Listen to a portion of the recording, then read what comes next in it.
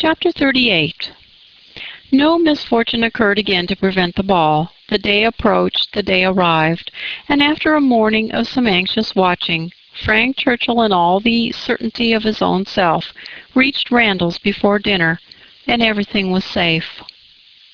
No second meeting had there been yet between him and Emma. The room at the Crown was to witness it, but it would be better than a common meeting in a crowd. Mr. Weston had been so very earnest in his entreaties for her early attendance, for her arriving there as soon as possible after themselves, for the purpose of taking her opinion as to the propriety and comfort of the rooms before any other persons came, that she could not refuse him, and therefore must spend some quiet interval in the young man's company. She was to convey Harriet, and they drove to the Crown in good time, the Randalls' party just sufficiently before them. Frank Churchill seemed to have been on the watch, and though he did not say much, his eyes declared that he meant to have a delightful evening. They all walked about together to see that everything was as it should be, and within a few minutes were joined by the contents of another carriage, which Emma could not hear the sound of at first without great surprise. So unreasonably early, she was going to exclaim, but she presently found that it was a family of old friends, who were coming like herself by particular desire to help Mr. Weston's judgment, and they were so very closely followed by another carriage of cousins, who had been entreated to come early with the same distinguishing earnestness, on the same errand, that it seemed as in half the company might soon be collected together for the purpose of preparatory inspection. Emma perceived that her taste was not the only taste on which Mr. Weston depended, and felt that to be the favorite and intimate of a man who had so many intimates and confidants was not the very first distinction in the scale of vanity. She liked his open manners, but a little less of open-heartedness would have made him a higher character. General benevolence, but not general friendship, made a man what he ought to be. She could fancy such a man. The whole party walked about and looked and praised again, and then, having nothing else to do, formed a sort of half-circle round the fire, to observe in their various modes, till other subjects were started, that though May, a fire in the evening was still very pleasant. Emma found that it was not Mr. Weston's fault that the number of privy councillors was not yet larger. They had stopped at Mrs. Bates's door to offer the use of their carriage, but the aunt and niece were to be brought by the Eltons. Frank was standing by her, but not steadily. There was a restlessness which showed a mind not at ease. He was looking about, he was going to the door, he was watching for the sound of other carriages, impatient to begin or afraid of being always near her. Mrs. Elton was spoken of. "I think she must be here soon," said he. "I have a great curiosity to see Mrs. Elton. I have heard so much of her. It cannot be long, I think, before she comes." A carriage was heard. He was on the move immediately, but coming back said, "I am forgetting that I am not acquainted with her. I have never seen either Mr. or Mrs. Elton. I have no business to put myself forward." Mr. and Mrs. Elton appeared, and all the smiles and proprieties passed. "But Miss Bates and Miss Fairfax," said Mr. Weston, looking about. "We thought you were to bring them." The mistake had been slight. The carriage was sent for them now. Emma longed to know what Frank's first opinion of Mrs. Elton might be, how he was affected by the studied elegance of her dress, and her smiles of graciousness. He was immediately qualifying himself to form an opinion, by giving her very proper attention after the introduction had passed. In a few minutes the carriage returned. Somebody talked of rain. "I will see that there are umbrellas, sir," said Frank to his father. "Miss Bates must not be forgotten." And away he went. Mr. Weston was following, but Mrs. Elton detained him to gratify him by her opinion of his son, and so briskly did she begin that the young man himself, though by no means moving slowly, could hardly be out of hearing. A very fine young man indeed, Mr. Weston, You know, I candidly told you I should form my own opinion, and I'm happy to say I'm extremely pleased with him. You may believe me. I never compliment. I think him a very handsome young man, and his manners are precisely what I like and approve. So truly the gentleman, without the least conceit or puppyism. You must know I have a vast dislike to puppies, quite a horror of them. They were never tolerated at Maple Grove. Neither Mr. Suckling nor me had any patience with them, and we used sometimes to say very cutting things. Selina, who is mild almost to a fault, bore with them much better. While she talked of his son, Mr. Weston's attention was chained. But when she got to Maple Grove he could recollect that there were ladies just arriving to be attended to, and with happy smiles must hurry away. Mrs. Elton turned to Mrs. Weston. "I have no doubt of its being our carriage, with Miss Bates and Jane. Our coachmen and horses are so extremely expeditious. I believe we drive faster than anybody. What a pleasure it is to send one's carriage for a friend. I understand you were so kind as to offer, but another time it will be quite unnecessary. You may be very sure I shall always take care of them." Miss Bates and Miss Fairfax, escorted by the two gentlemen, walked into the room, and Mrs. Elton seemed to think it as much her duty as Mrs. Weston's to receive them. Her gestures and movements might be understood by anyone who looked on like Emma. But her words, everybody's words, were soon lost under the incessant flow of Miss Bates, who came in talking and had not finished her speech under many minutes after her being admitted into the circle at the fire. As the door opened, she was heard. "So very obliging of you. No rain at all, nothing to signify. I do not care for myself. Quite thick shoes. And Jane declares—" Well, as soon as she was within the door, "Well, this is brilliant indeed. This is admirable. Excellently contrived, upon my word. Nothing wanting. Could not have imagined it. So well lighted up. Jane, Jane, look, did you ever see anything? Oh, Mr. Weston, you must really have had Aladdin's lamp." Good Mrs. Stokes would not know her own room again. I saw her as I came in. She was standing in the entrance. "Oh, Mrs. Stokes," said I, but I had not time for more. She was now met by Mrs. Weston. "Very well, I thank you, ma'am. I hope you are quite well. Very happy to hear it. So afraid you might have a headache. Seeing you passed by so often, and knowing how much trouble you must have. Delighted to hear it, indeed. Ah, dear Mrs. Elton, so obliged to you for the carriage. Excellent time. Jane and I quite ready. Did not keep the horses a moment. Most comfortable carriage. Oh, and I am sure our thanks are due to you, Mrs. Weston, on that score. Mrs. Elton had most kindly sent Jane a note, or we should have been. But two such offers in one day. Never were such neighbors.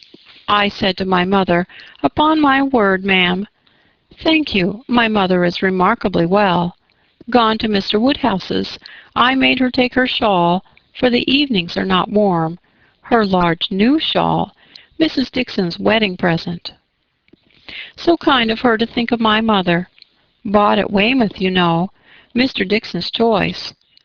There were 3 others, Jane says, which they hesitated about some time. Colonel Campbell rather preferred an olive. My dear Jane, are you sure you did not wet your feet? It was but a drop or 2. But I am so afraid. But Mr. Frank Churchill was so extremely... And there was a mat to step upon. I shall never forget his extreme politeness. Oh, Mr. Frank Churchill, I must tell you my mother's spectacles have never been in fault since. The rivet never came out again. My mother often talks of your good nature. Does not she, Jane? Do not we often talk of Mr. Frank Churchill? Ah, here's Miss Woodhouse. Dear Miss Woodhouse, how do you do? Very well, I thank you, quite well. This is meeting quite in fairyland. Such a transformation. Must not compliment, I know, eyeing Emma most complacently. That would be rude. But upon my word, Miss Woodhouse, you do look— How do you like Jane's hair? You are a judge. She did it all herself. Quite wonderful how she does her hair. No hairdresser from London, I think, could— Ah, Dr. Hughes, I declare, and Mrs. Hughes. Must go and speak to Dr. and Mrs. Hughes for a moment. How do you do? How do you do? Very well, I thank you. This is delightful, is not it? Where's dear Mr. Richard? Oh, there he is. Don't disturb him. Much better employed talking to the young ladies. How do you do, Mr. Richard? I saw you the other day as you rode through the town. Mrs. Otway, I protest, and good Mr. Otway, and Miss Otway, and Miss Caroline. Such a host of friends. And Mr. George, and Mr. Arthur. How do you do? How do you all do? Quite well, I am much obliged to you, never better. Don't I hear another carriage? Who can this be? Very likely the worthy Coles. Upon my word, this is charming, to be standing about among such friends, and such a noble fire. I am quite roasted. No coffee, I thank you, for me never take coffee. A little tea, if you please, sir, and by, no hurry. Oh, here it comes. Everything is so good.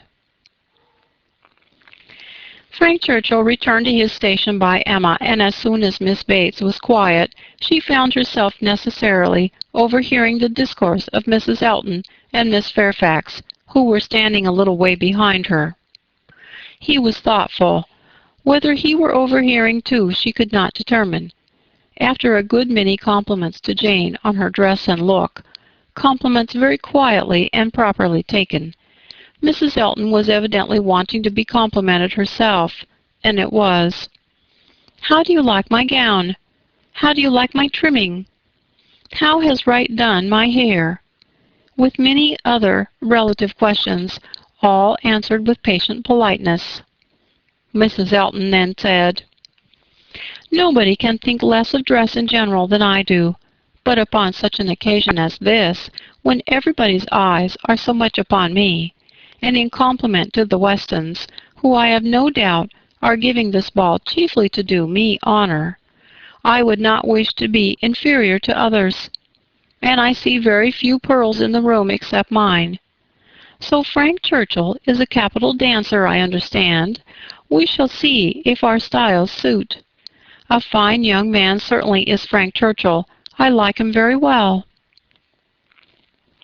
At this moment Frank began talking so vigorously that Emma could not but imagine he had overheard his own praises, and did not want to hear more, and the voices of the ladies were drowned for a while, till another suspension brought Mrs. Elton's tones again distinctly forward. Mr. Elton had just joined him, and his wife was exclaiming, "Oh, you have found us out at last, have you, in our seclusion? I was this moment telling Jane, I thought you would begin to be impatient for tidings of us." "Jane," repeated Frank Churchill with a look of surprise and displeasure, "that is easy. But Miss Fairfax does not disapprove it, I suppose." "How do you like Mrs. Elton?" said Emma in a whisper. "Not at all." "You are ungrateful." "Ungrateful? What do you mean?" Then, changing from a frown to a smile, "No, do not tell me. I do not want to know what you mean. Where is my father? When are we to begin dancing?" Emma could hardly understand him. He seemed in an odd humor. He walked off to find his father, but was quickly back again with both Mr. and Mrs. Weston. He had met with them in a little perplexity, which must be laid before Emma. It had just occurred to Mrs. Weston that Mrs. Elton must be asked to begin the ball, that she would expect it, which interfered with all their wishes of giving Emma that distinction. Emma heard the sad truth with fortitude. "And what are we to do for a proper partner for her?" said Mr. Weston. "She will think Frank ought to ask her." Frank turned instantly to Emma to claim her former promise, and boasted himself an engaged man, which his father looked his most perfect approbation of, and it then appeared that Mrs. Weston was wanting him to dance with Mrs. Elton himself, and that their business was to help persuade him into it, which was done pretty soon. Mr. Weston and Mrs. Elton led the way. Mr. Frank Churchill and Miss Woodhouse followed. Emma must submit to stand second to Mrs. Elton, though she had always considered the ball as peculiarly for her. It was almost enough to make her think of marrying. Mrs. Elton had undoubtedly the advantage, at this time, in vanity completely gratified, for though she had intended to begin with Frank Churchill, she could not lose by the change. Mr. Weston might be his son's superior. In spite of this little rub, however, Emma was smiling with enjoyment, delighted to see the respectable length of the set as it was forming, and to feel that she had so many hours of unusual festivity before her. She was more disturbed by Mr. Knightley's not dancing than by anything else. There he was among the standers-by, where he ought not to be. He ought to be dancing, not classifying himself with the husbands and fathers and whist players who were pretending to feel an interest in the dance till their rubbers were made up, so young as he looked. He could not have appeared to greater advantage perhaps anywhere than where he had placed himself. His tall, firm, upright figure, among the bulky forms and stooping shoulders of the elderly men, was such as Emma felt must draw everybody's eyes, and excepting her own partner, there was not one among the whole row of young men who could be compared with him. He moved a few steps nearer, and those few steps were enough to prove in how gentlemanlike a manner, with what natural grace, he must have danced, would he but take the trouble. Whenever she caught his eye, she forced him to smile, but in general he was looking grave. She wished he could love a ballroom better, and could like Frank Churchill better. He seemed often observing her. She must not flatter herself that he thought of her dancing, but if he were criticizing her behavior, she did not feel afraid. There was nothing like flirtation between her and her partner. They seemed more like cheerful, easy friends than lovers. That Frank Churchill thought less of her than he had done was indubitable. The ball proceeded pleasantly. The anxious cares, the incessant attentions of Mrs. Weston were not thrown away. Everybody seemed happy, and the praise of being a delightful ball, which is seldom bestowed till after a ball has ceased to be, was repeatedly given in the very beginning of the existence of this. Of very important, very recordable events, it was not more productive than such meetings usually are. There was one, however, which Emma thought something of. The two last dances before supper were begun, and Harriet had no partner, the only young lady sitting down, and so equal had been hitherto the number of dancers, that how there could be any one disengaged was the wonder. But Emma's wonder lessened soon afterwards on seeing Mr. Elton sauntering about. He would not ask Harriet to dance, if it were possible to be avoided. She was sure he would not, and she was expecting him every moment to escape into the card-room. Escape, however, was not his plan. He came to the part of the room where the sitters-by were collected, spoke to some, and walked about in front of them as if to show his liberty and his resolution of maintaining it. He did not omit being sometimes directly before Miss Smith, or speaking to those who were close to her. Emma saw it. She was not yet dancing. She was working her way up from the bottom, and had therefore leisure to look around, and by only turning her head a little she saw it all. When she was halfway up the set, the whole group were exactly behind her, and she could no longer allow her eyes to watch. But Mr. Elton was so near that she heard every syllable of a dialogue which just then took place between him and Mrs. Weston, and she perceived that his wife, who was standing immediately above her, was not only listening also, but even encouraging him by significant glances. The kind-hearted, gentle Mrs. Weston had left her seat to join him and say, "Do not you dance, Mr. Elton?" To which his prompt reply was, "Most readily, Mrs. Weston, if you will dance with me." Me? Oh, no. I would get you a better partner than myself. I am no dancer. If Mrs. Gilbert wishes to dance, said he, I shall have great pleasure. I am sure, for though beginning to feel myself rather an old married man, and that my dancing days are over, it would give me very great pleasure at any time to stand up with an old friend like Mrs. Gilbert. Mrs. Gilbert does not mean to dance, but there is a young lady disengaged whom I should be very glad to see dancing, Miss Smith. Miss Smith. Oh, I had not observed. You are extremely obliging, and if I were not an old married— But my dancing days are over, Mrs. Weston. You will excuse me. Anything else I should be most happy to do at your command, but my dancing days are over. Mrs. Weston said no more, and Emma could imagine with what surprise and mortification she must be returning to her seat. This was Mr. Elton, the amiable, obliging, gentle Mr. Elton. She looked round for a moment. He had joined Mr. Knightley at a little distance, and was arranging himself for settled conversation, while smiles of high glee passed between him and his wife. She would not look again. Her heart was in a glow, and she feared her face might be as hot. In another moment a happier sight caught her, Mr. Knightley leading Harriet to the set. Never had she been more surprised, seldom more delighted, than at that instant. She was all pleasure and gratitude both for Harriet and herself, and longed to be thanking him, and though too distant for speech, her countenance said much, as soon as she could catch his eye again.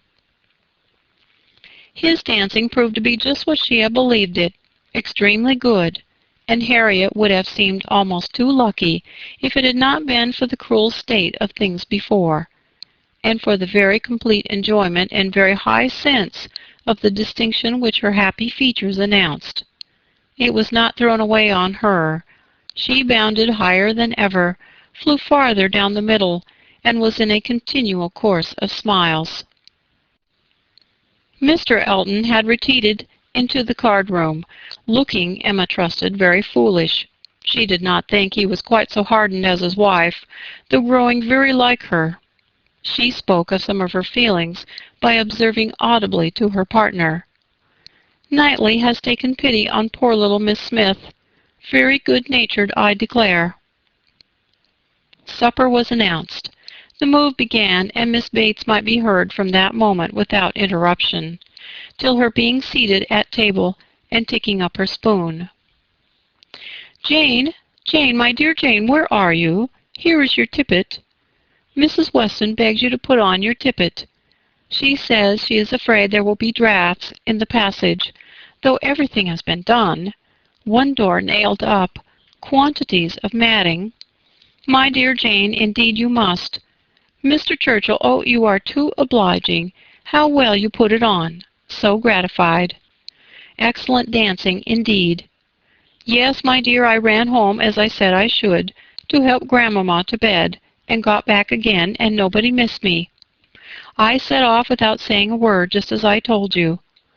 Grandmama was quite well, had a charming evening with Mr. Woodhouse, a vast deal of chat and backgammon. Tea was made downstairs, biscuits and baked apples, and wine before she came away. Amazing luck in some of her throws, and she inquired a great deal about you, how you were amused, and who were your partners. Oh, said I shall not forestall Jane. I left her dancing with Mr. George Otway. She will love to tell you all about it herself tomorrow. Her partner was Mr. Elton. I do not know who will ask her next, perhaps Mr. William Cox. My dear sir, you are too obliging. Is there nobody you would not rather? I am not helpless, sir. You are most kind. Upon my word, Jane on one arm and me on the other. Stop, stop, let us stand back a little. Mrs. Elton is going. Dear Mrs. Elton, how elegant she looks. Beautiful lace. Now we all follow in her train. Quite the queen of the evening. Well, here we are at the passage. 2 steps, Jane. Take care of the 2 steps. Oh, no, there's but 1. Well, I was persuaded there were 2. How very odd. I was convinced there were 2, and there's but 1. I never saw anything equal to the comfort and style. Candles everywhere. I was telling you of your grandmamma, Jane. There was a little disappointment. The baked apples and biscuits, excellent in their way, you know, but there was a delicate fricassee of sweetbread and some asparagus brought in at first. And good Mr. Woodhouse, not thinking the asparagus quite boiled enough, sent it all out again. Now there is nothing Grandmamma loves better than sweetbread and asparagus, so she was rather disappointed. But we agreed we would not speak of it to anybody for fear of its getting round to dear Miss Woodhouse, who would be so very much concerned. Well, this is brilliant. I am all amazement. Could not have supposed anything. Such elegance and profusion. I have seen nothing like it since... Well, where shall we sit? Where shall we sit? Anywhere so that Jane is not in a draught. Where I sit is of no consequence. Oh, do you recommend this side? Well, I am sure, Mr. Churchill, only it seems too good. But, just as you please. What you direct in this house cannot be wrong. Dear Jane, how shall we ever recollect half the dishes for Grandmamma?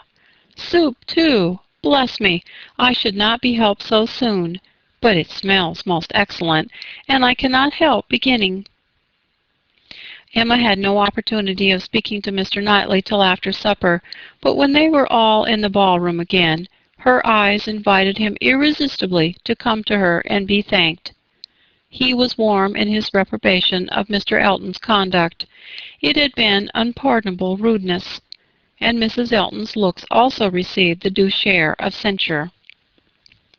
They aimed at wounding more than Harriet, said he. Emma, why is it that they are your enemies? He looked with smiling penetration, and on receiving no answer added, She ought not to be angry with you, I suspect, whatever he may be. To that surmise you say nothing, of course, but confess, Emma, that you did want him to marry Harriet. I did, replied Emma, and they cannot forgive me. He shook his head, but there was a smile of indulgence with it, and he only said, I shall not scold you. I leave you to your own reflections. Can you trust me with such flatterers? Does my vain spirit ever tell me I am wrong? Not your vain spirit, but your serious spirit. If one leads you wrong, I am sure the other tells you of it. I do own myself to have been completely mistaken in Mr. Elton. There was a littleness about him which you discovered, which I did not, and I was fully convinced of his being in love with Harriet. It was through a series of strange blunders. And, in return for your acknowledging so much, I will do you the justice to say that you would have chosen for him better than he has chosen for himself. Harriet Smith has some first-rate qualities, which Mrs. Elton is totally without. An unpretending, single-minded, artless girl, infinitely to be preferred by any man of sense and taste to such a woman as Mrs. Elton. I found Harriet more conversable than I expected. Emma was extremely gratified. They were interrupted by the bustle of Mr. Weston calling on everybody to begin dancing again. Come, Miss Woodhouse, Miss Otway, Miss Fairfax, what are you all doing? Come, Emma, set your companions the example. Everybody is lazy. Everybody is asleep. I am ready, said Emma, whenever I am wanted. Whom are you going to dance with? Asked Mr. Knightley. She hesitated a moment and then replied, With you, if you will ask me. Will you? Said he, offering his hand. Indeed I will. You have shown me that you can dance, and you know we are not really so much brother and sister as to make it at all improper. Brother and sister? No, indeed. Chapter 39. This little explanation with Mr. Knightley gave Emma considerable pleasure. It was one of the agreeable recollections of the ball, which she walked about the lawn the next morning to enjoy. She was extremely glad that they had come to so good an understanding respecting the Eltons, and that their opinions of both husband and wife were so much alike, and his praise of Harriet, his concession in her favor, was peculiarly gratifying. The impertinence of the Eltons, which for a few moments had threatened to ruin the rest of her evening, had been the occasion of some of its highest satisfactions, and she looked forward to another happy result, the cure of Harriet's infatuation. From Harriet's manner of speaking of the circumstance before they quitted the ballroom, she had strong hopes. It seemed as if her eyes were suddenly opened, and she was enabled to see that Mr. Elton was not the superior creature she had believed him. The fever was over, and Emma could harbor little fear of the pulse being quickened again by injurious courtesy. She depended on the evil feelings of the Eltons for supplying all the discipline of pointed neglect that could be further requisite. Harriet rational, Frank Churchill not too much in love, and Mr. Knightley not wanting to quarrel with her, how very happy a summer must be before her. She was not to see Frank Churchill this morning. He had told her that he could not allow him the pleasure of stopping at Hartfield, as he was to be home by the middle of the day. She did not regret it. Having arranged all these matters, looked them through and put them all to rights, she was just returning to the house, with spirits freshened up for the demands of the two little boys, as well as of their grandpapa, when the great iron sweep-gate opened, and two persons entered whom she had nevertheless expected to see together. Frank Churchill, with Harriet leaning on his arm, actually Harriet. A moment sufficed to convince her that something extraordinary had happened. Harriet looked white and frightened, and he was trying to cheer her. The iron gates and the front door were not 20 yards asunder. They were all three soon in the hall, and Harriet, immediately sinking into a chair, fainted away. A young lady who faints must be recovered, questions must be answered, and surprises be explained. Such events are very interesting, but the suspense of them cannot last long. A few minutes made Emma acquainted with the whole.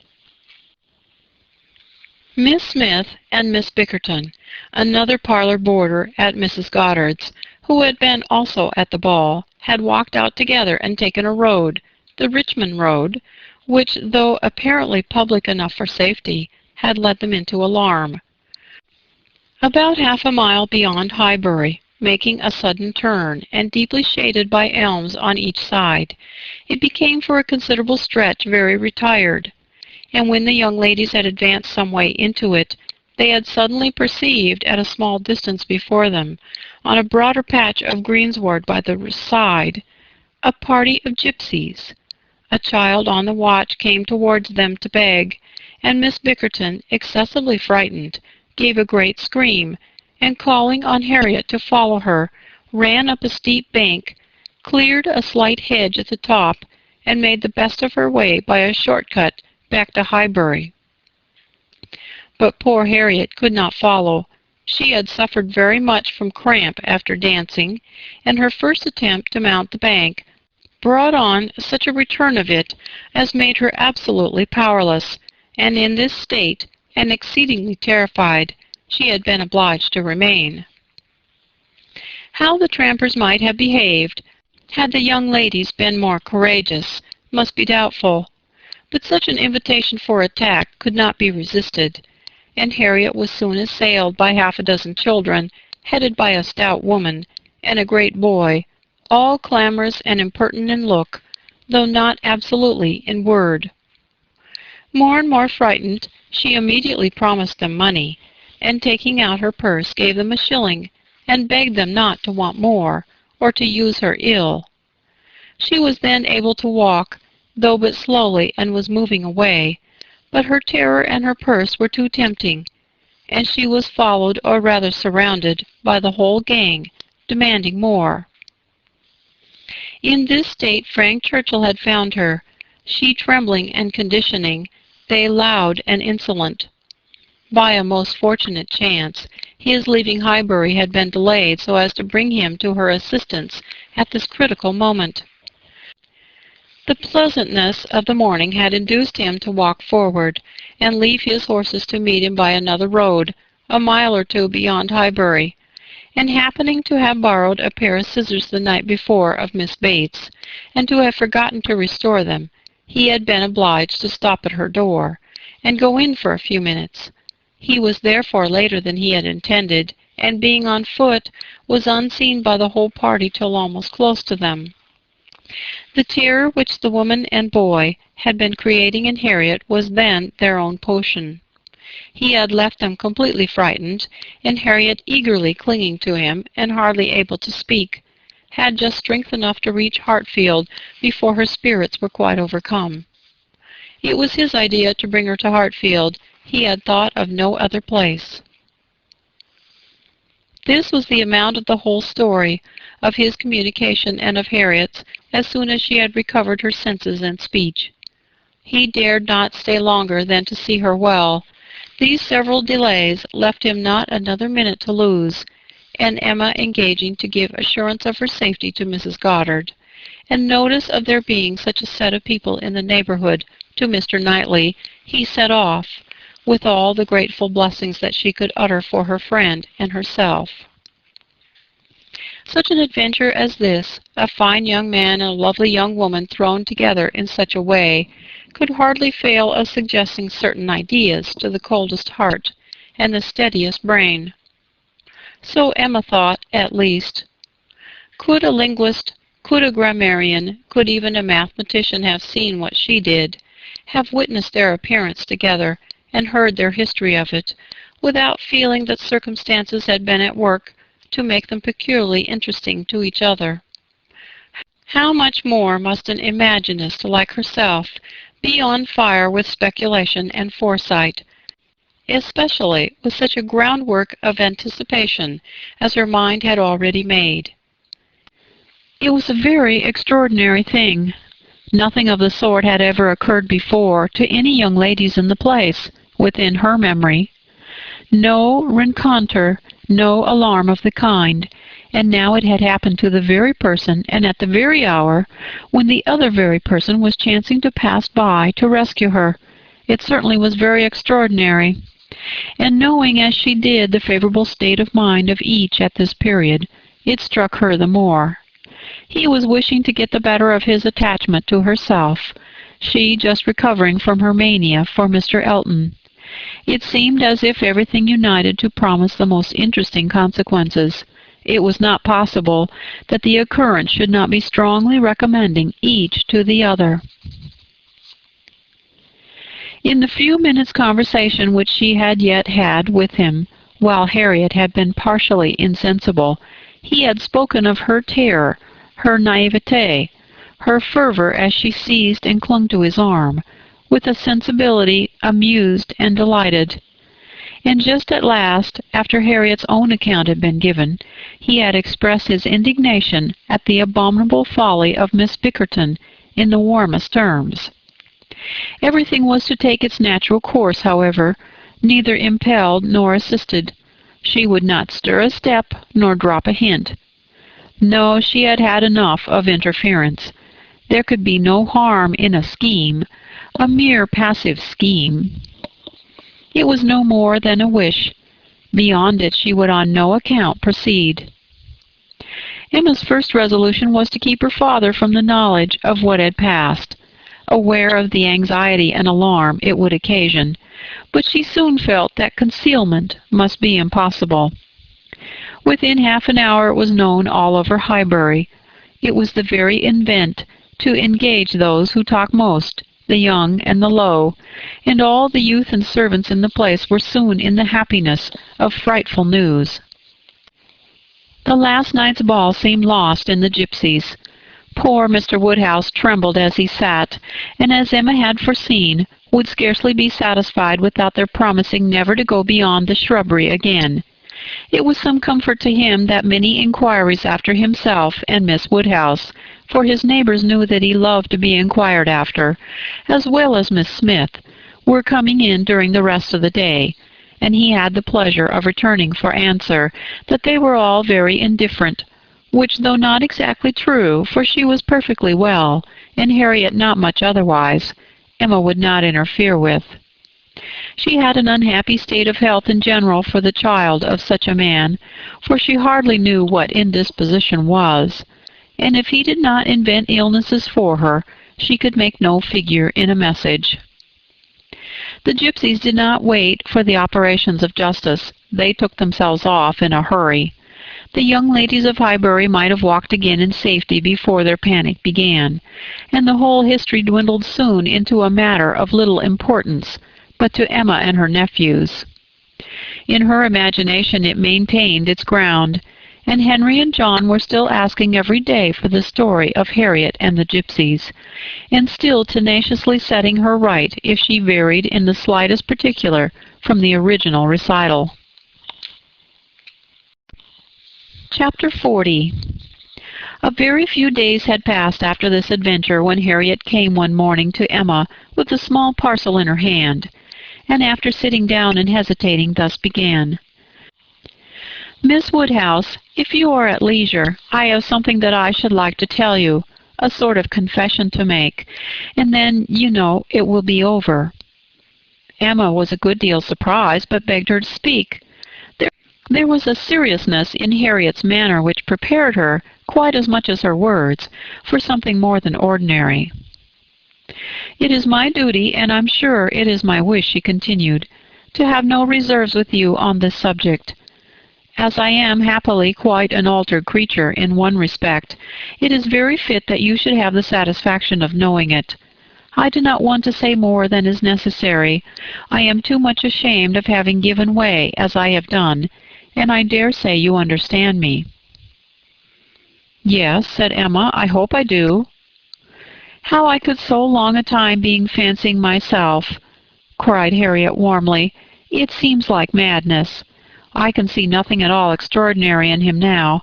I do not care whether I meet him or not, except that of the two I had rather not see him, and indeed I would go any distance round to avoid him. But I do not envy her as I have done. She is very charming, I dare say, and all that, but I think her very ill-tempered and disagreeable. I shall never forget her look the other night.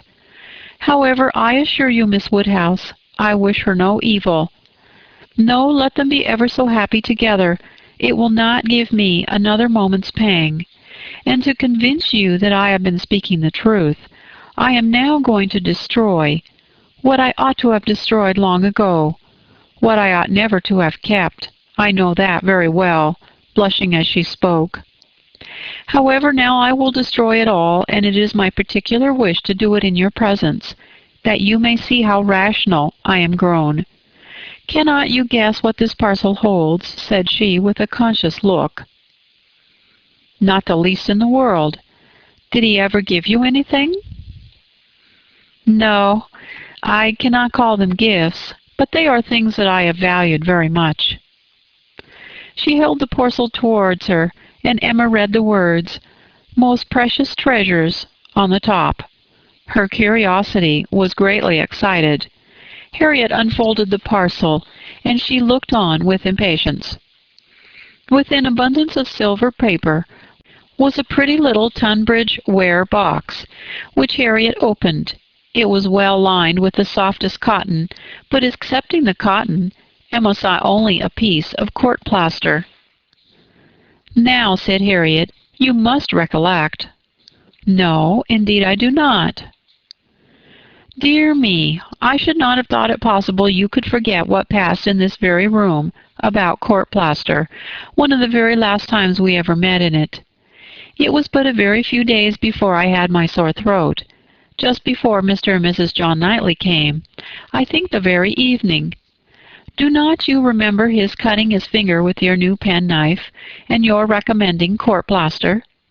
But as you had none about you, and knew I had, you desired me to supply him, and so I took mine out and cut him a piece, but it was a great deal too large, and he cut it smaller, and kept playing some time with what was left before he gave it back to me. And so then, in my nonsense, I could not help making a treasure of it. So I put it by, never to be used, looking at it now and then as a great treat. "My dearest Harriet," cried Emma, putting her hand before her face and jumping up, "you make me more ashamed of myself than I can bear. Remember it! I remember it all now, except your saving this relic. I knew nothing of that till this moment. But the cutting the finger and my recommending court plaster and saying I had none about me. Oh, my sins, my sins! And I had plenty all the while in my pocket. One of my senseless tricks. I deserve to be under a continual blush all the rest of my life. Well," sitting down again, "go on, what else?" "And had you really some at hand yourself? I'm sure I never suspected it, you did it so naturally." "And so you actually put this piece of court plaster by for his sake," said Emma, recovering from her state of shame, and feeling divided between wonder and amusement. And secretly she added to herself, "Lord bless me! When should I ever have thought of putting by in cotton a piece of court plaster that Frank Churchill had been pulling about? I never was equal to this." "Here," resumed Harriet, turning to her box again, "here is something still more valuable. I mean that has been more valuable, because this is what did really once belong to him, which the court plaster never did." Emma was quite eager to see this superior treasure. It was the end of an old pencil, the part without any lead. "This was really his," said Harriet. "Do you not remember one morning?" "No, I dare say you do not. But one morning, I forget exactly the day, but perhaps it was Tuesday or Wednesday before that evening, he wanted to make a memorandum in his pocket-book. It was about spruce beer. Mr. Knightley had been telling him something about brewing spruce beer, and he wanted to put it down, but when he took out his pencil there was so little lead that he soon cut it all away, and it would not do, so you lent him another, and this was left upon the table as good for nothing.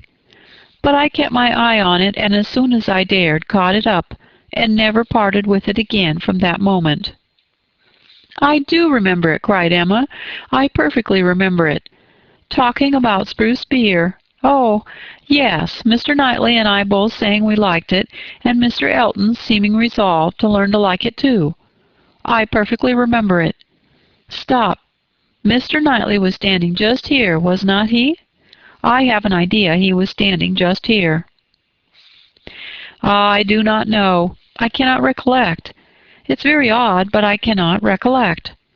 Mr. Elton was sitting here, I remember, much about where I am now." "Well, go on." "Oh, that's all. I have nothing more to show you or to say, except that I am now going to throw them both behind the fire, and I wish you to see me do it." "My poor dear Harriet, and have you actually found happiness in treasuring up these things?" "Yes, simpleton as I was, but I'm quite ashamed of it now and wish I could forget as easily as I burn them. It was very wrong of me, you know, to keep any remembrances after he was married. I knew it was, but had not resolution enough to part with them." "But, Harriet, is it necessary to burn the court plaster? I have not a word to say for the bit of old pencil, but the court plaster might be useful." "I shall be happier to burn it," replied Harriet. "It was a disagreeable look to me. I must get rid of everything. There it goes, and there is an end, thank heaven, of Mr. Elton." "And when," thought Emma, "will there be a beginning of Mr. Churchill?"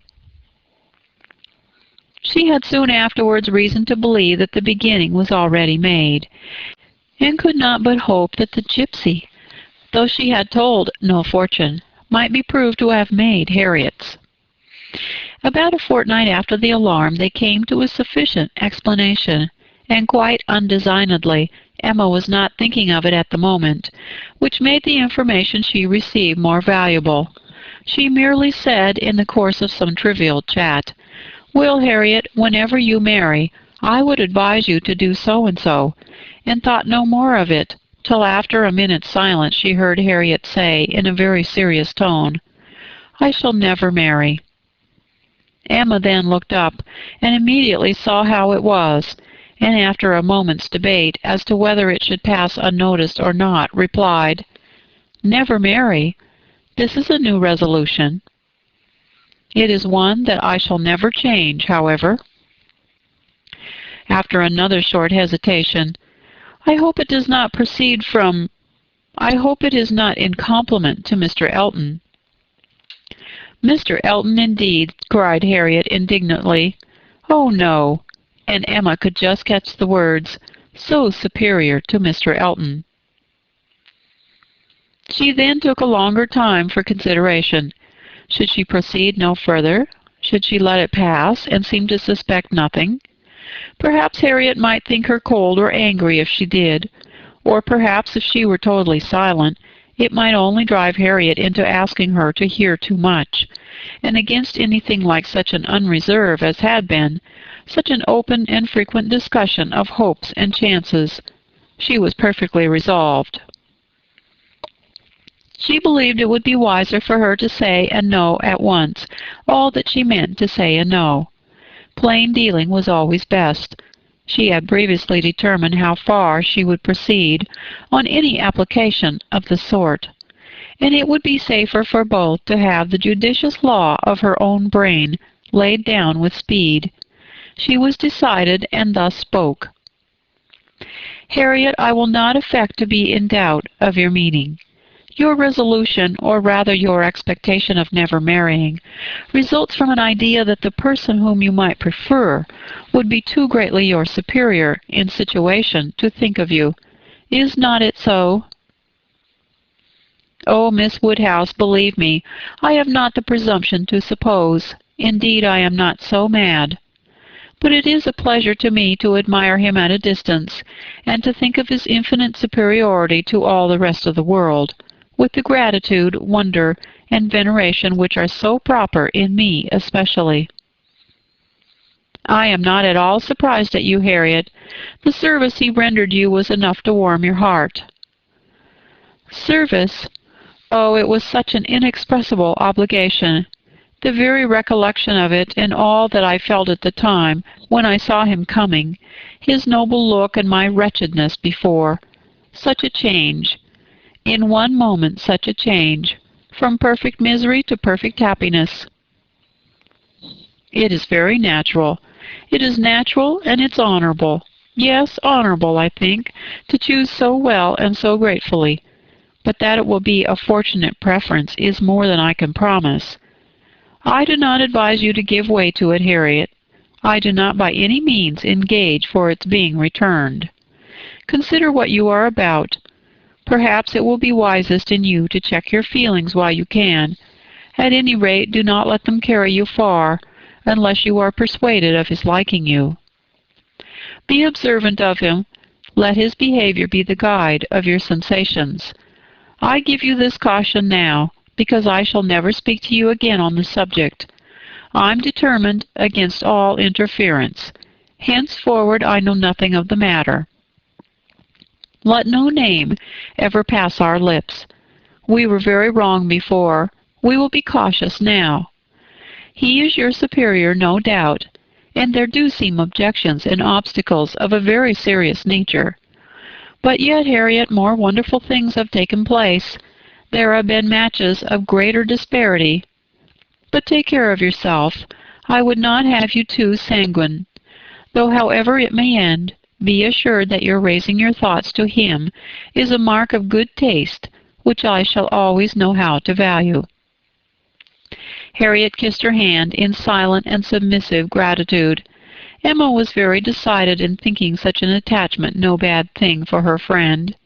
Its tendency would be to raise and refine her mind. It must be saving her from the danger of degradation. Chapter 41. In this state of schemes and hopes and connivance, June opened upon Hartfield. To Highbury in general it brought no material change. The Eltons were still talking of a visit from the Sucklings, and of the use to be made of their barouche landau, and Jane Fairfax was still at her grandmother's, and as the return of the Campbells from Ireland was again delayed, and August instead of midsummer fixed for it, she was likely to remain there full 2 months longer, provided at least she were able to defeat Mrs. Elton's activity in her service, and save herself from being hurried into a delightful situation against her will. Mr. Knightley, who, for some reason best known to himself, had certainly taken an early dislike to Frank Churchill, was only growing to dislike him more. He began to suspect him of some trouble dealing in his pursuit of Emma. That Emma was his object appeared indisputable. Everything declared it. His own attentions, his father's hints, his stepmother's guarded silence. It was all in unison. Words, conduct, discretion, and indiscretion told the same story. But while so many were devoting him to Emma, and Emma herself making him over to Harriet, Mr. Knightley began to suspect him of some inclination to trifle with Jane Fairfax. He could not understand it, but there were symptoms of intelligence between them. He thought so, at least. Symptoms of admiration on his side, which, having once observed, he could not persuade himself to think entirely void of meaning, however he might wish to escape any of Emma's errors of imagination. She was not present when the first suspicion arose. He was dining with the Randalls family and Jane at the Eltons, and he had seen a look, more than a single look, at Miss Fairfax, which from the admirer of Miss Woodhouse seemed somewhat out of place.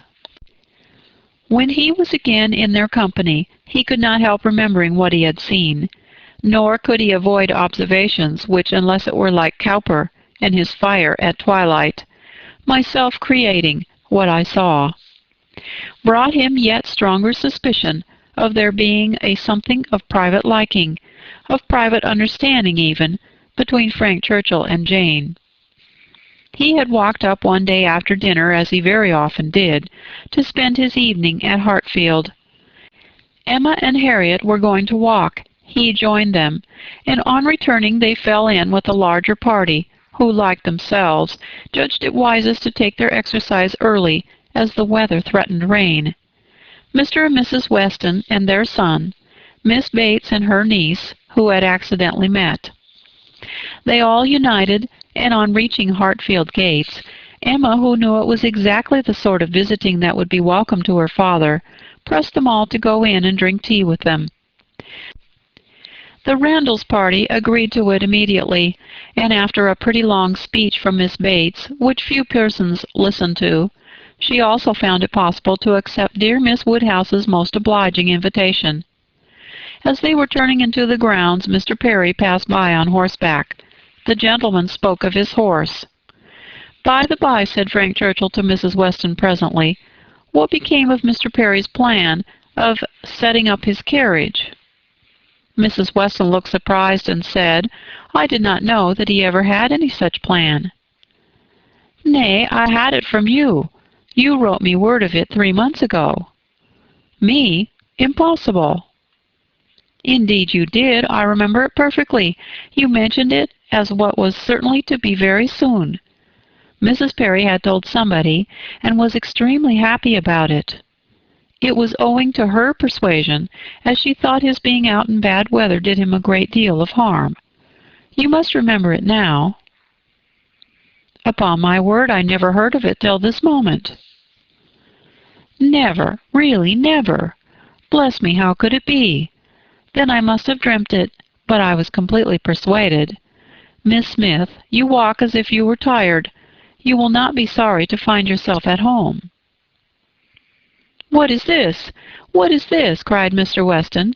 "About Perry and a carriage. Is Perry going to set up his carriage, Frank? I am glad he can afford it. You had it from himself, had you?" "No, sir," replied his son, laughing. "I seem to have had it from nobody. Very odd. I really was persuaded of Mrs. Weston's having mentioned it in one of her letters to Enscombe many weeks ago, with all these particulars, but as she declares she never heard a syllable of it before, of course it must have been a dream. I'm a great dreamer. I dream of everybody at Highbury when I'm away, and when I have gone through my particular friends, then I begin dreaming of Mr. and Mrs. Perry." "It's odd, though," observed his father, "that you should have had such a regular connected dream about people whom it is not very likely you should be thinking of at Enscombe. Perry's setting up his carriage, and his wife's persuading him to it out of care for his health. Just what will happen, I have no doubt, some time or other, only a little premature. What an air of probability sometimes runs through a dream, and at others what a heap of absurdities it is. Well, Frank, your dream certainly shows that Highbury is in your thoughts when you are absent. Emma, you're a great dreamer, I think." Emma was out of hearing. She had hurried on before her guest to prepare her father for their appearance, and was beyond the reach of Mr. Weston's hint. "Why, to own the truth," cried Miss Bates, who had been trying in vain to be heard the last 2 minutes, "if I must speak on this subject, there's no denying that Mr. Frank Churchill might have— I do not mean to say that he did not dream it. I am sure I have sometimes the oddest dreams in the world, but if I'm questioned about it, I must acknowledge that there was such an idea last spring, for Mrs. Perry herself mentioned it to my mother, and the Coles knew of it as well as ourselves, but it was quite a secret, known to nobody else, and only thought of about 3 days.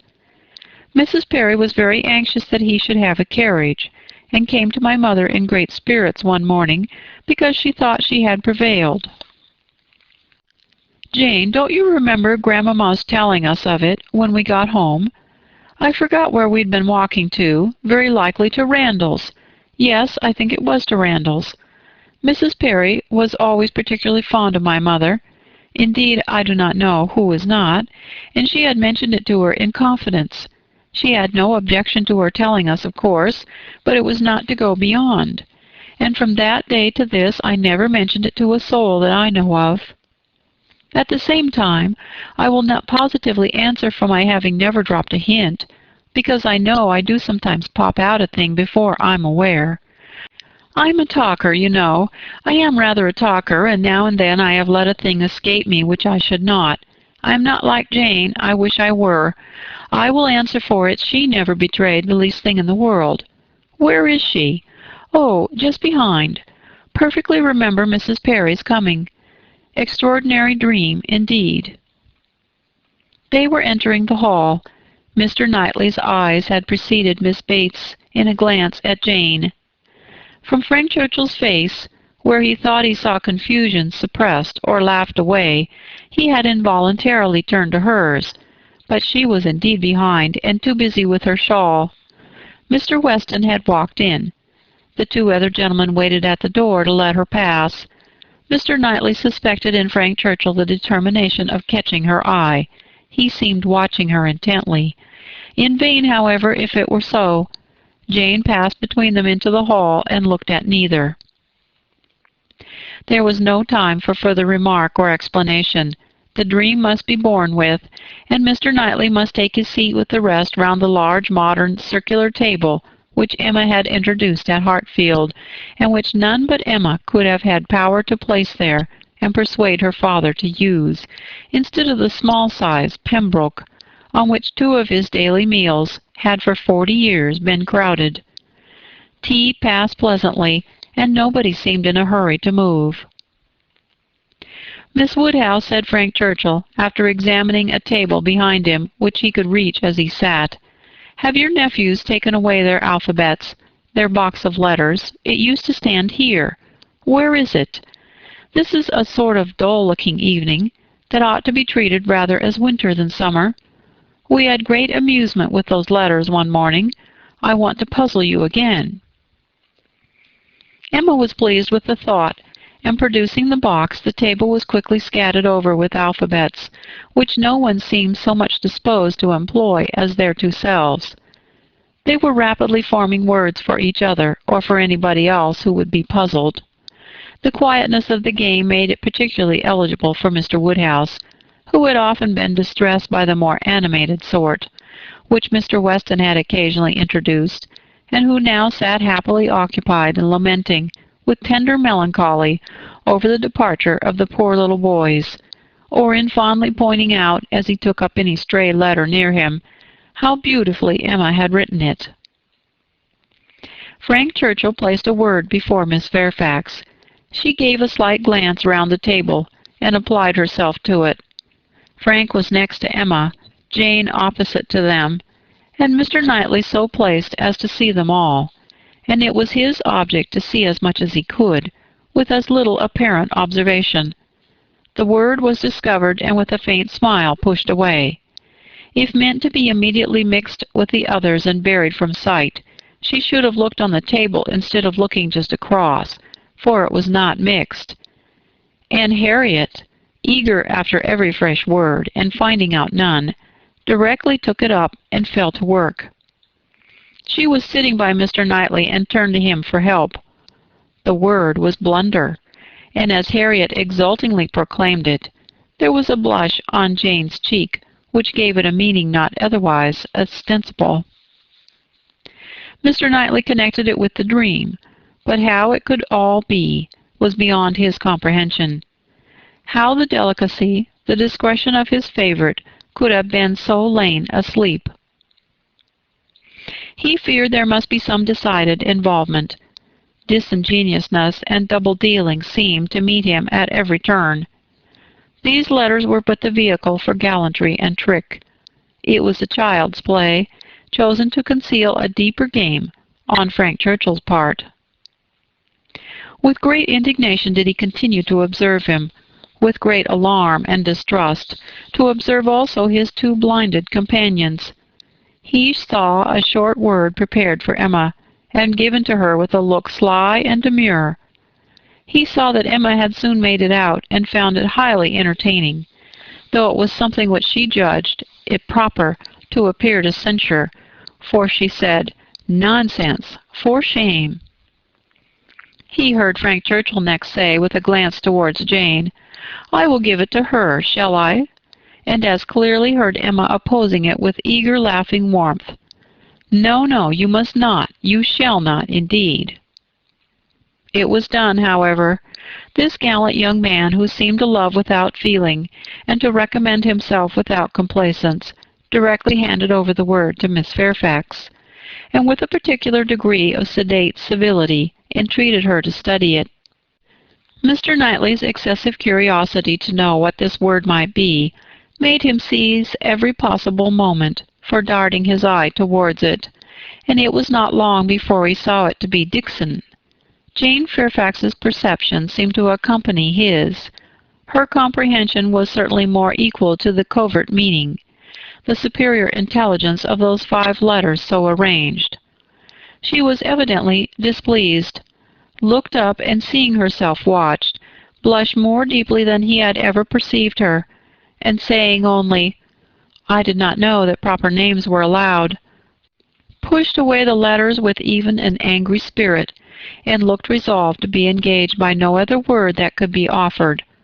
Her face was averted from those who had made the attack, and turned towards her aunt. "Aye, very true, my dear," cried the latter, though Jane had not spoken a word. "I was just going to say the same thing. It's time for us to be going, indeed. The evening is closing in, and Grandmamma will be looking for us. My dear sir, you are too obliging. We really must wish you good night." Jane's alertness in moving proved her as ready as her aunt had preconceived. She was immediately up and wanting to quit the table, but so many were also moving that she could not get away, and Mr. Knightley thought he saw another collection of letters, anxiously pushed towards her, and resolutely swept away by her unexamined. She was afterwards looking for her shawl. Frank Churchill was looking also. It was growing dusk, and the room was in confusion, and how they parted Mr. Knightley could not tell. He remained at Hartfield after all the rest, his thoughts full of what he had seen, so full that when the candles came to assist his observations, he must, yes, he certainly must, as a friend, an anxious friend, give Emma some hint, ask her some question. He could not see her in a situation of such danger without trying to preserve her. It was his duty. "Pray, Emma," said he, "may I ask in what lay the great amusement, the poignant sting of the last word given to you and Miss Fairfax? I saw the word, and am curious to know how it could be so very entertaining to the one, and so very distressing to the other." Emma was extremely confused. She could not endure to give him the true explanation, for though her suspicions were by no means removed, she was really ashamed of having ever imparted them. "Oh," she cried in evident embarrassment, "it all meant nothing, a mere joke among ourselves." "The joke," he replied gravely, "seemed confined to you and Mr. Churchill." He had hoped she would speak again, but she did not. She would rather busy herself about anything than speak. He sat a little while in doubt. A variety of evils crossed his mind. Interference. Fruitless interference.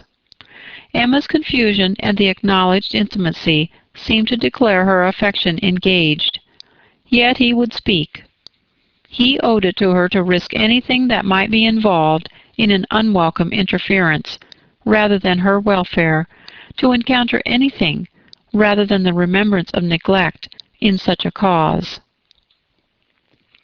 "My dear Emma," said he at last, with earnest kindness, "do you think you perfectly understand the degree of acquaintance between the gentleman and lady we have been speaking of?" "Between Mr. Frank Churchill and Miss Fairfax? Oh, yes, perfectly. Why do you make a doubt of it?" "Have you never at any time had reason to think that he admired her, or that she admired him?" "Never, never," she cried with the most open eagerness. "Never for the 20th part of a moment did such an idea occur to me. And how could it possibly come into your head?" "I have lately imagined that I saw symptoms of attachment between them, certain expressive looks, which I did not believe meant to be public." "Oh, you amuse me excessively. I'm delighted to find that you can vouchsafe to let your imagination wander, but it will not do. Very sorry to check you in your first essay, but it will not do. There's no admiration between them, I do assure you, and the appearances which have caught you have risen from some peculiar circumstances, feelings rather of a totally different nature. It is impossible exactly to explain. There is a good deal of nonsense in it, but the part which is capable of being communicated, which is sense, is that they are as far from any attachment or admiration for one another as any two beings in the world can be. That is, I presume it to be so on her side, and I can answer for it being so on his. I will answer for the gentleman's indifference." She spoke with a confidence which staggered, with a satisfaction which silenced Mr. Knightley. She was in gay spirits, and would have prolonged the conversation, wanting to hear the particulars of his suspicions, every look described, and all the wheres and hows of a circumstance which highly entertained her. But his gaiety did not meet hers. He found he could not be useful, and his feelings were too much irritated for talking. That he might not be irritated into an absolute fever by the fire which Mr. Woodhouse's tender habits required almost every evening throughout the year, he soon afterwards took a hasty leave, and walked home to the coolness and solitude of Donwell Abbey. Chapter 42. After being long fed with hopes of a speedy visit from Mr. and Mrs. Suckling, the Highbury world were obliged to endure the mortification of hearing that they could not possibly come till the autumn. No such importation of novelties could enrich their intellectual stores at present. In the daily interchange of news, they must be again restricted to the other topics, with which for a while the Sucklings' coming had been united, such as the last accounts of Mrs. Churchill, whose health seemed every day to supply a different report, and the situation of Mrs. Weston, whose happiness, it was to be hoped, might eventually be as much increased by the arrival of a child as that of all her neighbors was by the approach of it. Mrs. Elton was very much disappointed. It was the delay of a great deal of pleasure and parade. Her introductions and recommendations must all wait, and every projected party be still only talked of. So she thought at first, but a little consideration convinced her that everything need not be put off. Why should not they explore to Box Hill, though the Sucklings did not come? They could go there again with them in the autumn. It was settled that they should go to Box Hill. That there was to be such a party had been long generally known. It had even given the idea of another. Emma had never been to Box Hill. She wished to see what everybody found so well worth seeing, and she and Mr. Weston had agreed to choose some fine morning and drive thither. 2 or 3 more of the chosen only were to be admitted to join them, and it was to be done in a quiet, unpretending, elegant way, infinitely superior to the bustle and preparation, the regular eating and drinking and picnic parade of the Eltons and the Sucklings. This was so very well understood between them that Emma could not but feel some surprise and a little displeasure on hearing from Mr. Weston that he had been proposing to Mrs. Elton, as her brother and sister had failed her, that the 2 parties should unite and go together, and that as Mrs. Elton had very readily acceded to it, so it was to be, if she had no objection. Now, as her objection was nothing but her very great dislike of Mrs. Elton, of which Mr. Weston must already be perfectly aware, it was not worth bringing forward again. It could not be done without a reproof to him, which would be giving pain to his wife, and she found herself, therefore, obliged to consent to an arrangement which she would have done a great deal to avoid, an arrangement which would, probably, expose her even to the degradation of being said to be of Mr. Elton's party. Every feeling was offended, and the forbearance of her outward submission left a heavy arrear due of secret severity in her reflections on the unmanageable good-will of Mr. Weston's temper. "I am glad you approve of what I have done," said he very comfortably, "but I thought you would. Such schemes as these are nothing without numbers. One cannot have too large a party. A large party secures its own amusement, and she's a very good-natured woman after all. One could not leave her out." Emma denied none of it aloud, and agreed to none of it in private. It was now the middle of June, and the weather fine, and Mrs. Elton was growing impatient to name the day, and settle with Mr. Weston as to pigeon pies and cold lamb, when a lame carriage-horse threw everything into sad uncertainty. It might be weeks, it might be only a few days, before the horse was usable, but no preparations could be ventured on, and it was all melancholy stagnation. Mrs. Elton's resources were inadequate to such an attack. "Is not this the most vexatious nightly?" she cried, "and such weather for exploring!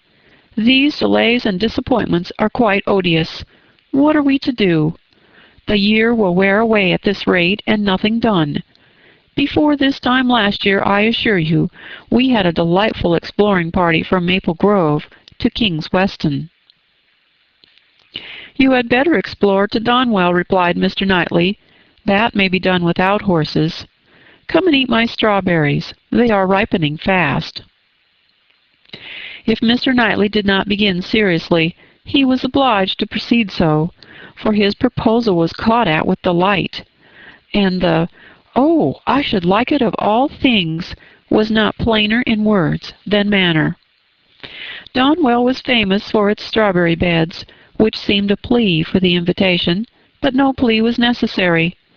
Cabbage beds would have been enough to tempt a lady who only wanted to be going somewhere.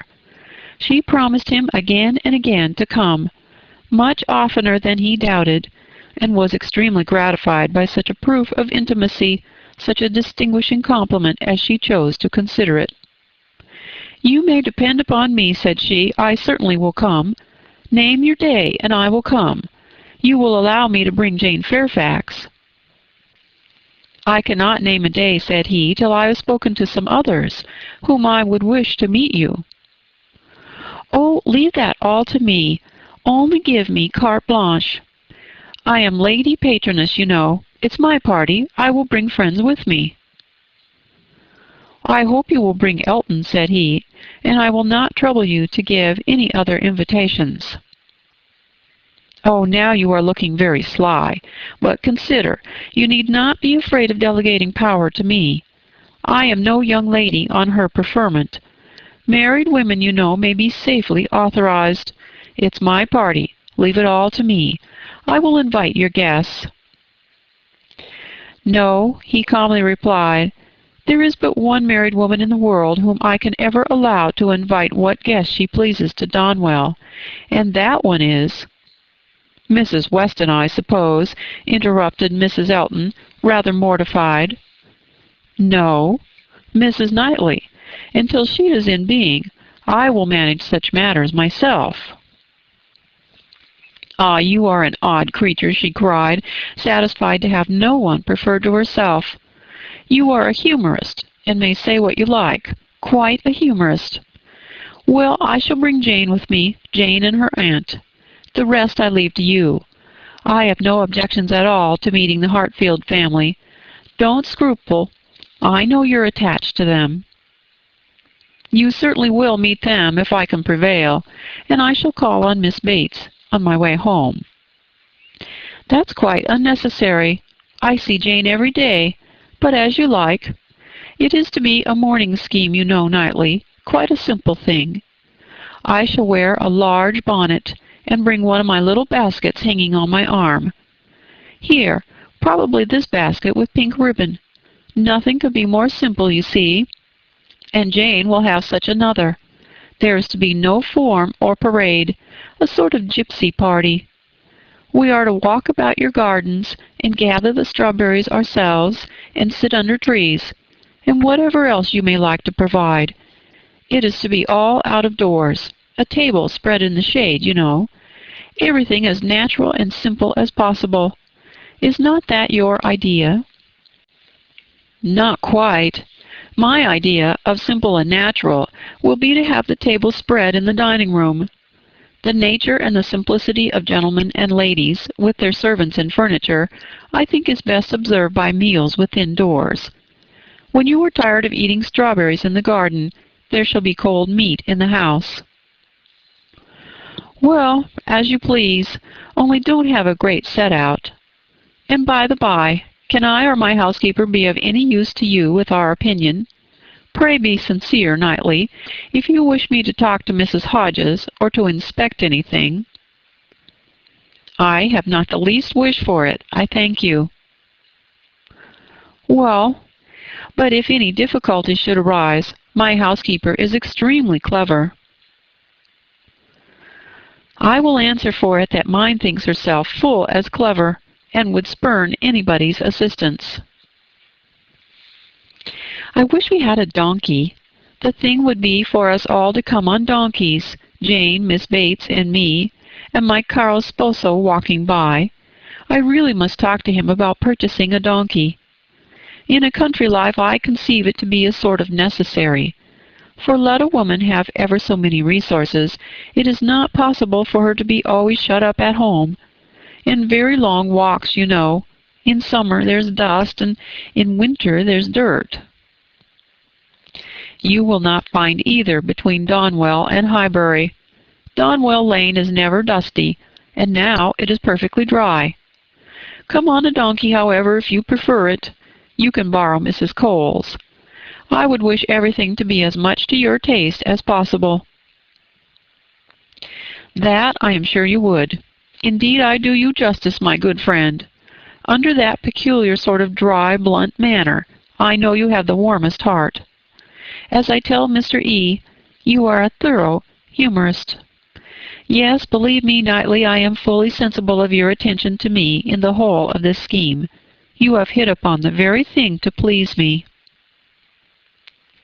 Mr. Knightley had another reason for avoiding a table in the shade. He wished to persuade Mr. Woodhouse as well as Emma to join the party, and he knew that to have any of them sitting down out of doors to eat would inevitably make him ill.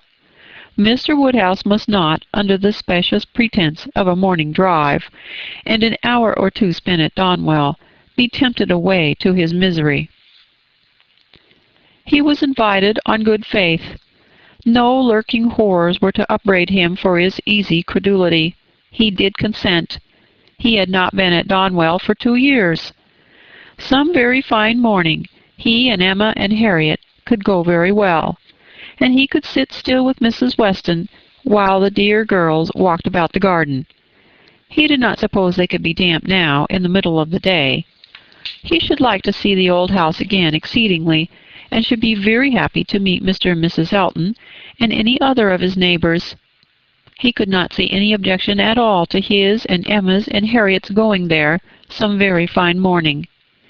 He thought it very well done of Mr. Knightley to invite them, very kind and sensible, much cleverer than dining out. He was not fond of dining out.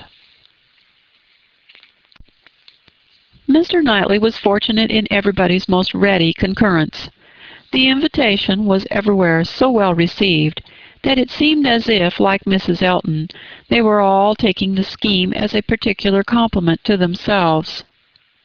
Emma and Harriet professed very high expectations of pleasure from it, and Mr. Weston, unasked, promised to get Frank over to join them, if possible, a proof of approbation and gratitude which could have been dispensed with.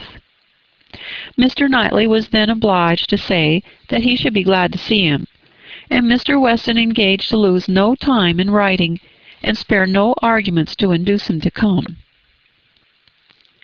In the meanwhile, the lame horse recovered so fast that the party to Box Hill was again under happy consideration, and at last Donwell was settled for one day, and Box Hill for the next, the weather appearing exactly right.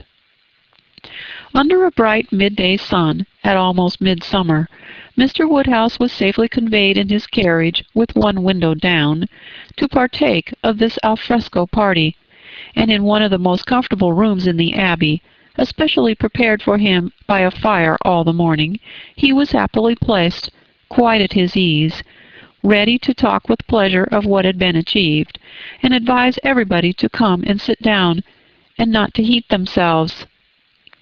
Mrs. Weston, who seemed to have walked there on purpose to be tired, and sit all the time with him, remained, when all the others were invited or persuaded out, his patient listener and sympathizer. It was so long since Emma had been at the Abbey that as soon as she was satisfied of her father's comfort, she was glad to leave him and look around her, eager to refresh and correct her memory with more particular observation, more exact understanding of a house and grounds which must ever be so interesting to her and all her family. She felt all the honest pride and complacency which her alliance with the present and future proprietor could fairly warrant.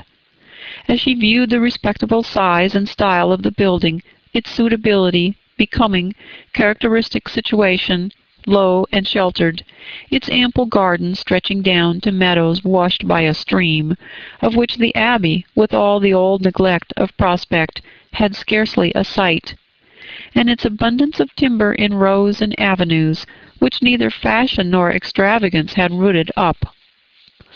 The house was larger than Hartfield, and totally unlike it, covering a good deal of ground, rambling and irregular, with many comfortable and 1 or 2 handsome rooms.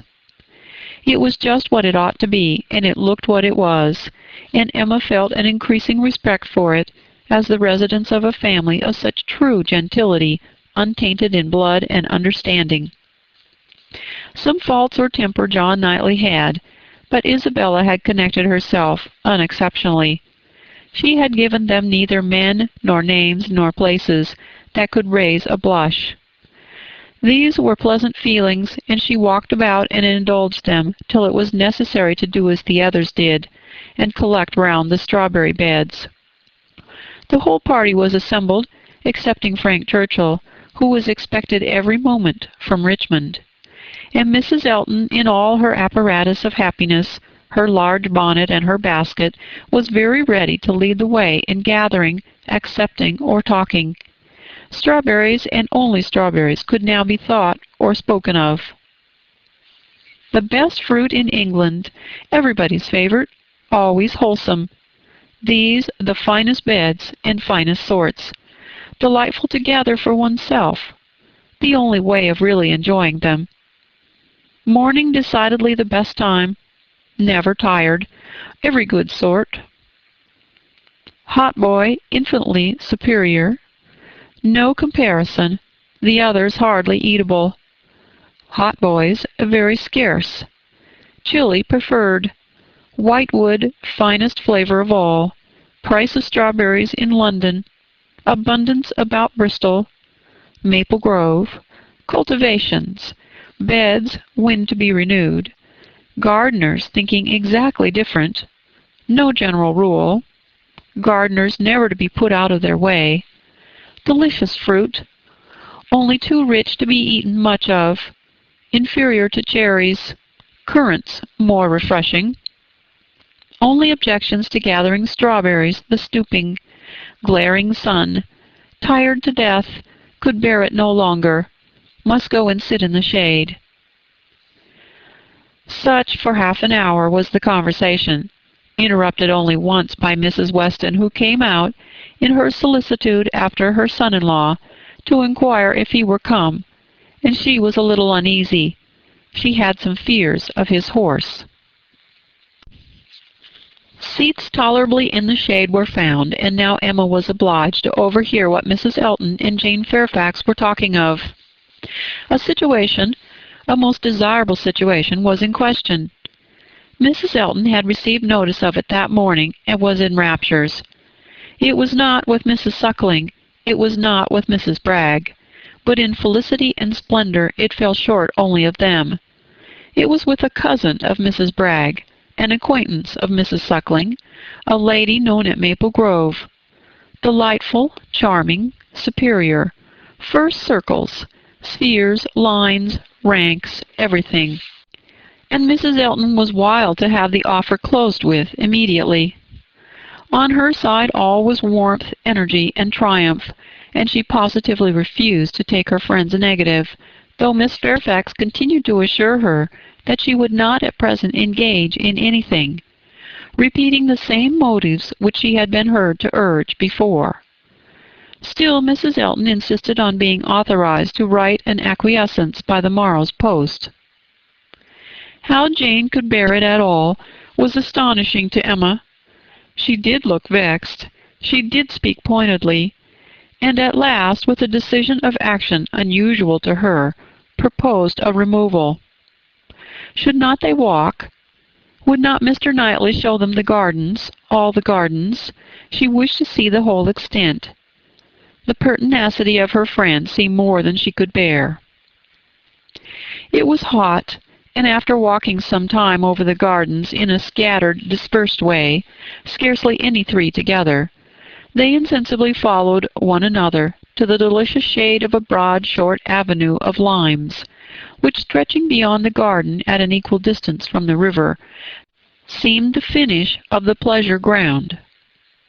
It led to nothing but a view at the end over a low stone wall with high pillars, which seemed intended in their erection to give the appearance of an approach to the house, which never had been there. Disputable, however, as might be the taste of such a termination, it was in itself a charming walk, and the view which closed it extremely pretty. The considerable slope, at nearly the foot of which the abbey stood, gradually acquired a steeper form beyond its grounds, and at half a mile distant was a bank of considerable abruptness and grandeur, well clothed with wood, and at the bottom of this bank, favorably placed and sheltered, rose the Abbey Mill farm, with meadows in front, and the river making a close and handsome curve around it. It was a sweet view, sweet to the eye and the mind. English verdure and English culture, English comfort, seen under a bright sun, without being oppressive. In this walk Emma and Mr. Weston found all the others assembled, and towards this view she immediately perceived Mr. Knightley and Harriet, distinct from the rest, quietly leading the way. Mr. Knightley and Harriet! It was an odd tete-a-tete, but she was glad to see it.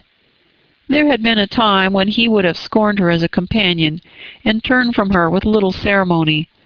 Now they seemed in pleasant conversation. There had been a time also when Emma would have been sorry to see Harriet in a spot so favorable for the Abbey Mill farm, but now she feared it not. It might be safely viewed with all its appendages of prosperity and beauty, its rich pastures, spreading flocks, orchard in blossom, and light column of smoke ascending. She joined them at the wall and found them more engaged in talking than in looking around. He was giving Harriet information as to modes of agriculture and so forth, and Emma received a smile which seemed to say, "These are my own concerns. I have a right to talk on such subjects without being suspected of introducing Robert Martin." She did not suspect him. It was too old a story. Robert Martin had probably ceased to think of Harriet. They took a few turns together along the walk. The shade was most refreshing, and Emma found it the pleasantest part of the day. The next remove was to the house. They must all go in and eat, and they were all seated and busy, and still Frank Churchill did not come. Mrs. Weston looked and looked in vain. His father could not own himself uneasy, and laughed at her fears, but she could not be cured of wishing that he would part with his black mare. He had expressed himself as to coming with more than common certainty. His aunt was so much better that he had not a doubt of getting over to them. Mrs. Churchill's state, however, as many were ready to remind her, was liable to such sudden variation as might disappoint her nephew in the most reasonable dependence. And Mrs. Weston was at last persuaded to believe, or to say, that it must be by some attack of Mrs. Churchill that he was prevented coming. Emma looked at Harriet while the point was under consideration. She behaved very well, and betrayed no emotion. The cold repast was over, and the party were to go out once more to see what had not yet been seen. The old Abbey fish-ponds, perhaps get as far as the Clover, which was to be begun cutting on the morrow, or at any rate have the pleasure of being hot and growing cool again. Mr. Woodhouse, who had taken his little round in the highest part of the gardens, where no damps from the river were imagined even by him, stirred no more, and his daughter resolved to remain with him, that Mrs. Weston might be persuaded away by her husband to the exercise and variety which her spirits seemed to need. Mr. Knightley had done all in his power for Mr. Woodhouse's entertainment. Books of engravings, drawers of medals, cameos, corals, shells, and every other family collection within his cabinets had been prepared for his old friend, to while away the morning, and the kindness was perfectly answered. Mr. Woodhouse had been exceedingly well amused. Mrs. Weston had been showing them all to him, and now he would show them all to Emma, fortunate in having no other resemblance to a child than in total want of taste for what he saw, for he was slow, constant, and methodical. Before this second looking over was begun, however, Emma walked into the hall for the sake of a few moments' free observation of the entrance and ground plot of the house, and was hardly there when Jane Fairfax appeared, coming quickly in from the garden, with a look of escape. Little expecting to meet Miss Woodhouse so soon, there was a start at first, but Miss Woodhouse was the very person she was in quest of. "Will you be so kind," said she, "when I am missed, as to say that I am gone home? I am going this moment. My aunt is not aware how late it is, nor how long we have been absent, but I'm sure we shall be wanted, and I'm determined to go directly. I have said nothing about it to anybody. It would only be giving trouble and distress. Some are gone to the ponds, and some to the lime walk. Till they all come in I shall not be missed, and when they do, will you have the goodness to say that I am gone?" "Certainly, if you wish it. But you're not going to walk to Highbury alone?" "Yes. What should hurt me? I walk fast. I shall be home in 20 minutes. "But it's too far, indeed it is, to be walking quite alone. Let my father's servant go with you. Let me order the carriage. It can be round in 5 minutes. Thank you, but on no account. I would rather walk. And for me to be afraid of walking alone, I who may so soon have to guard others." She spoke with great agitation, and Emma very feelingly replied, "That can be no reason for your being exposed to danger now. I must order the carriage. The heat even would be a danger. You are fatigued already." "I am," she answered. I am fatigued, but it's not the sort of fatigue. Quick walking will refresh me. Miss Woodhouse, we all know at times what it is to be wearied in spirits. Mine, I confess, are exhausted. The great kindness you can show me will be to let me have my own way, and only say that I am gone when it is necessary." Emma had not another word to oppose. She saw it all, and entering into her feelings, promoted her quitting the house immediately, and watched her safely off with the zeal of a friend. Her parting look was grateful, and her parting words, "Oh, Miss Woodhouse, the comfort of being sometimes alone," seemed to burst from an overcharged heart, and to describe somewhat of the continual endurance to be practiced by her, even toward some of those who loved her best. "Such a home indeed! Such an aunt!" said Emma, as she turned back into the hall again. "I do pity you, and the more sensibility you betray of their just horrors, the more I shall like you." Jane had not been gone a quarter of an hour, and they had only accomplished some views of St. Mark's Place, Venice, when Frank Churchill entered the room. Emma had not been thinking of him. She had forgotten to think of him, but she was very glad to see him. Mrs. Weston would be at ease. The black mare was blameless. They were right who had named Mrs. Churchill as the cause. He had been detained by a temporary increase of illness in her, a nervous seizure which had lasted some hours, and he had quite given up every thought of coming till very late. And had he known how hot a ride he should have, and how late, with all his hurry, he must be, he believed he should not have come at all. The heat was excessive. He had never suffered anything like it. Almost wished he had stayed at home. Nothing killed him like heat. He could bear any degree of cold and so forth, but heat was intolerable, and he sat down at the greatest possible distance from the slight remains of Mr. Woodhouse's fire, looking very deplorable. "You will soon be cooler, if you sit still," said Emma.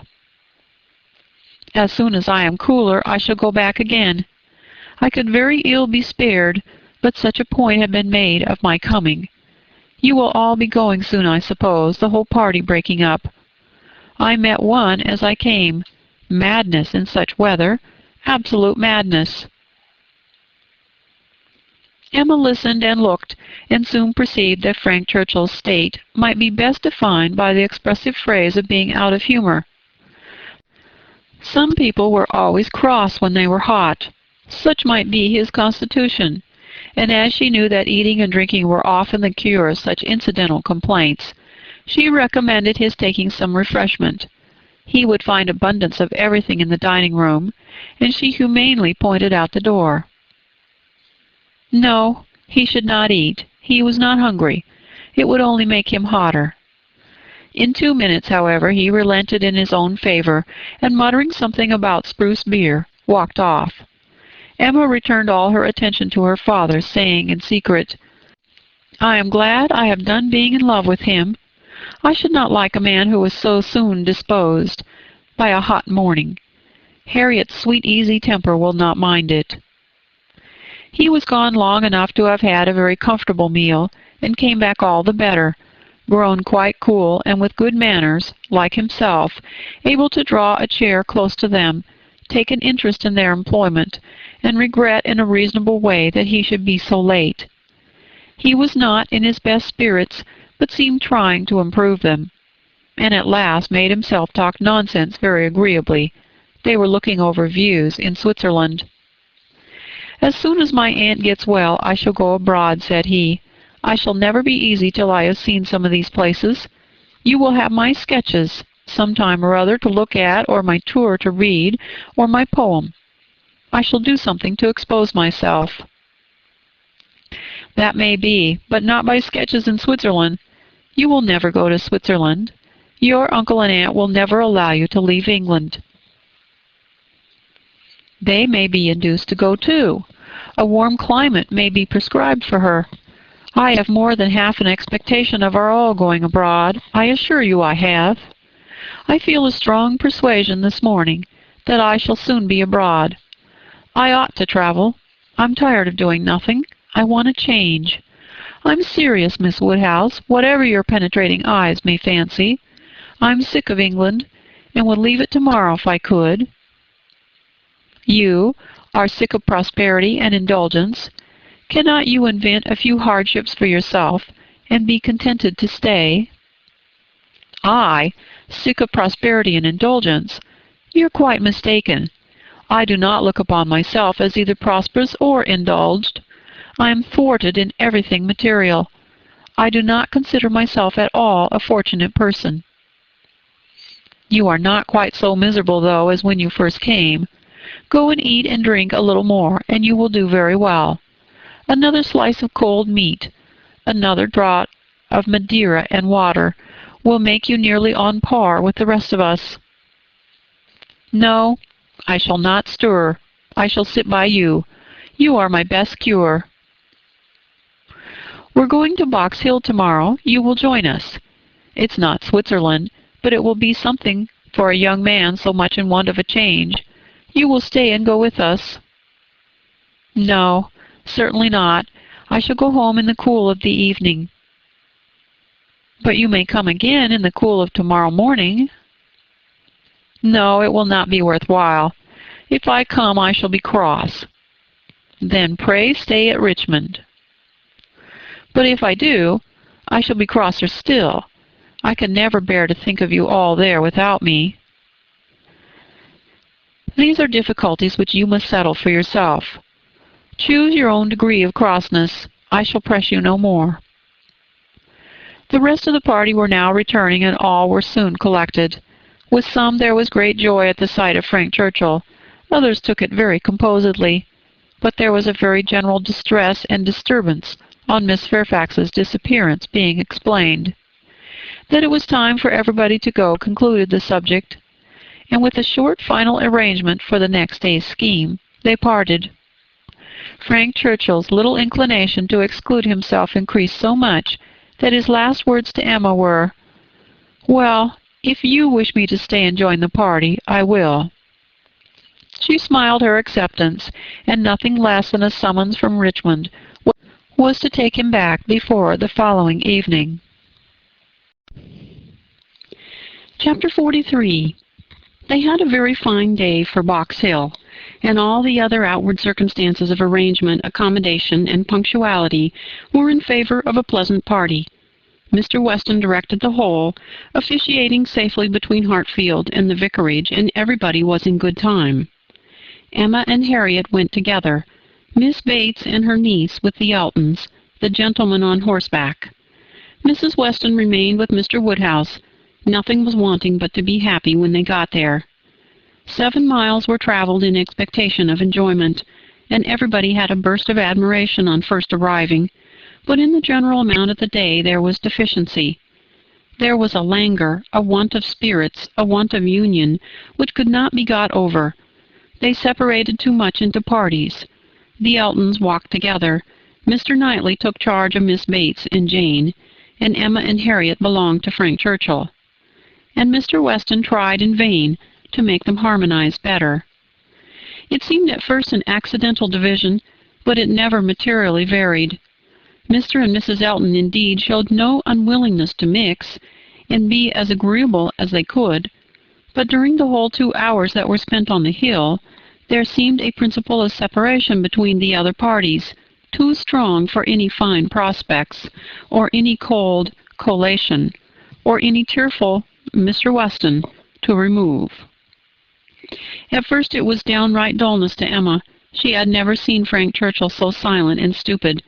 He said nothing worth hearing, looked without seeing, admired without intelligence, listened without knowing what she said. While he was so dull, it was no wonder that Harriet should be dull likewise, and they were both insufferable. When they all sat down it was better, to her taste a great deal better, for Frank Churchill grew talkative and gay, making her his first object. Every distinguishing attention that could be paid was paid to her. To amuse her and be agreeable in her eyes seemed all that he cared for, and Emma, glad to be enlivened, not sorry to be flattered, was gay and easy too, and gave him all the friendly encouragement, the admission to be gallant, which she had ever given in the first and most animating period of their acquaintance, but which now, in her own estimation, meant nothing, though in the judgment of most people looking on, it must have had such an appearance as no English word but flirtation could very well describe. Mr. Frank Churchill and Miss Woodhouse flirted together excessively. They were laying themselves open to that very phrase, and to having it sent off in a letter to Maple Grove by one lady, to Ireland by another. Not that Emma was gay and thoughtless from any real felicity. It was rather because she felt less happy than she had expected. She laughed because she was disappointed, and though she liked him for his attentions, and thought them all, whether in friendship, admiration, or playfulness, extremely judicious, they were not winning back her heart. She still intended him for her friend. "How much I am obliged to you," said he, "for telling me to come today. If it had not been for you, I should certainly have lost all the happiness of this party. I had quite determined to go away again." "Yes, you were very cross, and I do not know what about, except that you were too late for the best strawberries. I was a kinder friend than you deserved, but you were humble. You begged hard to be commanded to come." "Don't say I was cross. I was fatigued. The heat overcame me." "It is hotter today." "Not to my feelings. I am perfectly comfortable today." "You are comfortable because you are under command." "Your command?" "Yes." "Perhaps I intended you to say so, but I meant self-command. You had, somehow or other, broken bounds yesterday, and run away from your own management. But today you are got back again, and as I cannot be always with you, it is best to believe your temper under your own command rather than mine." "It comes to the same thing. I can have no self-command without a motive. You order me whether you speak or not, and you can be always with me. You are always with me." Dating from 3 o'clock yesterday. My perpetual influence could not begin earlier, or you would not have been so much out of humor before. 3 o'clock yesterday. That is your date. I thought I had seen you first in February. Your gallantry is really unanswerable. But, lowering her voice, nobody speaks except ourselves, and it is rather too much to be talking nonsense for the entertainment of 7 silent people. "I say nothing of which I am ashamed," replied he, with lively impudence. "I saw you first in February. Let everybody on the hill hear me if they can. Let my accent swell to Mickleham on one side and Dorking on the other. I saw you first in February." And then, whispering, "Our companions are excessively stupid. What shall we do to rouse them? Any nonsense will serve. They shall talk. Ladies and gentlemen, I am ordered by Miss Woodhouse, who, wherever she is, presides, to say that she desires to know what you are all thinking of." Some laughed and answered good-humoredly, "Miss Bates said a great deal." Mrs. Elton swelled at the idea of Miss Woodhouse's presiding. Mr. Knightley's answer was the most distinct. "Is Miss Woodhouse sure that she would like to hear what we are all thinking of?" "Oh, no, no," cried Emma, laughing as carelessly as she could. "Upon no account in the world. It is the very last thing I would stand the brunt of just now. Let me hear anything rather than what you are all thinking of. I will not say quite all. There are 1 or 2, perhaps," glancing at Mr. Weston and Harriet, "whose thoughts I might not be afraid of knowing." "It is a sort of thing," cried Mrs. Elton emphatically, "which I should not have thought myself privileged to inquire into.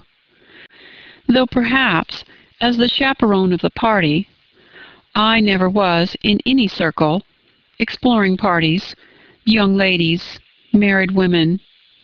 Her mutterings were chiefly to her husband, and he murmured in reply, "Very true, my love, very true.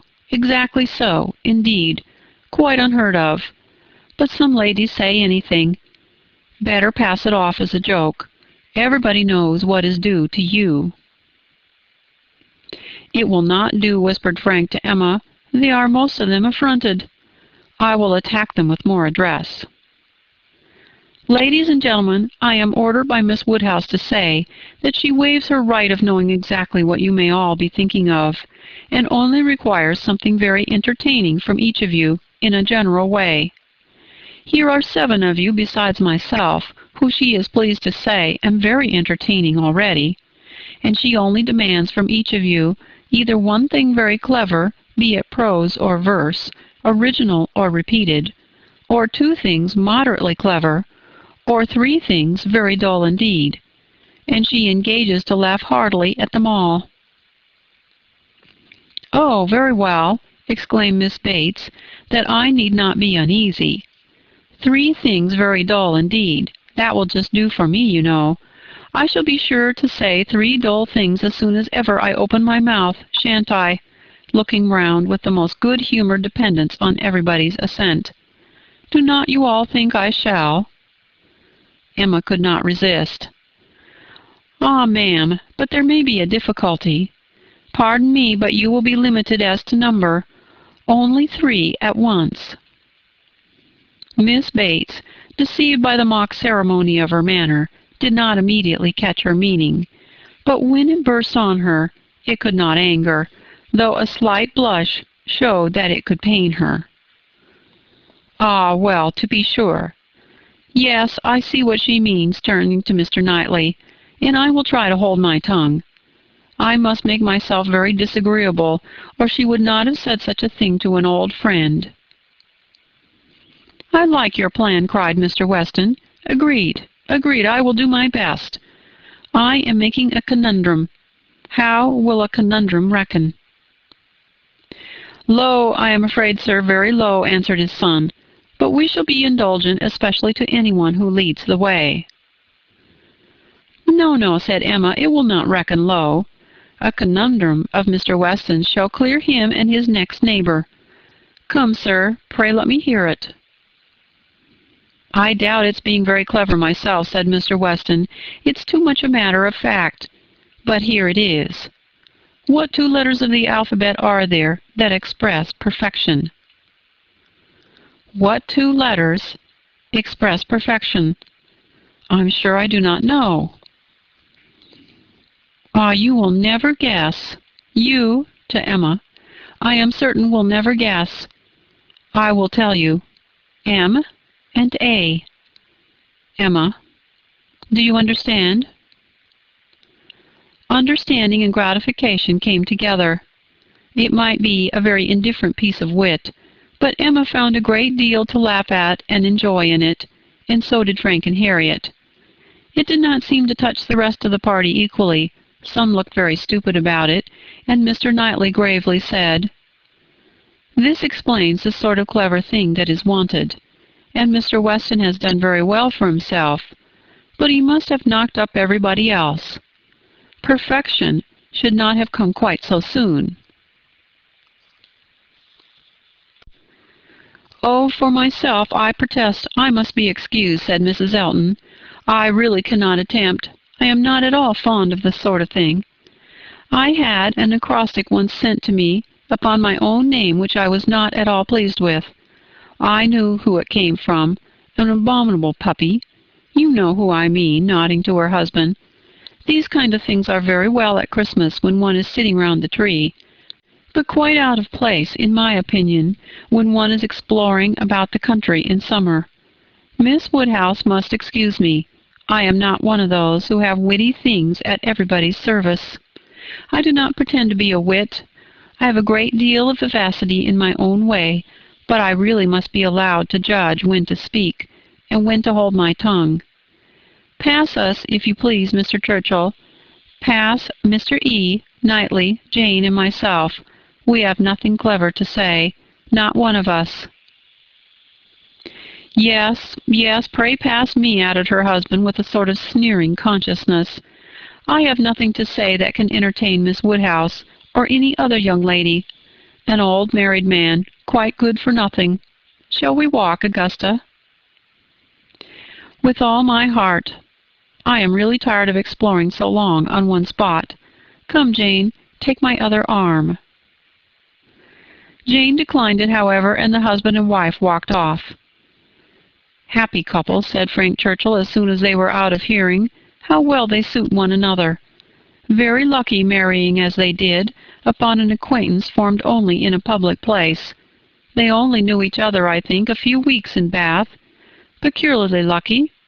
For as to any real knowledge of a person's disposition that Bath, or any public place, can give, it is all nothing. There can be no knowledge. It is only by seeing women in their own homes, among their own set, just as they always are, that you can form any just judgment. Short of that, it is all guess and luck, and will generally be ill luck. How many a man has committed himself on a short acquaintance, and rued it all the rest of his life." Miss Fairfax, who had seldom spoken before, except among her own confederates, spoke now. "Such things do occur, undoubtedly." She was stopped by a cough. Frank Churchill turned towards her to listen. "You were speaking," said he gravely. She recovered her voice. "I was only going to observe that though such unfortunate circumstances do sometimes occur both to men and women, I cannot imagine them to be very frequent. A hasty and imprudent attachment may arise, but there is generally time to recover from it afterwards. I would be understood to mean that it can be only weak, irresolute characters, whose happiness must be always at the mercy of chance, who will suffer an unfortunate acquaintance to be an inconvenience, an oppression forever." He made no answer, merely looked and bowed in submission, and soon afterwards said in a lively tone, "Well, I have so little confidence in my own judgment that whenever I marry I hope somebody will choose my wife for me. Will you," turning to Emma, "will you choose a wife for me? I'm sure I should like anybody fixed on by you. You provide for the family, you know," with a smile at his father. "Find somebody for me. I am in no hurry. Adopt her, educate her, and make her like myself." "By all means, if you can." "Very well. I undertake the commission. You shall have a charming wife. She must be very lively, and have hazel eyes. I care for nothing else. I shall go abroad for a couple of years, and when I return, I shall come to you for my wife. Remember." Emma was in no danger of forgetting. It was a commission to touch every favorite feeling. Would not Harriet be the very creature described? Hazel eyes excepted, 2 more years might make her all that he wished. He might even have Harriet in his thoughts at the moment. Who could say? Referring the education to her seemed to imply it. "Now, ma'am," said Jane to her aunt, "shall we join Mrs. Elton?" "If you please, my dear, with all my heart. I am quite ready. I was ready to have gone with her, but this will do just as well. We shall soon overtake her. There she is. No, that's somebody else.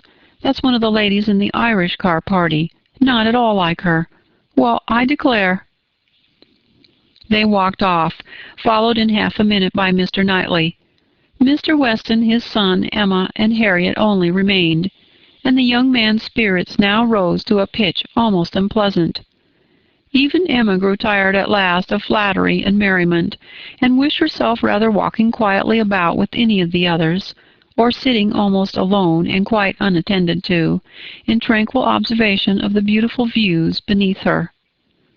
The appearance of the servants looking out for them to give notice of the carriages was a joyful sight, and even the bustle of collecting and preparing to depart, and the solicitude of Mrs. Elton to have her carriage first, were gladly endured, in the prospect of the quiet drive home, which was to close the very unquestionable enjoyments of this day of pleasure.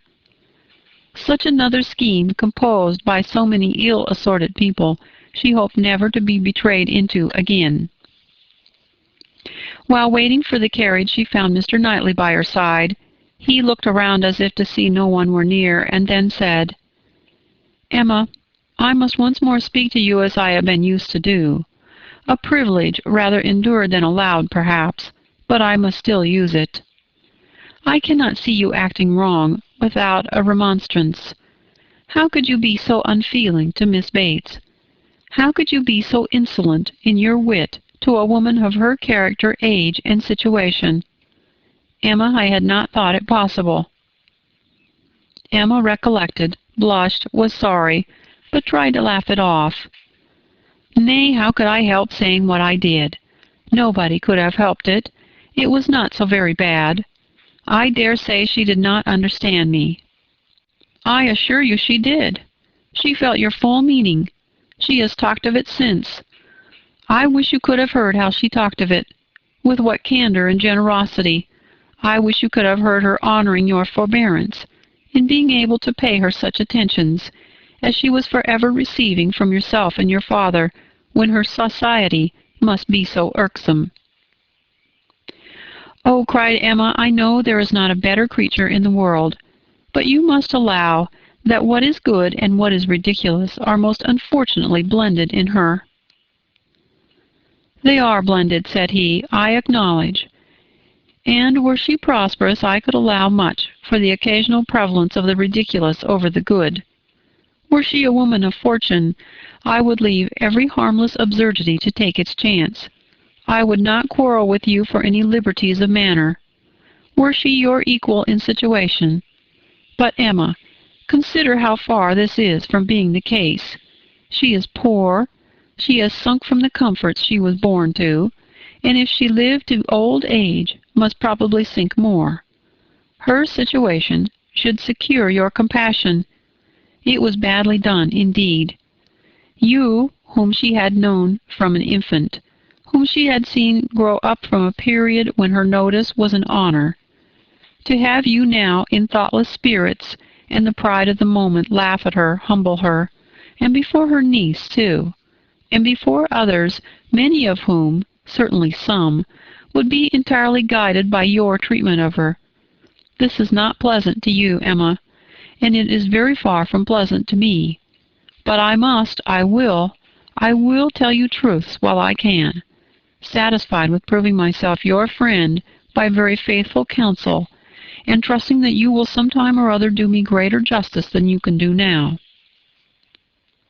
While they talked, they were advancing towards the carriage. It was ready, and before she could speak again, he had handed her in. He had misinterpreted the feelings which had kept her face averted and her tongue motionless. They were combined only in anger against herself, mortification, and deep concern. She had not been able to speak, and on entering the carriage, sunk back for a moment overcome. Then, reproaching herself for having taken no leave, making no acknowledgment, parting in apparent sullenness, she looked out with voice and hand, eager to show a difference, but it was just too late. He had turned away, and the horses were in motion.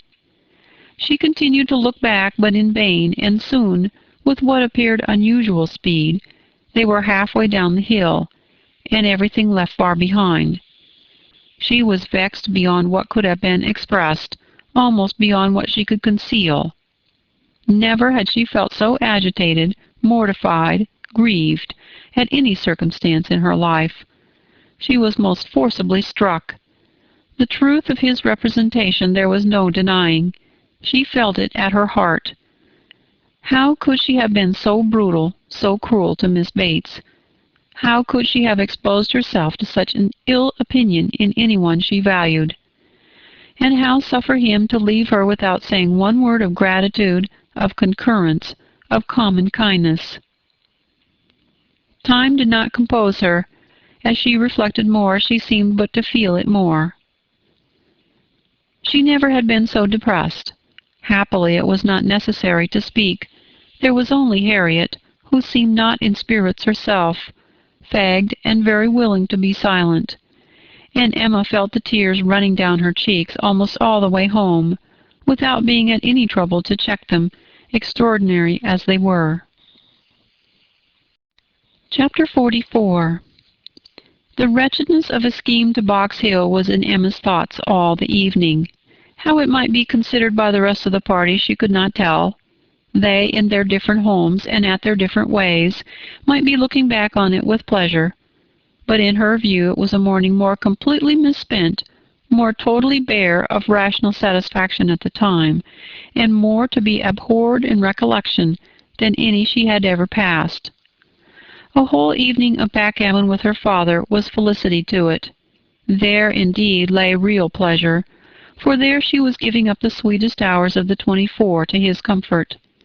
And feeling that, unmerited as might be the degree of his fond affection and confiding esteem, she could not, in her general conduct, be open to any severe reproach. As a daughter, she hoped she was not without a heart. She hoped no one could have said to her, "How could you be so unfeeling to your father? I will tell you truths while I can." Miss Bates should never again, no, never. If attention in future could do away the past, she might hope to be forgiven. She had been often remiss. Her conscience told her so. Remiss, perhaps, more in thought than fact, scornful, ungracious, but it should be so no more. In the warmth of true contrition, she would call upon her the very next morning, and it should be the beginning on her side of a regular, equal, kindly intercourse. She was just as determined when the morrow came and went early, that nothing might prevent her. It was not unlikely, she thought, that she might see Mr. Knightley in her way, or perhaps he might come in while she was paying her visit. She had no objection. She would not be ashamed of the appearance of the penitence, so justly and truly hers. Her eyes were towards Donwell as she walked, but she saw him not. The ladies were all at home. She had never rejoiced at the sound before, nor ever before entered the passage, nor walked up the stairs, with any wish of giving pleasure, but in conferring obligation, or of deriving it, except in subsequent ridicule. There was a bustle on her approach, a good deal of moving and talking. She heard Miss Bates' voice.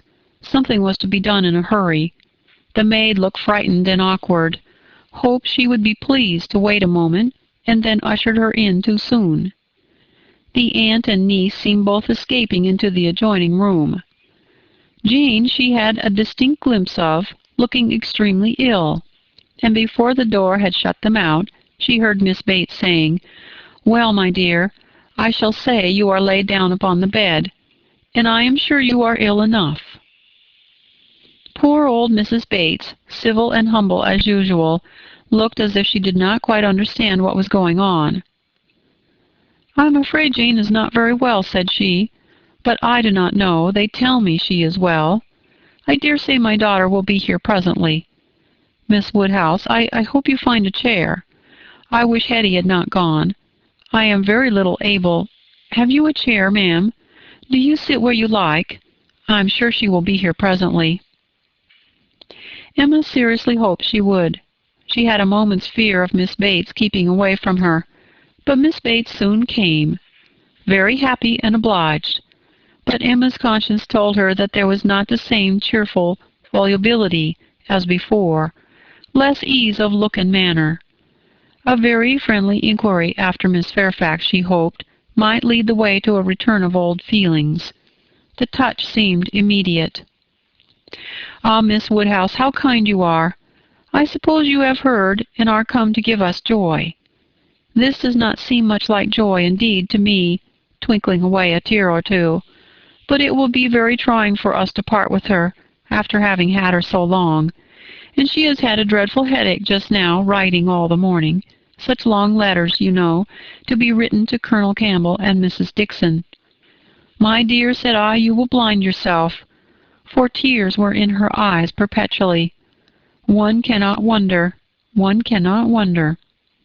"It is a great change, and though she is amazingly fortunate," such a situation, I suppose, as no young woman before ever met with on first going out.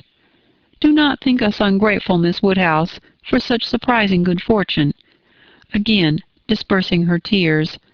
"But poor dear soul, if you were to see what a headache she has! When one is in great pain, you know one cannot feel any blessing quite as it may deserve. She is as low as possible. To look at her, nobody would think how delighted and happy she is to have secured such a situation. You will excuse her not coming to you. She is not able. She has gone into her own room. I want her to lie down upon the bed. My dear, said I shall say you are laid down upon the bed. But, however, she is not. She is walking about the room. But now that she has written her letter, she says she will soon be well. She will be extremely sorry to miss seeing you, Miss Woodhouse, but your kindness will excuse her. You were kept waiting at the door. I was quite ashamed. But somehow there was a little bustle, for it so happened that we had not heard the knock. Until you were on the stairs, we did not know anybody was coming. It is only Mrs. Cole, said I, depend upon it. Nobody else would come so early. Well, said she, it must be born some time or other, and it may as well be now. But then Patty came in and said it was you. Oh, said I, it is Miss Woodhouse.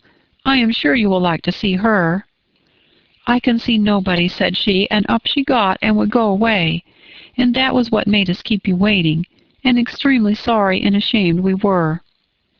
If you must go, my dear, said I, you must, and I will say you are laid down upon the bed. Emma was most sincerely interested. Her heart had been long growing kinder towards Jane, and this picture of her present sufferings acted as a cure of every former ungenerous suspicion, and left her nothing but pity, and the remembrance of the less just and less gentle sensations of the past obliged her to admit that Jane might very naturally resolve on seeing Mrs. Cole or any other steady friend, when she might not bear to see herself. She spoke as she felt, with earnest regret and solicitude, sincerely wishing that the circumstances which she collected from Miss Bates, to be now actually determined on, might be as much for Miss Fairfax's advantage and comfort as possible. It must be a severe trial to them all. She had understood that it was to be delayed till Colonel Campbell's return. So very kind, replied Miss Bates, but you are always kind. There was no bearing such an always, and to break through her dreadful gratitude, Emma made the direct inquiry of, "Where, may I ask, is Miss Fairfax going?" "To a Mrs. Smallridge, charming woman, most superior, to have the charge of her 3 little girls, delightful children. Impossible that any situation could be more replete with comfort.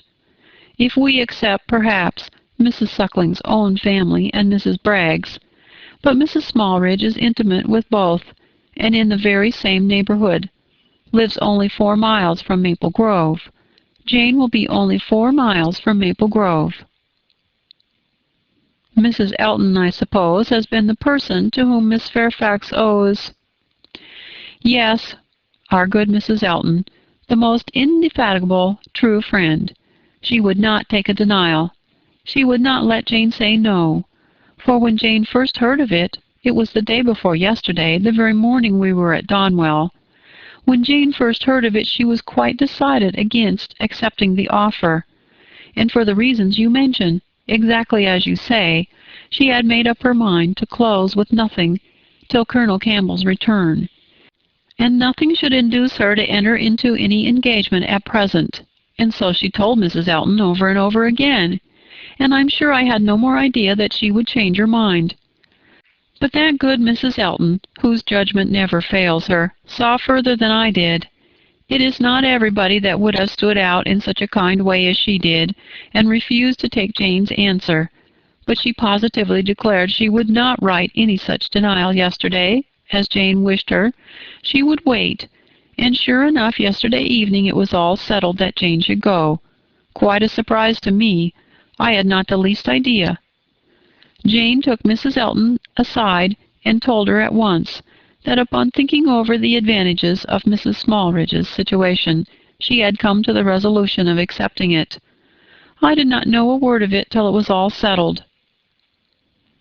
You spent the evening with Mrs. Elton? Yes, all of us. Mrs. Elton would have us come. It was settled so, upon the hill while we were walking about with Mr. Knightley. You must all spend your evening with us, said she. I positively must have you all come. Mr. Knightley was there too, was he? No, not Mr. Knightley. He declined it from the first. And though I thought he would come, because Mrs. Elton declared she would not let him off, he did not. But my mother, Jane, and I were all there, and a very agreeable evening we had. Such kind friends, you know, Miss Woodhouse, one must always find agreeable, though everybody seemed rather fagged after the morning's party. Even pleasure, you know, is fatiguing, and I cannot say that any of them seemed very much to have enjoyed it. However, I shall always think it a very pleasant party, and feel extremely obliged to the kind friends who included me in it. Miss Fairfax, I suppose, though you were not aware of it, has been making up her mind the whole day? I dare say she had. Whenever the time may come, it must be unwelcome to her and all her friends, but I hope her engagement will have every alleviation that is possible. I mean as to the character and manners of the family. Thank you, dear Miss Woodhouse. Yes, indeed, there is everything in the world that can make her happy in it. Except the Sucklings and Braggs, there is not such another nursery establishment, so liberal and elegant, in all Mrs. Elton's acquaintance. Mrs. Smallridge, a most delightful woman, a style of living almost equal to Maple Grove. And as to the children, except the little Sucklings and little Braggs, they are not such elegant sweet children anywhere. Jane will be treated with such regard and kindness. It will be nothing but pleasure, a life of pleasure.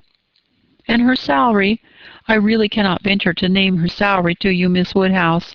Even you, used as you are to great sums, would hardly believe that so much could be given to a young person like Jane. Ah, madam, cried Emma, if other children are at all what I remember to have been myself, I should think 5 times the amount of what I have ever yet heard named as a salary on such occasion dearly earned. You are so noble in your ideas. And when is Miss Fairfax to leave you? Very soon, indeed, that's the worst of it, within a fortnight. Mrs. Smallridge is in a great hurry. My poor mother does not know how to bear it. So then I try to put it out of her thoughts and say, "Come, ma'am, do not let us think about it any more." Her friends must all be sorry to lose her, and will not Colonel and Mrs. Campbell be sorry to find that she has engaged herself before their return?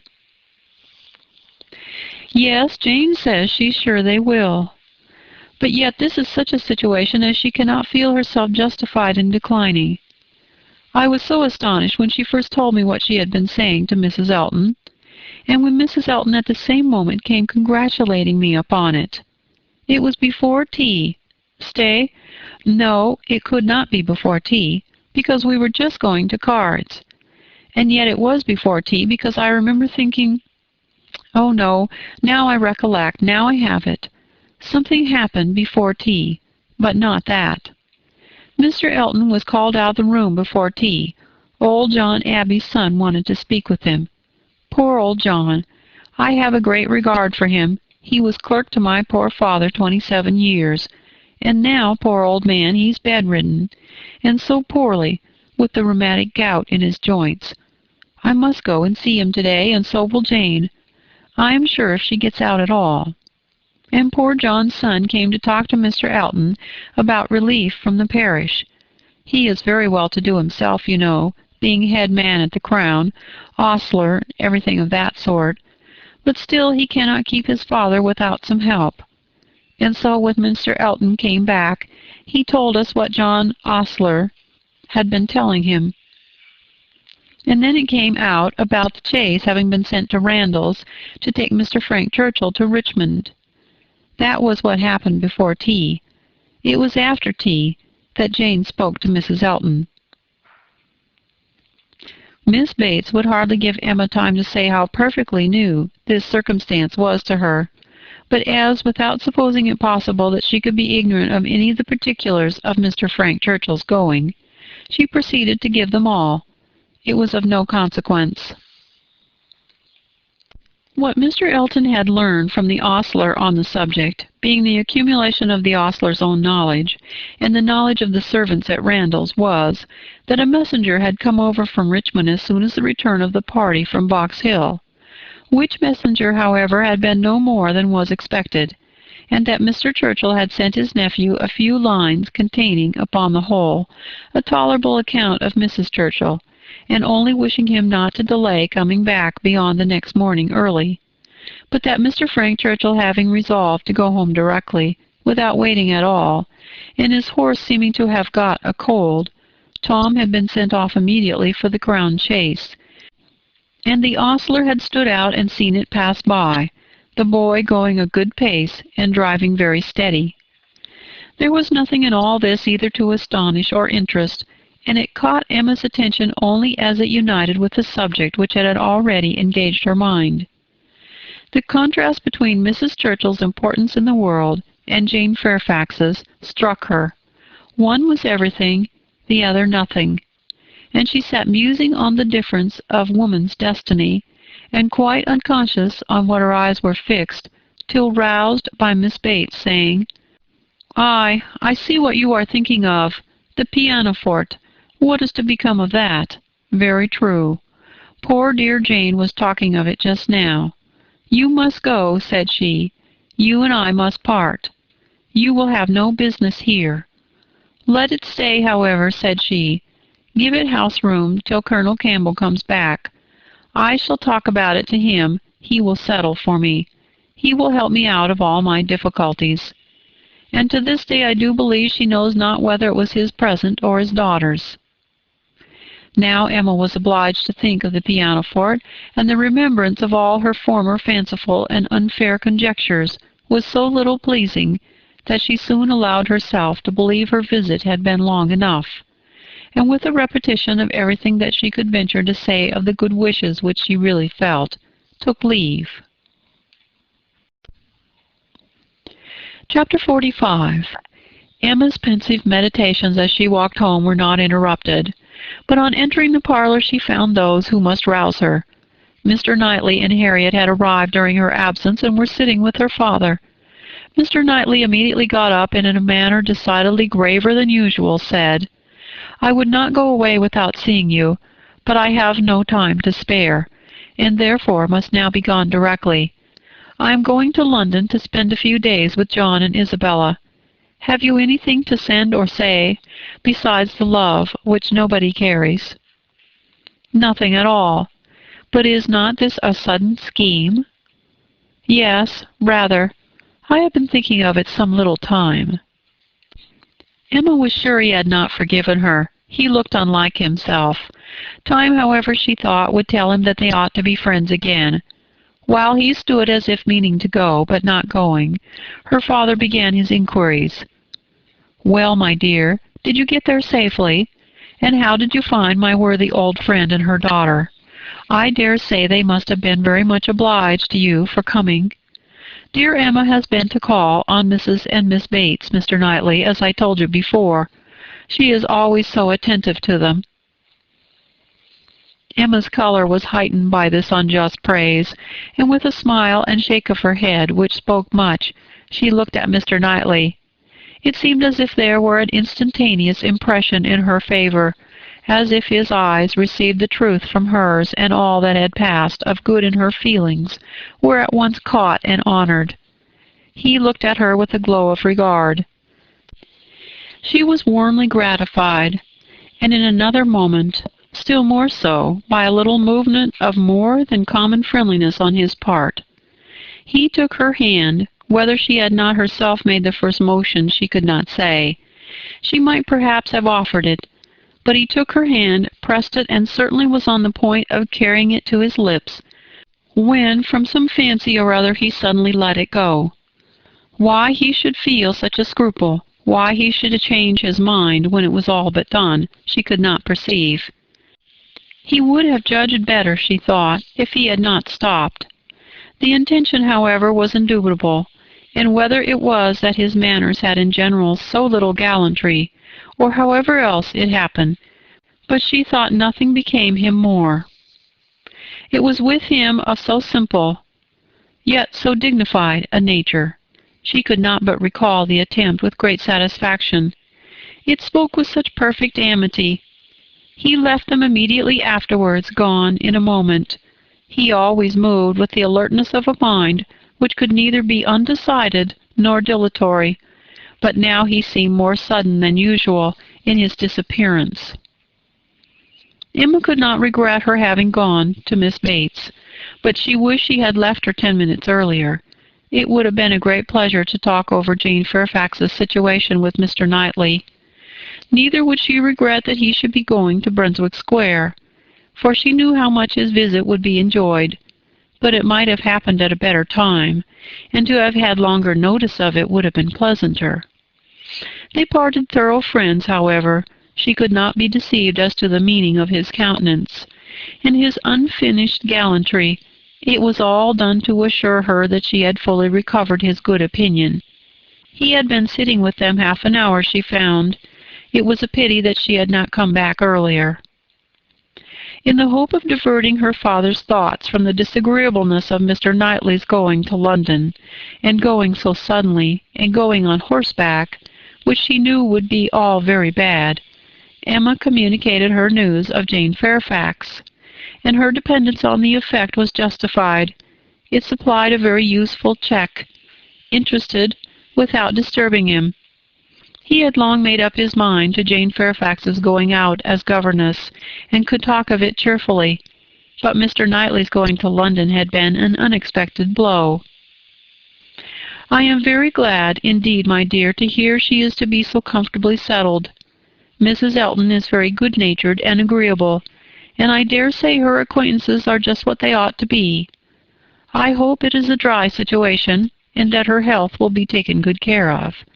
It ought to be a first object, as I'm sure poor Miss Taylor's always was with me. You know, my dear, she's going to be to this new lady what Miss Taylor was to us, and I hope she will be better off in one respect, and not be induced to go away after it has been her home so long." The following day brought news from Richmond to throw everything else into the background.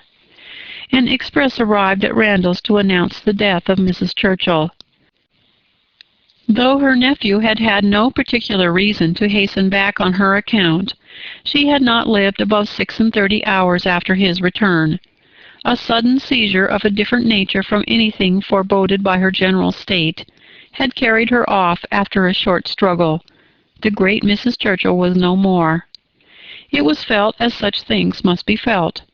Everybody had a degree of gravity and sorrow, tenderness towards the departed, solicitude for the surviving friends, and, in a reasonable time, curiosity to know where she would be buried.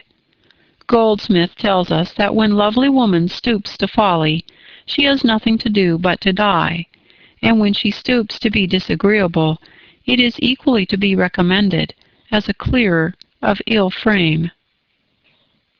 Mrs. Churchill, after being disliked at least 25 years, was now spoken of with compassionate allowances. In one point she was fully justified. She had never been admitted before to be seriously ill. The event acquitted her of all the fancifulness and all the selfishness of imaginary complaints. Poor Mrs. Churchill! No doubt she had been suffering a great deal more than anybody had ever supposed, and continual pain would try the temper. It was a sad event, a great shock. With all her faults, what would Mr. Churchill do without her? Mr. Churchill's loss would be dreadful indeed. Mr. Churchill would never get over it. Even Mr. Weston shook his head, looked solemn, and said, "Ah, poor woman, who would have thought it?" and resolved that his mourning should be as handsome as possible. and his wife sat sighing and moralizing over her broad hems with a commiseration and good sense true and steady. How it would affect Frank was among the earliest thoughts of both. It was also a very early speculation with Emma. The character of Mrs. Churchill, the grief of her husband, her mind glanced over them both with awe and compassion, and then rested with lightened feelings on how Frank might be affected by the event, how benefited, how freed. She saw in a moment all the possible good. Now an attachment to Harriet Smith would have nothing to encounter. Mr. Churchill, independent of his wife, was feared by nobody, an easy, guidable man, to be persuaded into anything by his nephew. All that remained to be wished was that the nephew should form the attachment. As with all her goodwill in the cause, Emma could feel no certainty of its being already formed. Harriet behaved extremely well on the occasion, with great self-command. Whatever she might feel of brighter hope, she betrayed nothing. Emma was gratified to observe such a proof in her of strengthened character, and refrained from any allusion that might endanger its maintenance. They spoke, therefore, of Mrs. Churchill's death with mutual forbearance. Short letters from Frank were received at Randall's, communicating all that was immediately important to their state and plans. Mr. Churchill was better than could be expected, and their first removal on the departure of the funeral for Yorkshire was to be to the house of a very old friend in Windsor, to whom Mr. Churchill had been promising a visit the last 10 years. At present there was nothing to be done for Harriet. Good wishes for the future were all that could yet be possible on Emma's side. It was a more pressing concern to show attention to Jane Fairfax, whose prospects were closing while Harriet's opened, and whose engagements now allowed of no delay in anyone at Highbury who wished to show her kindness, and with Emma it was grown into a first wish. She had scarcely a stronger regret than for her past coldness, and the person whom she had been so many months neglecting was now the very one on whom she would have lavished every distinction of regard or sympathy. She wanted to be of use to her, wanted to show a value for her society, and testify respect and consideration. She resolved to prevail on her to spend a day at Hartfield. A note was written to urge it. The invitation was refused, and by a verbal message. Miss Fairfax was not well enough to write, and when Mr. Perry called at Hartfield the same morning, it appeared that she was so much indisposed as to have been visited, though against her own consent, by himself, and that she was suffering under severe headaches and a nervous fever to a degree which made him doubt the possibility of her going to Mrs. Smallridge's at the time proposed. Her health seemed for the moment completely deranged, appetite quite gone, and though there were no absolutely alarming symptoms, nothing touching the pulmonary complaint which was the standing apprehension of the family, Mr. Perry was uneasy about her. He thought she had undertaken more than she was equal to, and that she felt it so herself, though she would not own it. Her spirit seemed overcome. Her present home, he could not but observe, was unfavorable to a nervous disorder, confined always to one room. He could have wished it otherwise, and her good aunt, though his very old friend, he must acknowledge to be not the best companion for an invalid of that description. Her care and attention could not be questioned, for they were in fact only too great. He very much feared that Miss Fairfax derived more evil than good from them. Emma listened with the warmest concern, grieved for her more and more, and looked around eager to discover some way of being useful. To take her, be it only an hour or two from her aunt, to give her change of air and scene, and quiet, rational conversation, even for an hour or two, might do her good. And the following morning she wrote again to say in the most feeling language she could command that she would call for her in the carriage at any hour that Jane would name, mentioning that she had Mr. Perry's decided opinion in favor of such exercise for his patient. The answer was only in this short note: Miss Fairfax's compliments and thanks, but is quite unequal to any exercise." Emma felt that her own note had deserved something better, but it was impossible to quarrel with words, whose tremulous inequality showed indisposition so plainly, and she thought only of how she might best counteract this unwillingness to be seen or assisted. In spite of the answer, therefore, she ordered the carriage, and drove to Mrs. Bates's, in the hope that Jane would be induced to join her. But it would not do. Miss Bates came to the carriage door all gratitude, and agreeing with her most earnestly in thinking an airing might be of greatest service, and everything that message could do was tried, but all in vain. Miss Bates was obliged to return without success. Jane was quite unpersuadable. The mere proposal of going out seemed to make her worse. Emma wished she could have seen her, and tried her own powers, but almost before she could hint the wish, Miss Bates made it appear that she had promised her niece on no account to let Miss Woodhouse in. Indeed, the truth was that poor dear Jane could not bear to see anybody at all. Mrs. Elton, indeed, could not be denied, and Mrs. Cole had made such a point, and Mr. Perry had said so much, but except them, Jane would really see nobody. Emma did not want to be classed with the Mrs. Eltons, the Mrs. Perrys, and the Mrs. Coles, who would force themselves anywhere. Neither could she feel any right of preference herself. She submitted, therefore, and only questioned Miss Bates further as to her niece's appetite and diet, which she longed to be able to assist. On that subject poor Miss Bates was very unhappy and very communicative. Jane would hardly eat anything. Mr. Perry recommended nourishing food, but everything they could command, and never had anybody such good neighbors, was distasteful. Emma, on reaching home, called the housekeeper directly to an examination of her stores, and some arrowroot of very superior quality was speedily dispatched to Miss Bates with a most friendly note. In half an hour the arrowroot was returned, with 1,000 thanks from Miss Bates, but dear Jane would not be satisfied without its being sent back. It was a thing she could not take, and moreover she insisted on her saying she was not at all in want of anything. When Emma afterwards heard that Jane Fairfax had been seen wandering about the meadows, at some distance from Highbury, on the afternoon of the very day on which she had, under the plea of being unequal to any exercise, so peremptorily refused to go out with her in the carriage, she could have no doubt, putting everything together, that Jane was resolved to receive no kindness from her. She was sorry, very sorry. Her heart was grieved for a state which seemed but the more pitiable from this sort of irritation of spirits, inconsistency of action, and inequality of powers. And it mortified her that she was given so little credit for proper feeling, or esteemed so little worthy as a friend.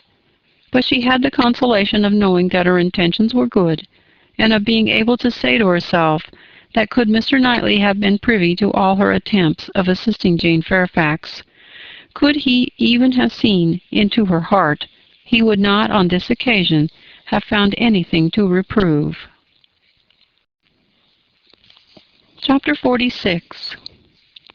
One morning, about 10 days after Mrs. Churchill's decease, Emma was called downstairs to Mr. Weston, who could not stay 5 minutes and wanted particularly to speak with her.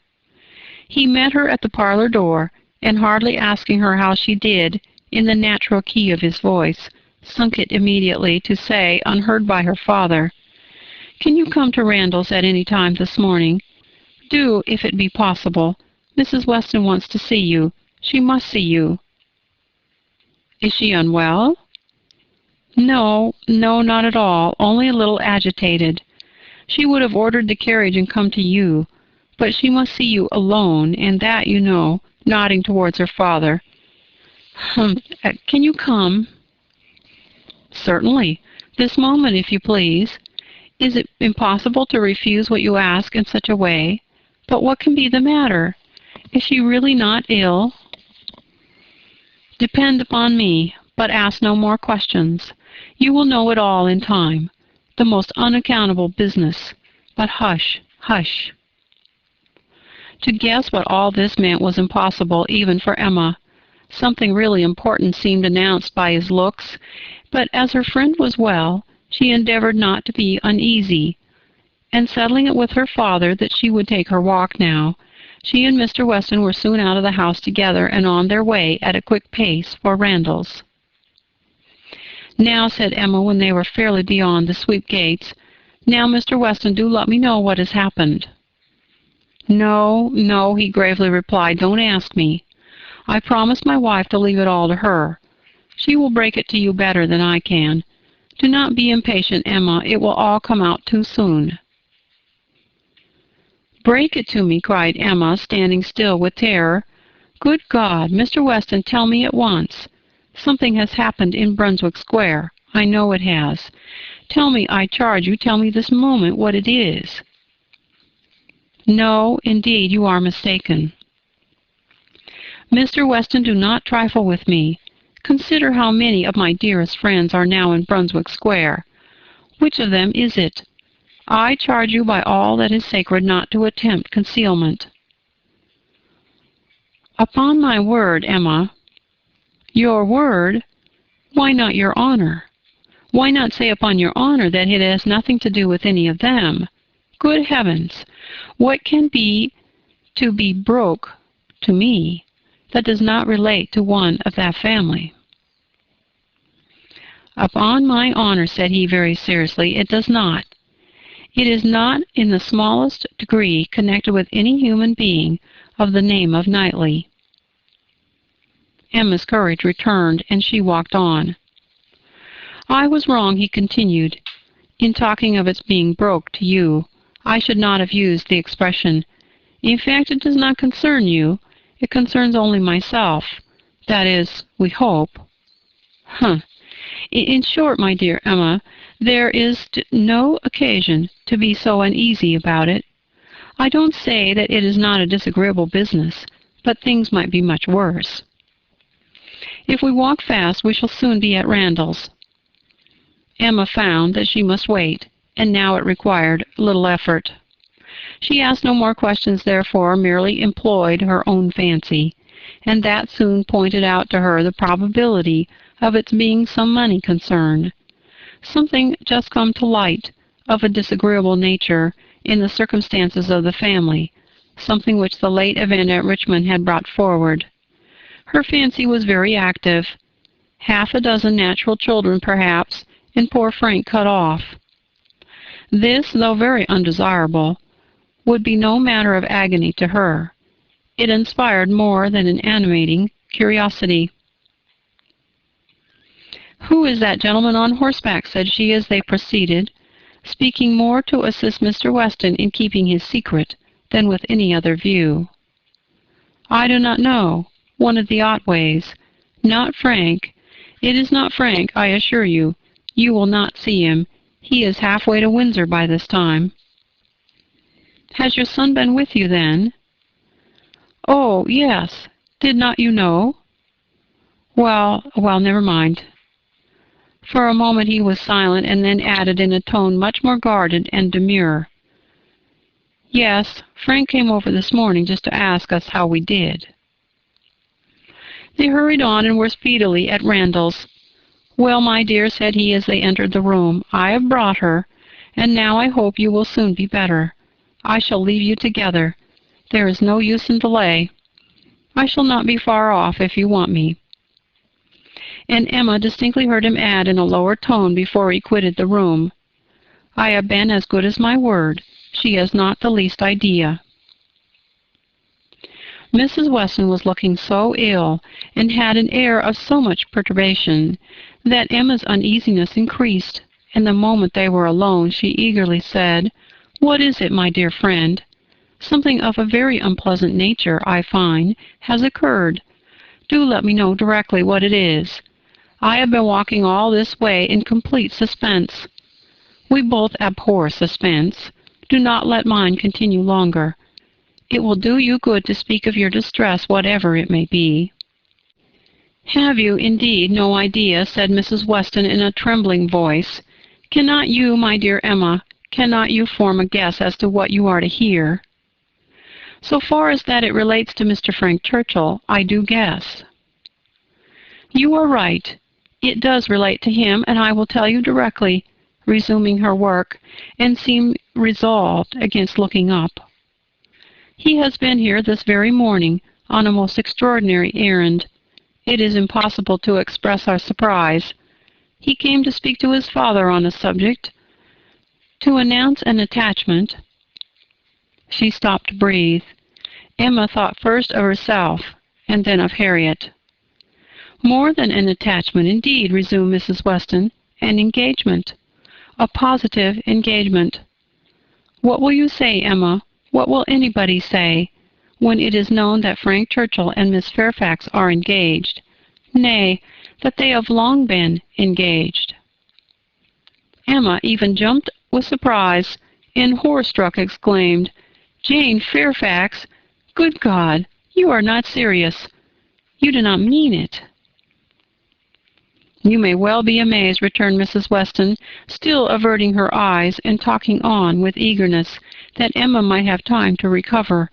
"You may well be amazed, but it is even so. There has been a solemn engagement between them ever since October, formed at Weymouth and kept a secret from everybody, not a creature knowing it but themselves, neither the Campbells nor her family, nor his. It is so wonderful that, though perfectly convinced of the fact, it is yet almost incredible to myself. I can hardly believe it. I thought I knew him." Emma scarcely heard what was said. Her mind was divided between two ideas: her own former conversations with him about Miss Fairfax, and poor Harriet, and for some time she could only exclaim, and require confirmation, repeated confirmation. "Well," said she at last, trying to recover herself, "this is a circumstance which I must think of at least half a day before I can at all comprehend it. What! Engaged to her all the winter, before either of them came to Highbury? Engaged since last October, secretly engaged. It has hurt me, Emma, very much. It has hurt his father equally. Some part of his conduct we cannot excuse." Emma pondered a moment and then replied, "I will not pretend not to understand you, and to give you all the relief in my power. Be assured that no such effect has followed his attentions to me as you are apprehensive of." Mrs. Weston looked up, afraid to believe, but Emma's countenance was as steady as her words. "That you may have less difficulty in believing this boast of my present perfect indifference," she continued, "I will further tell you that there was a period in the early part of our acquaintance when I did like him, when I was very much disposed to be attached to him, nay, was attached. And how it came to cease is perhaps the wonder. Fortunately, however, it did cease. I have really for some time past, for at least 3 months, cared nothing about him. You may believe me, Mrs. Weston. This is the simple truth." Mrs. Weston kissed her with tears of joy, and when she could find utterance, assured her that this protestation had done her more good than anything else in the world could do. "Mr. Weston will be almost as much relieved as myself," said she. "On this point we have been wretched. It is our darling wish that you might be attached to each other, and we were persuaded that it was so. Imagine what we have been feeling on your account. I have escaped, and that I should escape may be a matter of grateful wonder to you and myself. But this does not acquit him, Mrs. Weston, and I must say that I think him greatly to blame. What right had he to come among us with affection and faith engaged, and with manners so very disengaged? What right had he to endeavor to please, as he certainly did, to distinguish any one young woman with persevering attention, as he certainly did, while he really belonged to another? How could he tell what mischief he might be doing? How could he tell that he might not be making me in love with him? Very wrong indeed. From something that he said, my dear Emma, I rather imagine. And how could she bear such behavior? Composure, with a witness. To look on while repeated attentions were offering to another woman before her face, and not resent it. That is a degree of placidity which I can neither comprehend nor respect. There were misunderstandings between them, Emma. He said so expressly. He had no time to enter into much explanation. He was here only a quarter of an hour, and in a state of agitation which did not allow the full use even of the time he could stay. But that there had been misunderstandings he decidedly said. The present crisis, indeed, seemed to be brought on by them, and those misunderstandings might very possibly arise from the impropriety of his conduct. Impropriety! Oh, Mrs. Weston, it is too calm a censure. Much, much beyond impropriety. It has sunk him. I cannot say how it has sunk him, in my opinion.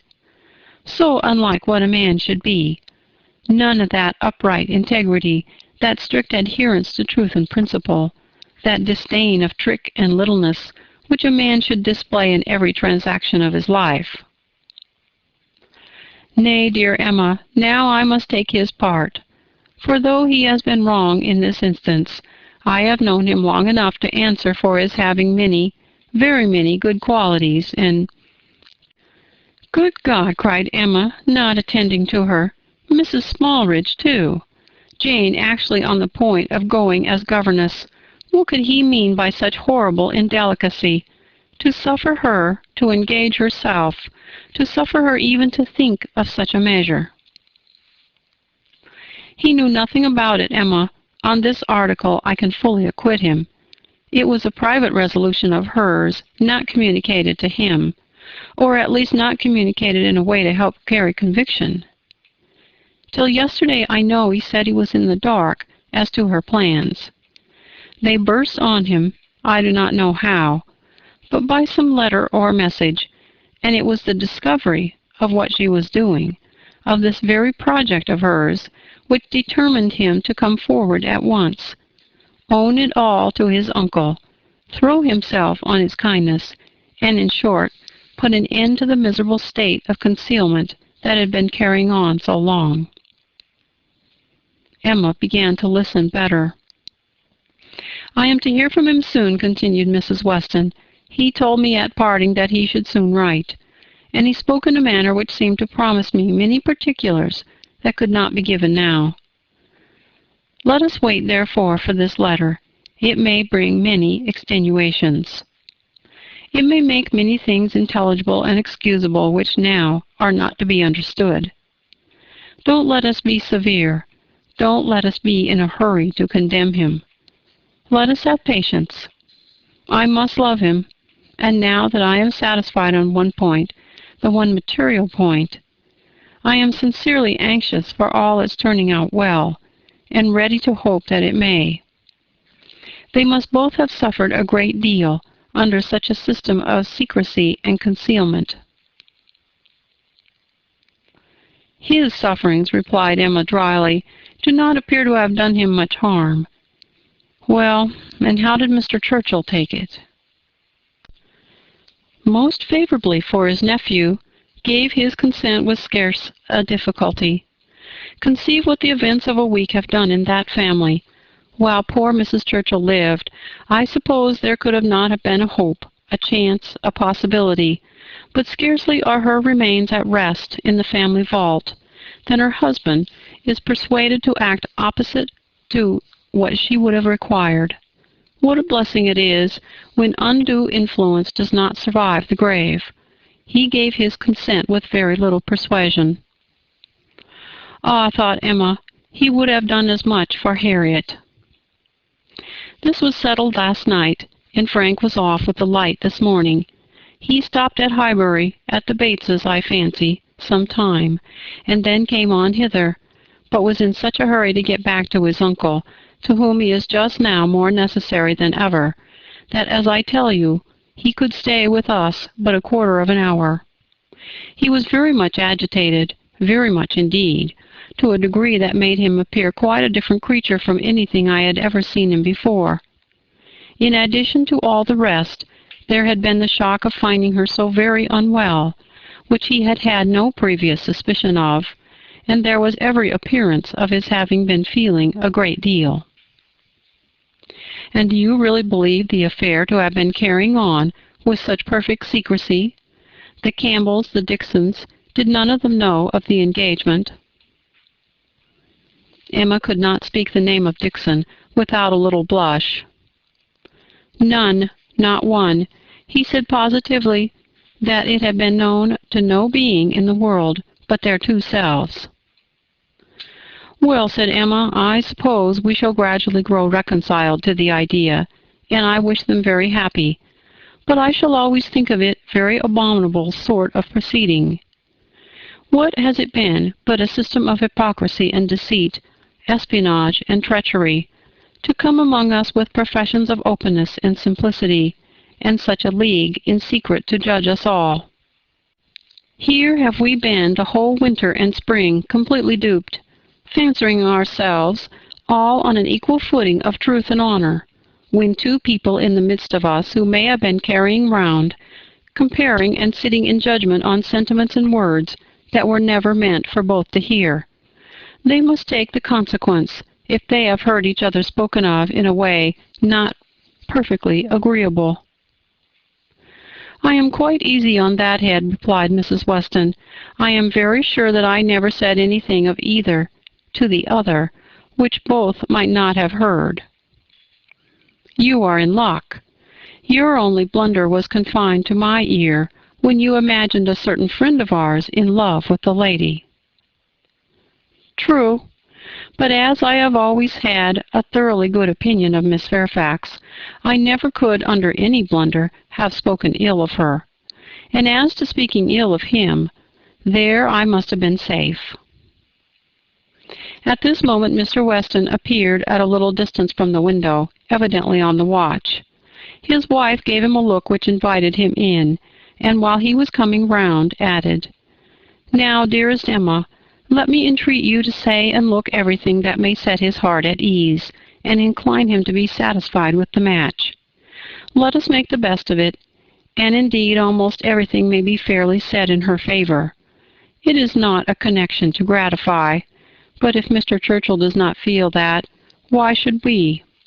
And it may be a very fortunate circumstance for him, for Frank I mean, that he should have attached himself to a girl of such steadiness of character and good judgment as I have always given her credit for, and still am disposed to give her credit for, in spite of this one great deviation from the strict rule of right. And how much may be said in her situation for even that error?" "Much indeed," said Emma feelingly.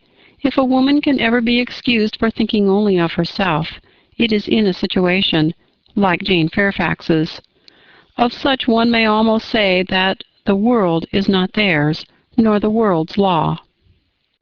She met Mr. Weston on his entrance with a smiling countenance, exclaiming, "A very pretty trick you have been playing me, upon my word.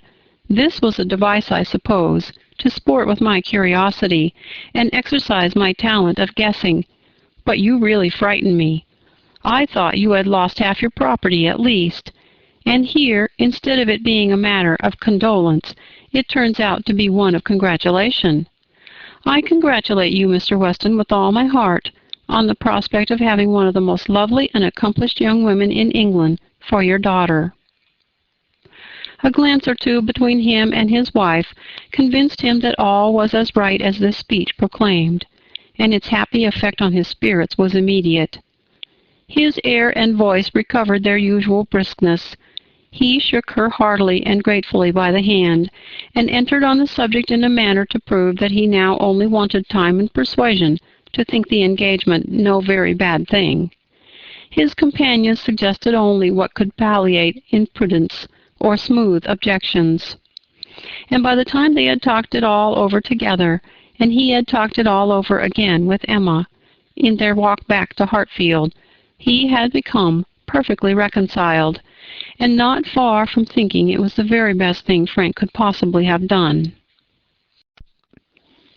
Chapter 47. Harriet, poor Harriet, those were the words. In them lay the tormenting ideas which Emma could not get rid of, and which constituted the real misery of the business to her. Frank Churchill had behaved very ill by herself, very ill in many ways, but it was not so much his behavior as her own which made her so angry with him. It was the scrape which he had drawn her into on Harriet's account that gave the deepest hue to his offense. Poor Harriet! To be a second time the dupe of her misconceptions and flattery. Mr. Knightley had spoken prophetically when he said, "Emma, you have been no friend to Harriet Smith." She was afraid she had done her nothing but disservice. It was true that she had not to charge herself in this instance, as in the former, with being the sole and original author of the mischief, with having suggested such feelings as might otherwise never have entered Harriet's imagination. For Harriet had acknowledged her admiration and preference of Frank Churchill before she had ever given her a hint on the subject. But she felt completely guilty of having encouraged what she might have repressed. She might have prevented the indulgence and increase of such sentiments. Her influence would have been enough. And now she was very conscious that she ought to have prevented them. She felt that she had been risking her friend's happiness on most insufficient grounds. Common sense would have directed her to tell Harriet that she must not allow herself to think of him, and that there were 500 chances to 1 against his ever caring for her. But with common sense she added, "I am afraid I have had little to do." She was extremely angry with herself. If she could not have been angry with Frank Churchill too, it would have been dreadful. As for Jane Fairfax, she might at least relieve her feelings from any present solicitude on her account. Harriet would be anxiety enough. She need no longer be unhappy about Jane, whose troubles and whose ill health, having, of course, the same origin, must be equally under cure. Her days of insignificance and evil were over. She would soon be well and happy and prosperous. Emma could not imagine why her own attentions had been slighted. This discovery laid many smaller matters open. No doubt it had been from jealousy. In Jane's eyes she had been a rival, and well might anything she could offer of assistance or regard be repulsed. An airing in the Hartfield carriage would have been the rack. And arrowroot from Hartfield's storeroom must have been poison. She understood it all, and as far as her mind could disengage itself from the injustice and selfishness of angry feelings, she acknowledged that Jane Fairfax would have neither elevation nor happiness beyond her desert. But poor Harriet was such an engrossing charge. There was little sympathy to be spared for anybody else. Emma was sadly fearful that this second disappointment would be more severe than the first. Considering the very superior claims of the object, it ought, and judging by its apparently stronger effect on Harriet's mind, producing reserve and self-command, it would. She must communicate the painful truth, however, and as soon as possible. An injunction of secrecy had been among Mr. Weston's parting words. For the present the whole affair must be completely a secret. Mr. Churchill had made a point of it, as a token of respect to the wife he had so very recently lost, and everybody admitted it would be no more than due decorum. Emma had promised, but still, Harriet must be accepted. It was her superior duty. In spite of her vexation, she could not help feeling it almost ridiculous that she should have the very same distressing and delicate office to perform by Harriet, which Mrs. Weston had just gone through by herself. The intelligence which had been so anxiously announced to her, she was now to be anxiously announcing to another. Her heart beat quick on hearing Harriet's footstep and voice. So she supposed had poor Mrs. Weston felt when she was approaching Randalls. Could the event of the disclosure bear an equal resemblance? But of that, unfortunately, there would be no chance. "Well, Miss Woodhouse," cried Harriet, coming eagerly into the room, Is not this the oddest news that ever was?" "What news do you mean?" replied Emma, unable to guess by look or voice whether Harriet could indeed have received any hint. "About Jane Fairfax. Did you ever hear anything so strange? Oh, you need not be afraid of owning it to me, for Mr. Weston has told me himself. I met him just now. He told me it was to be a great secret, and therefore I should not think of mentioning it to anybody but you. But he said you knew it." "What did Mr. Weston tell you?" said Emma, still perplexed. "Oh, he told me all about it, that Jane Fairfax and Mr. Frank Churchill are to be married, and that they have been privately engaged to one another this long while. How very odd!" It was indeed so odd. Harriet's behavior was so extremely odd that Emma did not know how to understand it. Her character appeared absolutely changed. She seemed to propose showing no agitation or disappointment or peculiar concern in the discovery. Emma looked at her, quite unable to speak. "Had you any idea," cried Harriet, "of his being in love with her? You perhaps might, you," blushing as she spoke, "who can see into everybody's heart, but nobody else." "Upon my word," said Emma, "I begin to doubt my having any such talent. Can you seriously ask me, Harriet, whether I imagined him attached to another woman at the very time that I was, tacitly, if not openly, encouraging you to give way to your own feelings? I never had the slightest suspicion, till within the last hour, of Mr. Frank Churchill's having the least regard for Jane Fairfax. You may be very sure that if I had, I should have cautioned you accordingly." "Me?" cried Harriet, coloring and astonished. "Why should you caution me? You do not think I care about Mr. Frank Churchill?" "I am delighted to hear you speak so stoutly on the subject," replied Emma, smiling. "But you do not mean to deny that there was a time, and not very distant either, when you gave me reason to understand that you did care about him?" "Him? Never, never! Dear Miss Woodhouse, how could you so mistake me?" turning away distressed. "Harriet," cried Emma after a moment's pause, "what do you mean? Good heaven, what do you mean? Mistake you? Am I to suppose, then—" She could not speak another word. Her voice was lost, and she sat down, waiting in great terror till Harriet should answer. Harriet, who was standing at some distance and with a face turned from her, did not immediately say anything, and when she did speak it was in a voice nearly as agitated as Emma's. "I should not have thought it possible," she began, "that you could have misunderstood me. I know we agreed never to name him, but considering how infinitely superior he is to everybody else, I should not have thought it possible that I could be supposed to mean any other person. Mr. Frank Churchill, indeed! I do not know who would ever look at him in the company of the other. I hope I have a better taste than to think of Mr. Frank Churchill, who is like nobody by his side. And that you should have been so mistaken is amazing, I'm sure, but for believing that you entirely approved and meant to encourage me in my attachment, I should have considered it at first too great a presumption almost to dare to think of him. At first, if you had not told me that more wonderful things had happened, that there had been matches of greater disparity, those were your very words, I should not have dared to give way to, I should not have thought it possible. But if you, who have always been acquainted with him—" "Harriet," cried Emma, collecting herself resolutely, "let us understand each other now, without the possibility of further mistake. Are you speaking of Mr. Knightley?" "To be sure I am. I never could have an idea of anybody else, and so I thought you knew. When we talked about him, it was as clear as possible." "Not quite," returned Emma with forced calmness, "for all that you then said appeared to me to relate to a different person. I could almost assert that you had named Mr. Frank Churchill. I'm sure the service Mr. Frank Churchill had rendered you in protecting you from the gypsies was spoken of."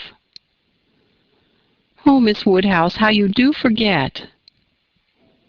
My dear Harriet, I perfectly remember the substance of what I said on the occasion. I told you that I did not wonder at your attachment, that considering the service he had rendered you, it was extremely natural, and you agreed to it, expressing yourself very warmly as to your sense of that service, and mentioning even what your sensations had been in seeing him come forward to your rescue.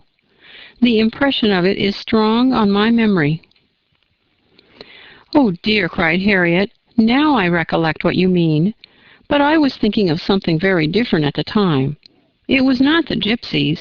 It was not Mr. Frank Churchill that I meant.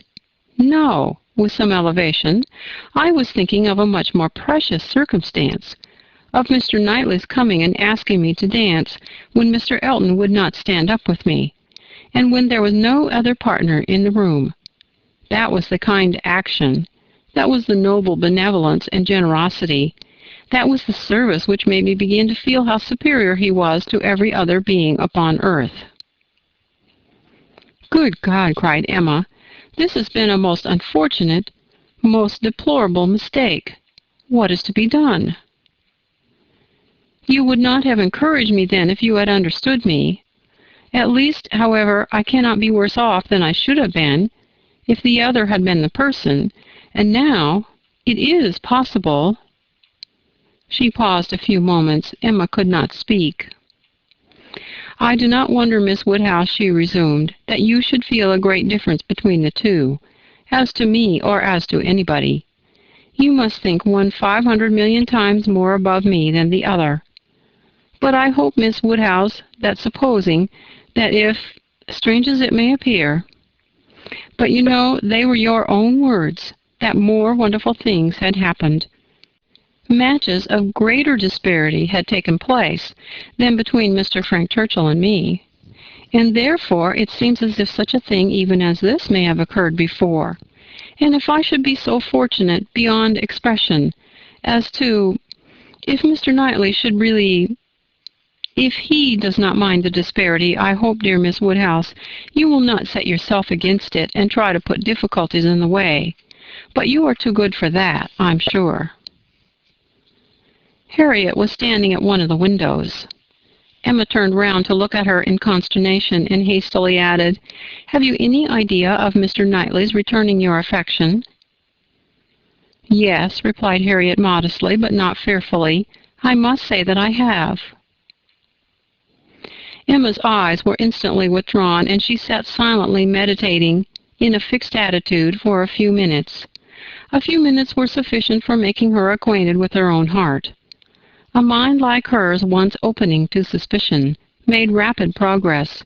She touched, she admitted, she acknowledged the whole truth. Why was it so much worse that Harriet should be in love with Mr. Knightley than with Frank Churchill? Why was the evil so dreadfully increased by Harriet's having some hope of a return? It darted through her with the speed of an arrow that Mr. Knightley might marry no one but herself. Her own conduct as well as her own heart was before her in the same few minutes. She saw it all with a clearness which had never blessed her before. How improperly had she been acting by Harriet, how inconsiderate, how indelicate, how irrational, how unfeeling had been her conduct. What blindness, what madness had led her on. It struck her with dreadful force, and she was ready to give it every bad name in the world. Some portion of respect for herself, however, in spite of all these demerits, some concern for her own appearance, and a strong sense of justice by Harriet. There would be no need of compassion to the girl who believed herself loved by Mr. Knightley. But justice required that she should not be made unhappy by any coldness now. Gave Emma the resolution to sit and endure further with calmness, with even apparent kindness. For her own advantage, indeed, it was fit that the utmost extent of Harriet's hopes should be inquired into, and Harriet had done nothing to forfeit the regard and interest which had been so voluntarily formed and maintained, or to deserve to be slighted by the person whose counsels had never led her right. Rousing from reflection, therefore, and subduing her emotion, she turned to Harriet again, and in a more inviting accent renewed the conversation. For as to the subject which had first introduced it, the wonderful story of Jane Fairfax, that was quite sunk and lost. Neither of them thought but of Mr. Knightley and themselves. Harriet, who had been standing in no unhappy reverie, was yet very glad to be called from it by the now encouraging manner of such a judge and such a friend as Miss Woodhouse, and only wanted invitation to give the history of her hopes with great though trembling delight. Emma's tremblings as she asked and as she listened were better concealed than Harriet's, but they were not less. Her voice was not unsteady, but her mind was in all the perturbation that such a development of self, such a burst of threatening evil, such a confusion of sudden and perplexing emotions must create. She listened with much inward suffering, but with great outward patience, to Harriet's detail. Methodical or well arranged or very well delivered, it could not be expected to be, but it contained, when separated from all the feebleness and tautology of the narration, a substance to sink her spirit, especially with the corroborating circumstances which her own memory brought in favor of Mr. Knightley's most improved opinion of Harriet. Harriet had been conscious of a difference in his behavior ever since those two decisive dances. Emma knew that he had, on that occasion, found her much superior to his expectation. From that evening, or at least from the time of Miss Woodhouse's encouraging her to think of him, Harriet had begun to be sensible of his talking to her much more than he had been used to do, and of his having, indeed, quite a different manner towards her, a manner of kindness and sweetness. Latterly she had been more and more aware of it. When they had been all walking together, he had so often come and walked by her and talked so very delightfully. He seemed to want to be acquainted with her. Emma knew it to have been very much the case. She had often observed the change, to almost the same extent. Harriet repeated expressions of approbation and praise from him, and Emma felt them to be in the closest agreement with what she had known of his opinion of Harriet. He praised her for being without art or affectation, for having simple, honest, generous feelings. She knew that he saw such recommendations in Harriet. He had dwelt on them to her more than once. Much that lived in Harriet's memory, many little particulars of the notice she had received from him, a look, a speech, a removal from one chair to another, a compliment implied, a preference inferred, had been unnoticed, because unsuspected, by Emma. Circumstances that might swell to half an hour's relation, and contained multiplied proofs to her who had seen them, had passed undiscerned by her who now heard them. But the two latest occurrences to be mentioned, the two of strongest promise to Harriet, were not without some degree of witness from Emma herself. The first was his walking with her apart from the others in the lime walk at Donwell, where they had been walking some time before Emma came, and he had taken pains, as she was convinced, to draw her from the rest to himself. And at first he had talked to her in a more particular way than he had ever done before, in a very particular way indeed. Harriet could not recall it without a blush. He seemed to be almost asking her whether her affections were engaged. But as soon as she, Miss Woodhouse, appeared likely to join them, he changed the subject and began talking about farming. The second was his having sat talking with her nearly half an hour before Emma came back from her visit, the very last morning of his being in Hartfield. Though when he first came in, he had said he could not stay 5 minutes, and his having told her, during their conversation, that though he must go to London, it was very much against his inclination that he left home at all, which was much more, as Emma felt, than he had acknowledged to her. The superior degree of confidence towards Harriet, which this one article marked, gave her severe pain. On the subject of the first two circumstances, she did, after a little reflection, venture the following question: Might he not? Is not it possible that when inquiring, as you thought, into the state of your affections, he might be alluding to Mr. Martin? He might have Mr. Martin's interest in view, but Harriet rejected the suspicion with spirit. Mr. Martin? No, indeed, there was not a hint of Mr. Martin. I hope I know better now than to care for Mr. Martin, or to be suspected of it. When Harriet had closed her evidence, she appealed to her dear Miss Woodhouse to say whether she had not good ground for hope. "I never should have presumed to think of it at first," said she, "but for you. You told me to observe him carefully, and let his behavior be the rule of mine, and so I have. But now I seem to feel that I may deserve him, and that if he does choose me, it will not be anything so very wonderful."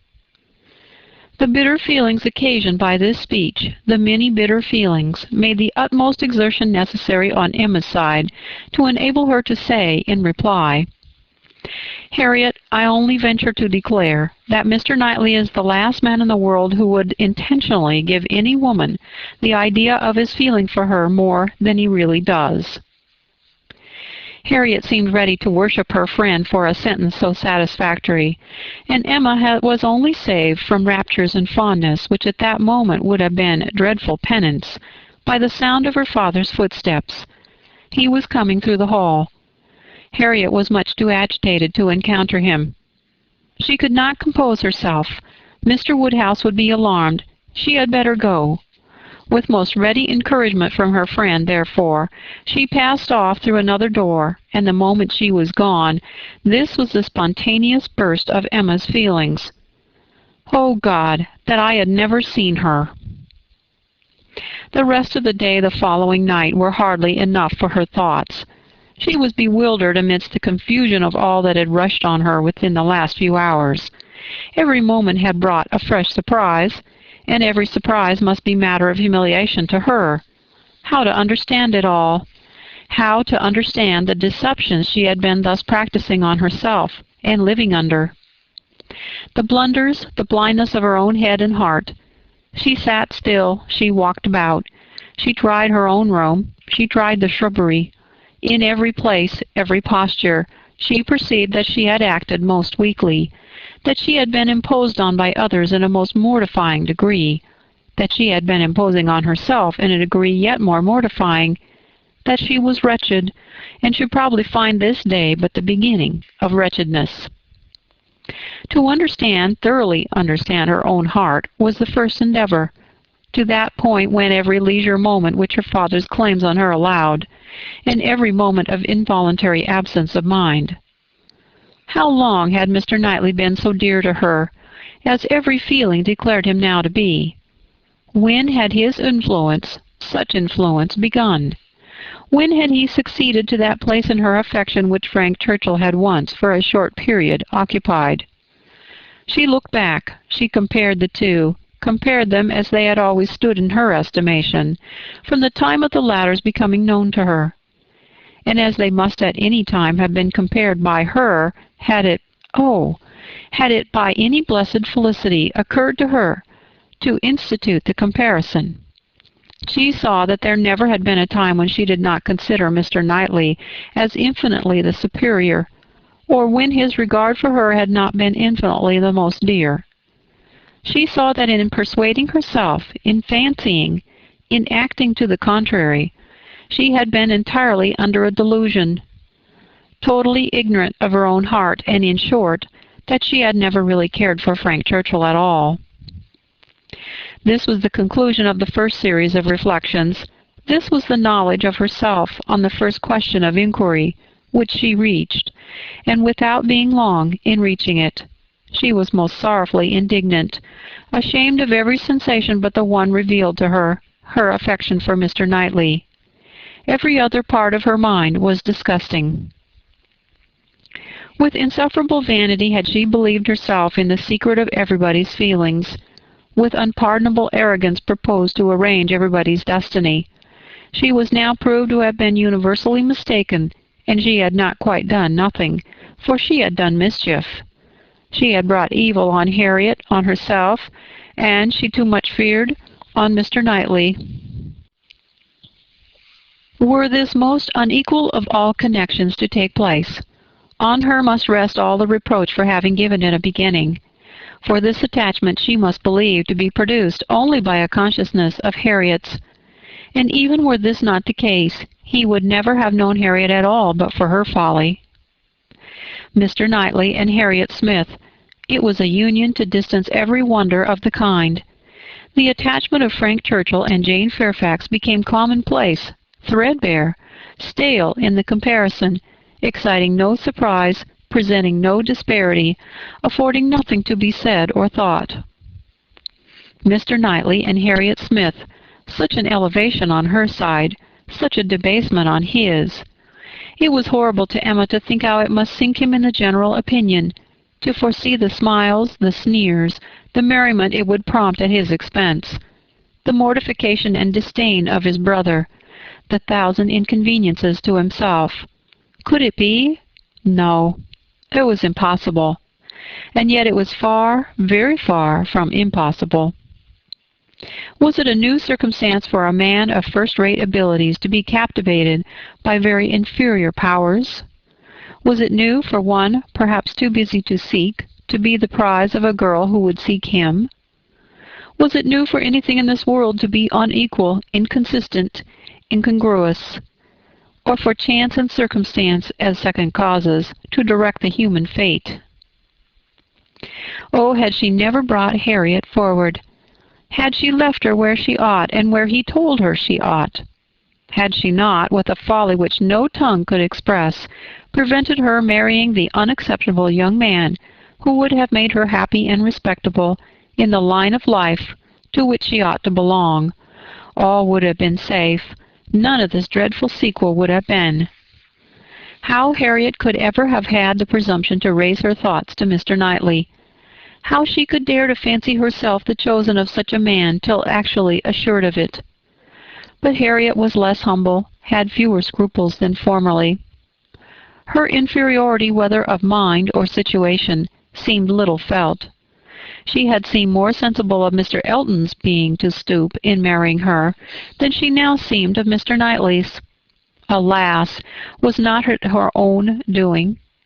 Who had been at pains to give Harriet notions of self-consequence but herself?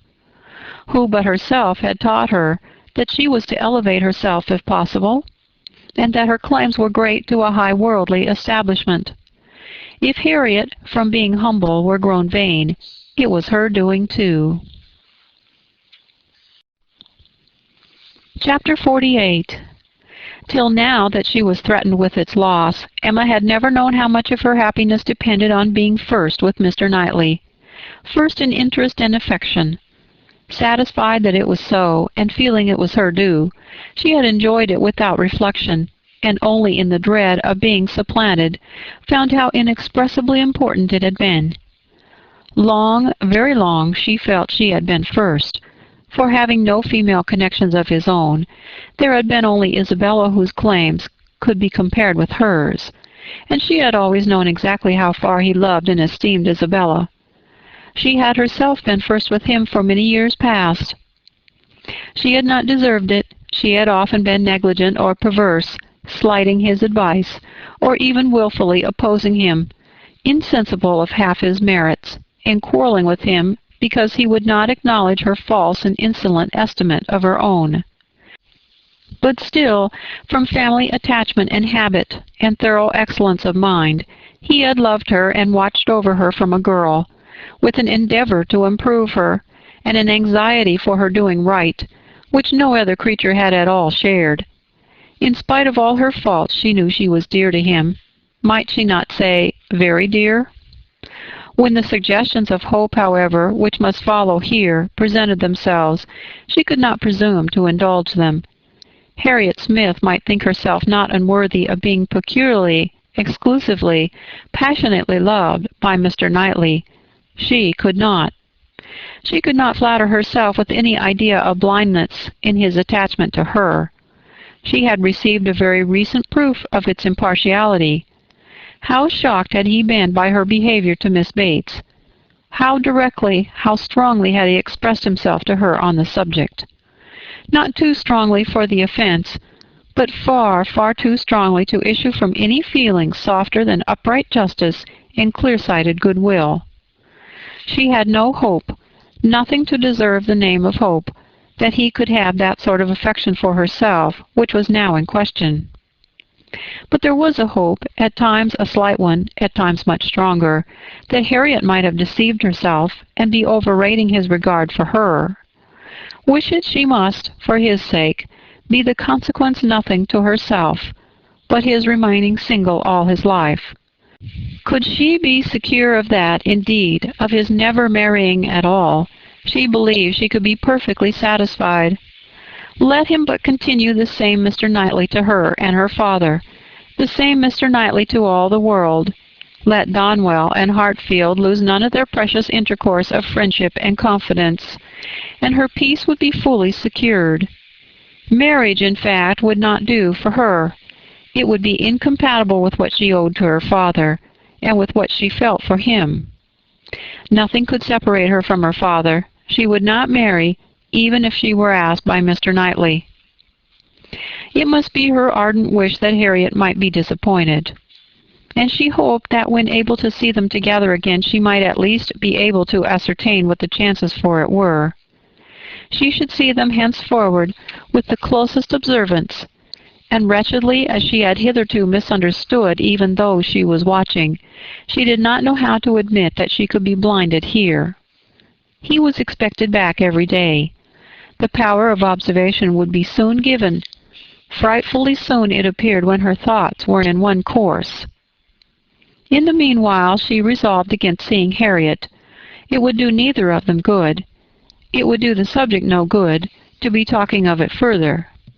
She was resolved not to be convinced as long as she could doubt, and yet had no authority for opposing Harriet's confidence. To talk would be only to irritate. She wrote to her, therefore, kindly but decisively, to beg that she would not at present come to Hartfield, acknowledging it to be her conviction that all further confidential discussion of one topic had better be avoided, and hoping that if a few days were allowed to pass before they met again, except in the company of others, she objected only to a tete-a-tete. They might be able to act as if they had forgotten the conversation of yesterday. Harriet submitted and approved, and was grateful. This point was just arranged when the visitor arrived to tear Emma's thoughts a little from the one subject which had engrossed them, sleeping or waking, the last 24 hours. Mrs. Weston, who had been calling on her daughter-in-law elect, and took Hartfield in her way home, almost as much in duty to Emma as in pleasure to herself, to relate all the particulars of so interesting an interview. Mr. Weston had accompanied her to Mrs. Bates's, and gone through his share of this essential attention most handsomely, but she, having then induced Miss Fairfax to join her in an airing, was now returned with much more to say, and much more to say with satisfaction, than a quarter of an hour spent in Mrs. Bates's parlour, with all the encumbrance of awkward feelings, could have afforded. A little curiosity Emma had, and she made the most of it while her friend related. Mrs. Weston had set off to pay the visit in a good deal of agitation herself, and in the first place had wished not to go at all at present, to be allowed merely to write to Miss Fairfax instead, and to defer this ceremonious call till a little time had passed, and Mr. Churchill could be reconciled to the engagements becoming known, as, considering everything, she thought such a visit could not be paid without leading to reports. But Mr. Weston had thought differently. He was extremely anxious to show his approbation to Miss Fairfax and her family, and did not conceive that any suspicion could be excited by it, or if it were, that it would be of any consequence. For such things, he observed, always got about. Emma smiled and felt that Mr. Weston had very good reason for saying so. They had gone, in short, and very great had been the evident distress and confusion of the lady. She had hardly been able to speak a word, and every look and action had shown how deeply she was suffering from consciousness. The quiet, heartfelt satisfaction of the old lady, and the rapturous delight of her daughter, who proved even too joyous to talk as usual, had been a gratifying yet almost an affecting scene. They were both so truly respectable in their happiness, so disinterested in every sensation, thought so much of Jane, so much of everybody, and so little of themselves, that a very kindly feeling was at work for them. Miss Fairfax's recent illness had offered a fair plea for Mrs. Weston to invite her to an airing. She had drawn back and declined at first, but on being pressed had yielded, and in the course of their drive Mrs. Weston had, by gentle encouragement, overcome so much of her embarrassment as to bring her to converse on the important subject. Apologies for her seemingly ungracious silence in their first reception, and the warmest expressions of the gratitude she was always feeling towards herself and Mr. Weston, must necessarily open the cause. But when these effusions were put by, they had talked a good deal of the present and of the future state of the engagement. Mrs. Weston was convinced that such conversation must be the greatest relief to her companion, pent up within her own mind as everything had so long been, and was very much pleased with all she had said on the subject. On the misery of what she had suffered during the concealment of so many months, continued Mrs. Weston, she was energetic. This was one of her expressions. I will not say that since I entered into the engagement I have not had some happy moments, but I can say that I have never known the blessing of one tranquil hour. And the quivering lip, Emma, which uttered it was an attestation that I felt at my heart. Poor girl, said Emma, she thinks herself wrong, then, for having consented to a private engagement. Wrong? No one, I believe, can blame her more than she is disposed to blame herself. The consequence, said she, has been a state of perpetual suffering to me, and so it ought. But after all the punishment that misconduct can bring, it is still not less misconduct. Pain is no expiation. I never can be blameless. I have been acting contrary to all my sense of right, and the fortunate turn that everything has taken, and the kindness I am now receiving, is what my conscience tells me ought not to be. Do not imagine, madam, she continued, that I was taught wrong. Do not let any reflection fall on the principles or the case of the friends who brought me up. The error has been all my own, and I do assure you that with all the excuse that the present circumstances may appear to give, I shall yet dread making the story known to Colonel Campbell. Poor girl, said Emma again. She loves him then excessively, I suppose. It must have been from attachment only that she could be led to form the engagement. Her affection must have overpowered her judgment. Yes, I have no doubt of her being extremely attached to him. I am afraid, returned Emma, sighing, that I must often have contributed to make her unhappy. On your side, my love, it was very innocently done. But she probably had something of that in her thoughts, when alluding to the misunderstandings which he had given us hints of before. One natural consequence of the evil she had involved herself in, she said, was that of making her unreasonable. The consciousness of having done amiss had exposed her to 1,000 inquietudes, and made her captious and irritable, to a degree that had been, hard for him to bear.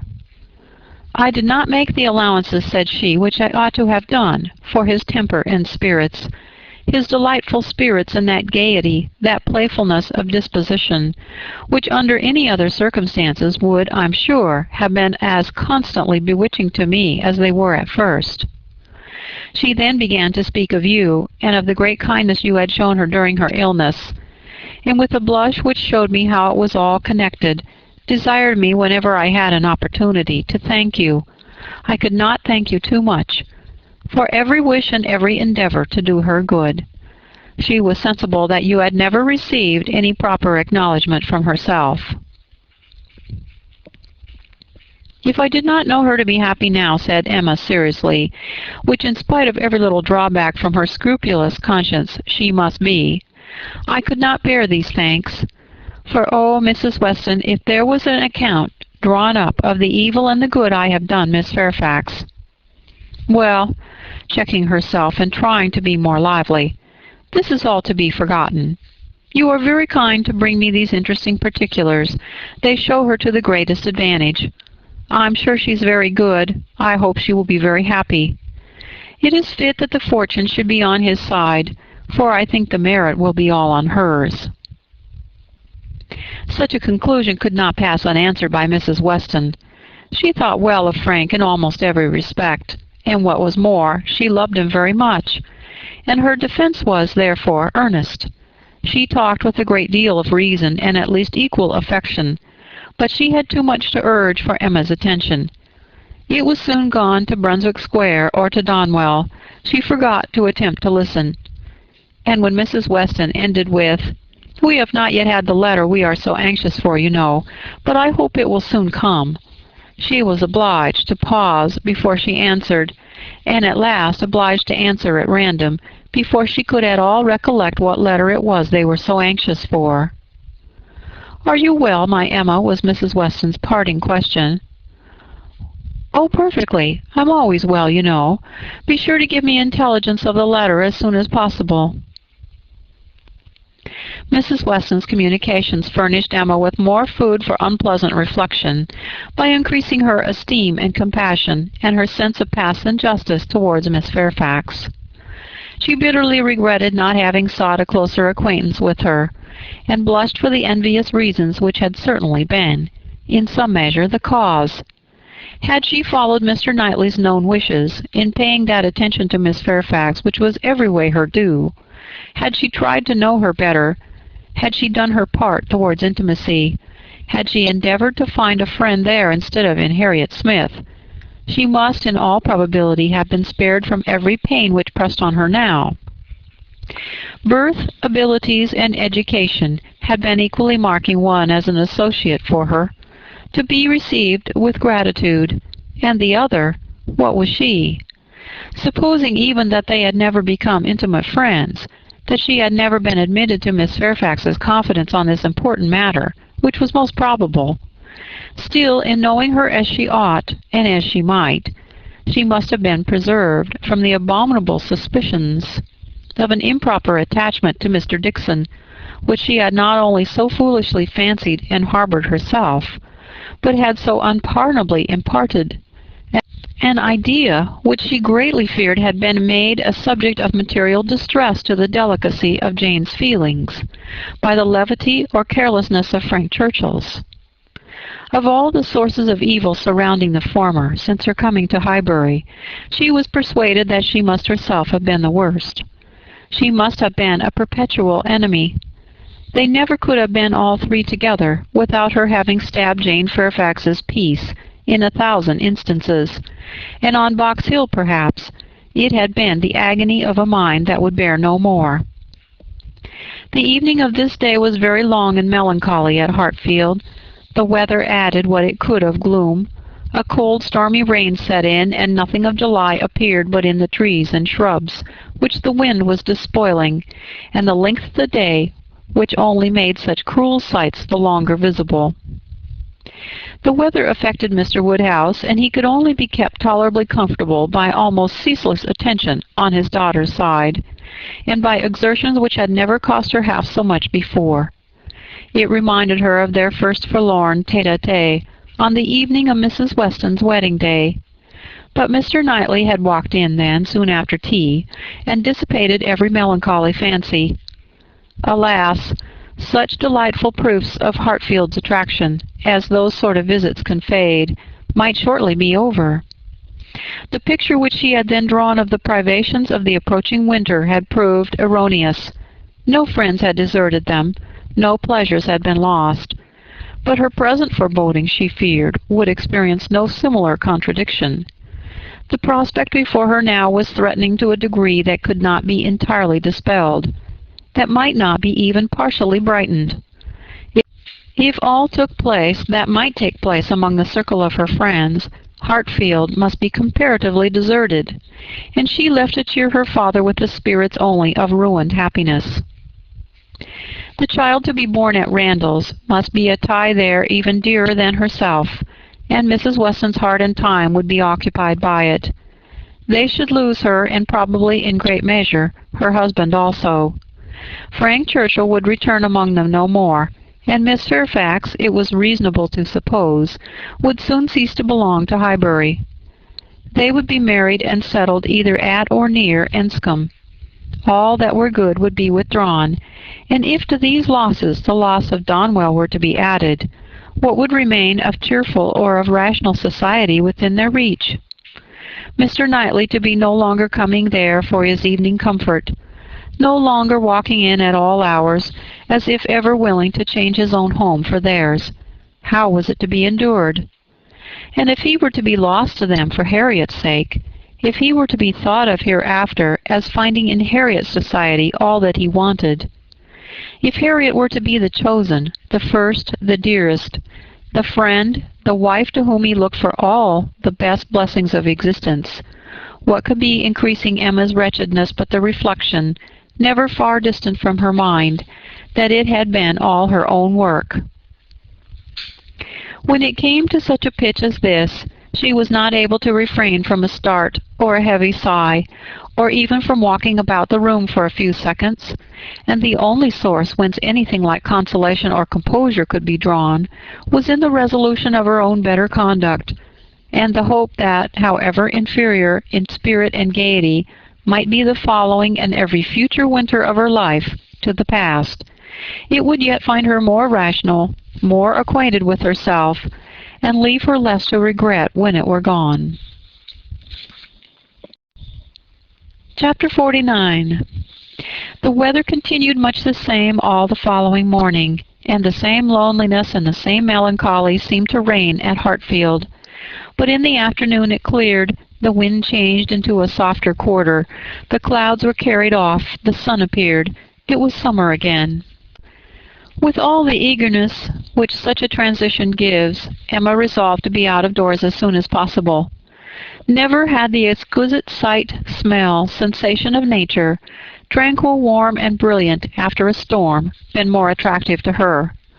She longed for the serenity they might gradually introduce, and on Mr. Perry's coming in soon after dinner, with a disengaged hour to give her father, she lost no time in hurrying into the shrubbery.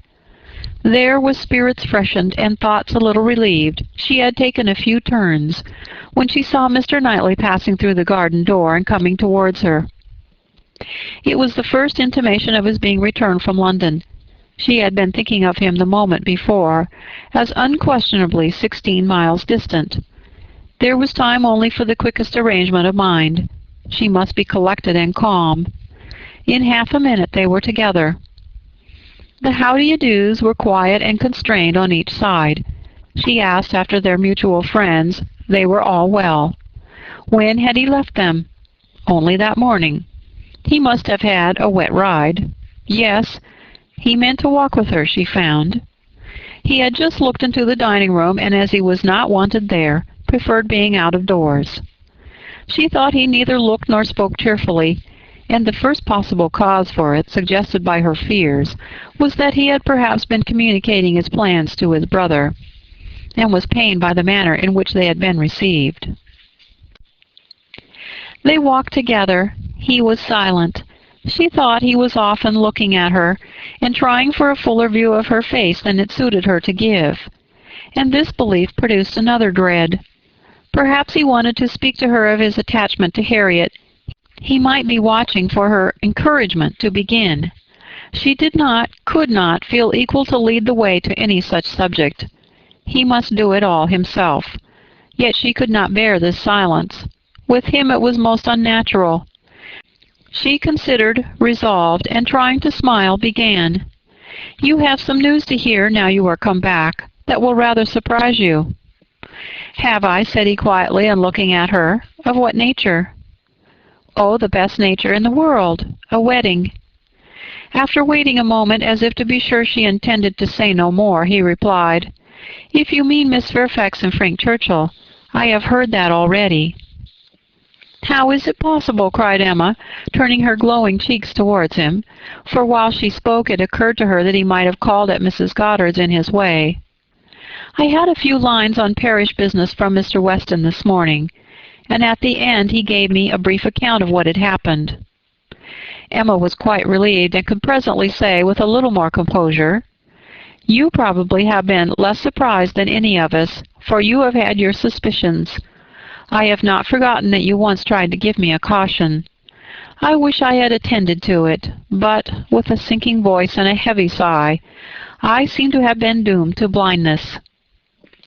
For a moment or two nothing was said, and she was unsuspicious of having excited any particular interest, till she found her arm drawn within his, and pressed against his heart, and heard him thus saying, in a tone of great sensibility, speaking low, "Time, my dearest Emma, time will heal the wound.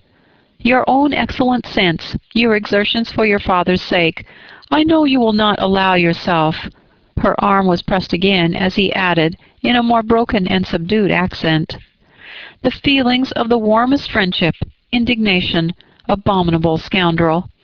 And in a louder, steadier tone he concluded with, "He will soon be gone. They will soon be in Yorkshire. I am sorry for her. She deserves a better fate."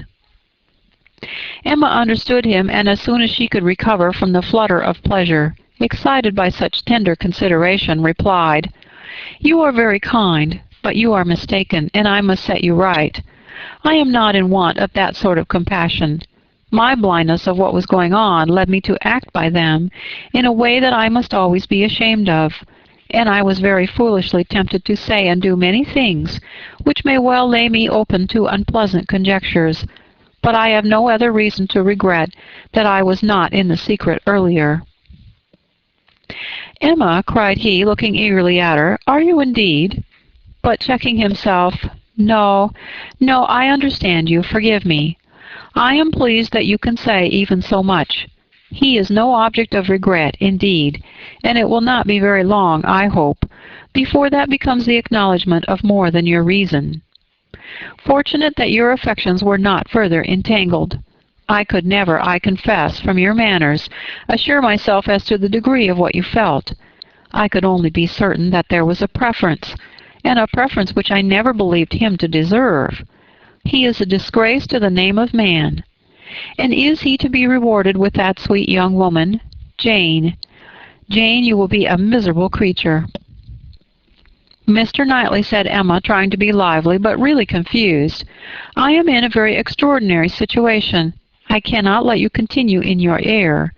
And yet, perhaps, since my manners gave such an impression, I have as much reason to be ashamed of confessing that I have never been at all attached to the person we are speaking of, as it might be natural for a woman to feel in confessing exactly the reverse. But I never have."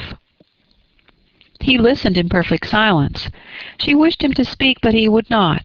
She supposed she must say more before she were entitled to his clemency, but it was a hard case to be obliged still to lower herself, in his opinion. She went on, however. "I have very little to say for my own conduct. I was tempted by his attentions and allowed myself to appear pleased. An old story, probably, a common case, and no more than has happened to hundreds of my sex before, and yet it may not be the most excusable in one who sets up, as I do, for understanding. Many circumstances assisted the temptation. He was the son of Mr. Weston. He was continually here. I always found him very pleasant, and in short," with a sigh, "let me swell out the causes ever so ingeniously, they all center in this at last. My vanity was flattered, and I allowed his attentions. Latterly, however, for some time indeed, I have had no idea of their meaning anything. I thought them a habit, a trick, nothing that called for seriousness on my side. Had he imposed on me, but he has not injured me. I have never been attached to him, and now I can tolerably comprehend his behavior. He never wished to attach me. It was merely a blind to conceal his real situation with another. It was his object to blind all about him, and no one, I am sure, could be more effectually blinded than myself, except that I was not blinded, that it was my good fortune, that in short I was somehow or other safe from him." She had hoped for an answer here, for a few words, to say that her conduct was at least intelligible, but he was silent and, as far as she could judge, deep in thought. At last, and tolerably in his usual tone, he said, "I have never had a high opinion of Frank Churchill. I can suppose, however, that I may have underrated him. My acquaintance with him has been but trifling, and even if I have not underrated him hitherto, he may yet turn out well. With such a woman he has a chance. I have no motive for wishing him ill, and for her sake, whose happiness will be involved in his good character and conduct, I shall certainly wish him well." "I have no doubt of their being happy together," said Emma. "I believe them to be very mutually and very sincerely attached." "He is a most fortunate man," returned Mr. Knightley with energy. "So early in life, at 23, a period when, if a man chooses a wife, he generally chooses ill. At 23 to have drawn such a prize. What years of felicity that man, in all human calculation, has before him!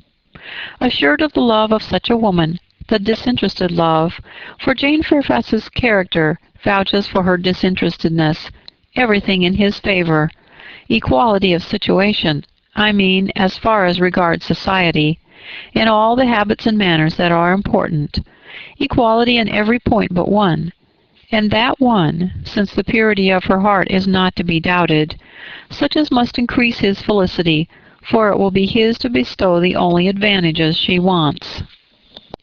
A man would always wish to give a woman a better home than the one he takes her from, and he who can do it, where there is no doubt of her regard, must, I think, be the happiest of mortals. Frank Churchill is indeed the favorite of fortune.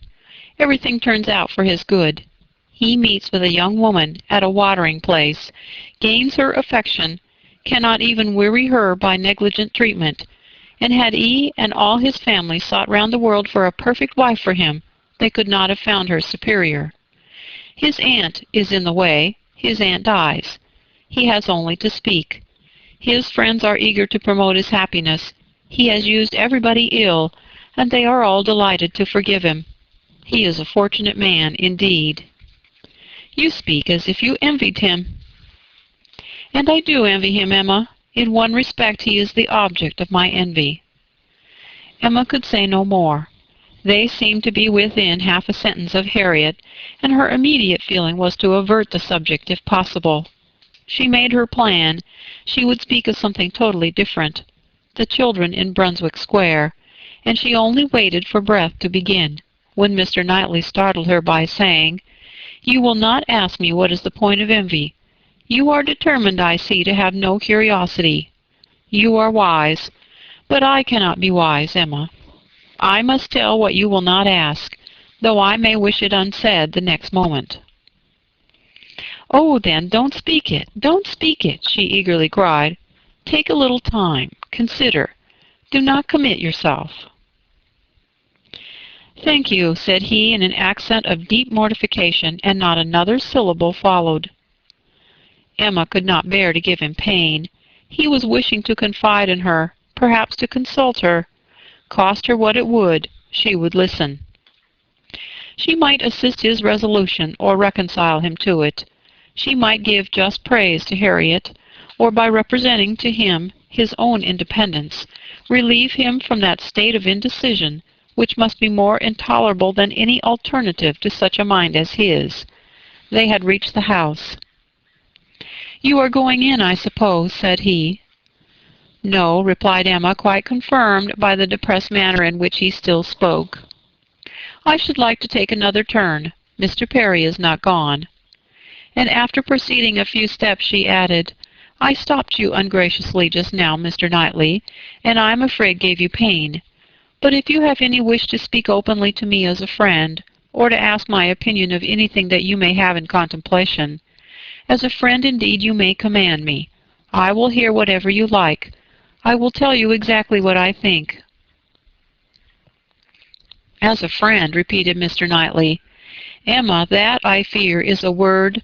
No, I have no wish." "Stay. Yes, why should I hesitate? I have gone too far already for concealment. Emma, I accept your offer, extraordinary as it may seem.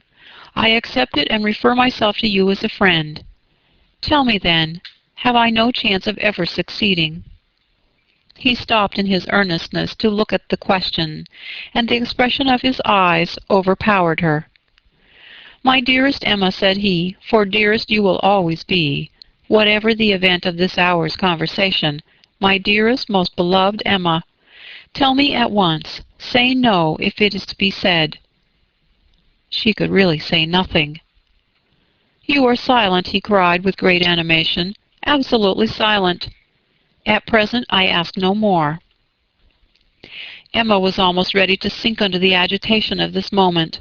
The dread of being awakened from the happiest dream was perhaps the most prominent feeling.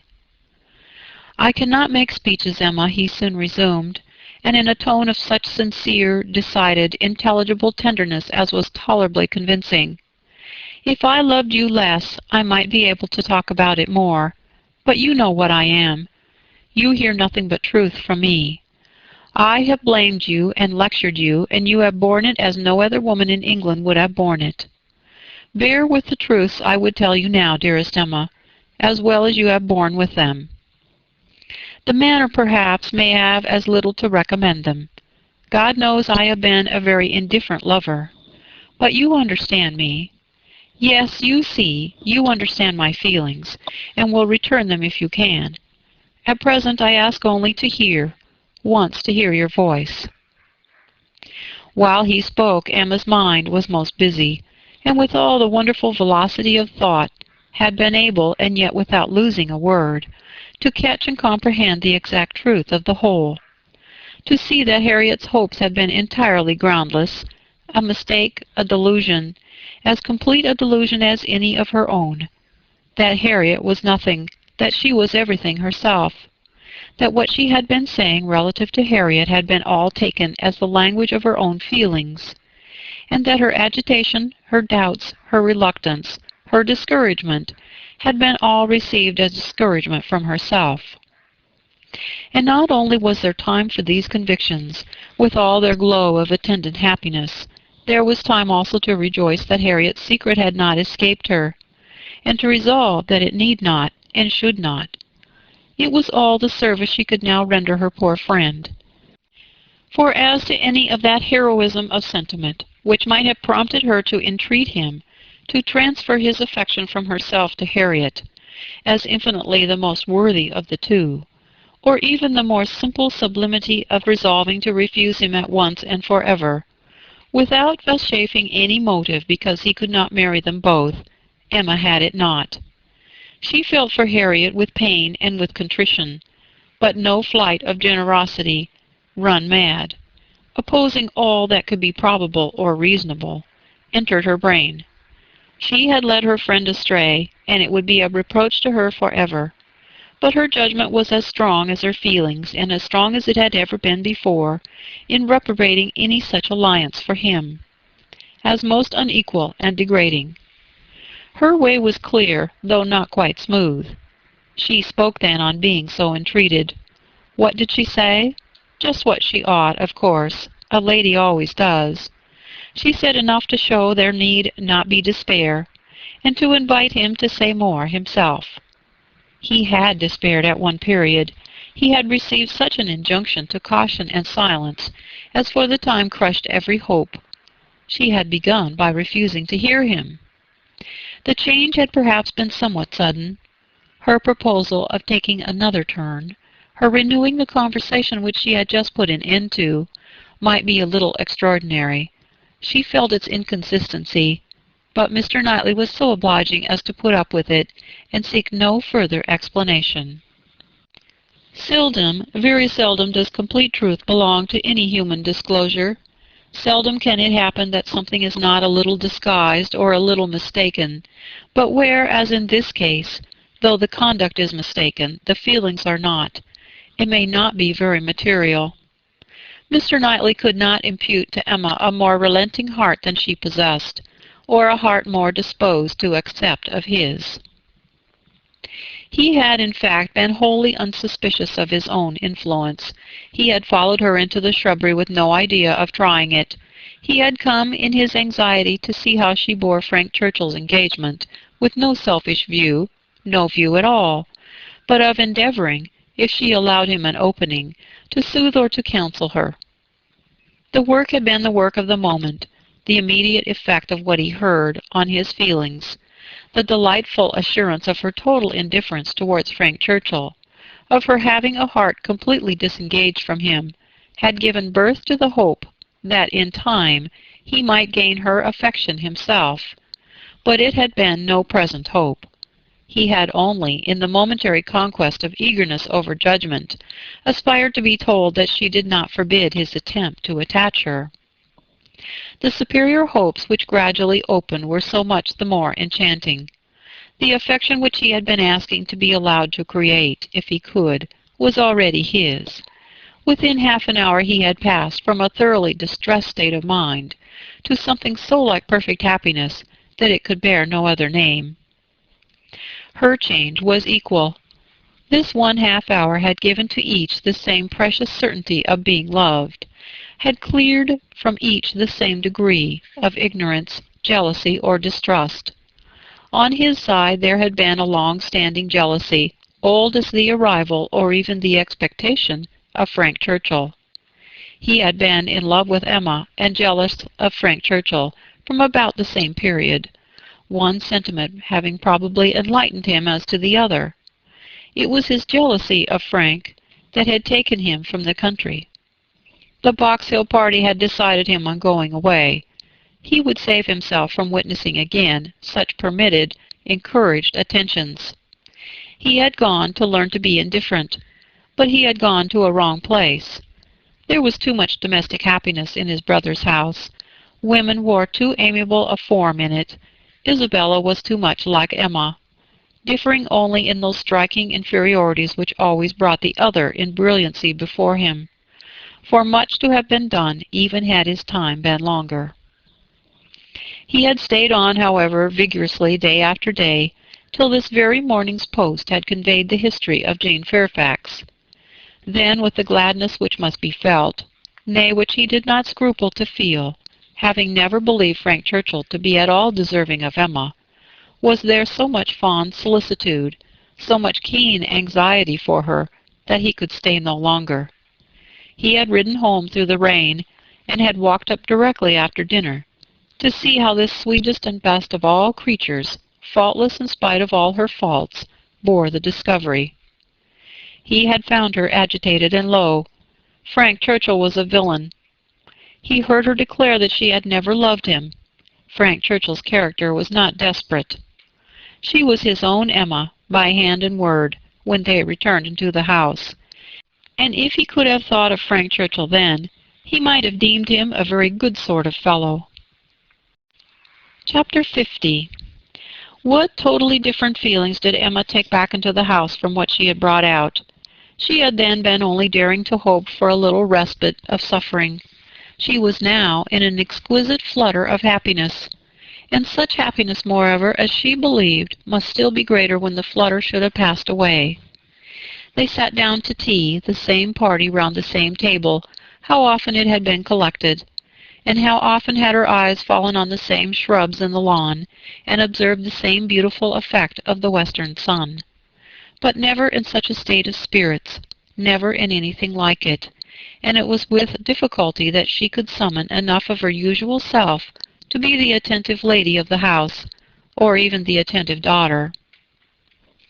Poor Mr. Woodhouse little suspected what was plotting against him in the breast of that man whom he was so cordially welcoming, and so anxiously hoping might not have taken cold from his ride. Could he have seen the heart, he would have cared very little for the lungs, but without the most distant imagination of the impending evil, without the slightest perception of anything extraordinary in the looks or ways of either, he repeated to them very comfortably all the articles of news he had received from Mr. Perry, and talked on with much self-contentment, totally unsuspicious of what they could have told him in return. As long as Mr. Knightley remained with them, Emma's fever continued, but when he was gone she began to be a little tranquilized and subdued, and in the course of the sleepless night, which was the tax for such an evening, she found one or two such very serious points to consider as made her feel that even her happiness must have some alloy. Her father, and Harriet.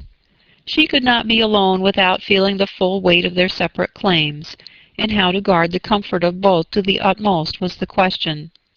With respect to her father, it was a question soon answered. She hardly knew yet what Mr. Knightley would ask, but in a very short parley with her own heart, produced the most solemn resolution of never quitting her father. She even wept over the idea of it, as a sin of thought. While he lived, it must only be an engagement. But she flattered herself that if divested of the danger of drawing her away, it might become an increase of comfort to him. How to do her best by Harriet was a more difficult decision. How to spare her from any unnecessary pain, how to make her any possible atonement, how to appear least her enemy. On these subjects her perplexity and distress were very great, and her mind had to pass again and again through every bitter reproach and sorrowful regret that had ever surrounded it. She could only resolve at last that she would still avoid a meeting with her, and communicate all that need be told by letter, that it would be inexpressibly desirable to have her removed just now for a time from Highbury, and, indulging in one scheme more, nearly resolved that it might be practicable to get an invitation for her to Brunswick Square.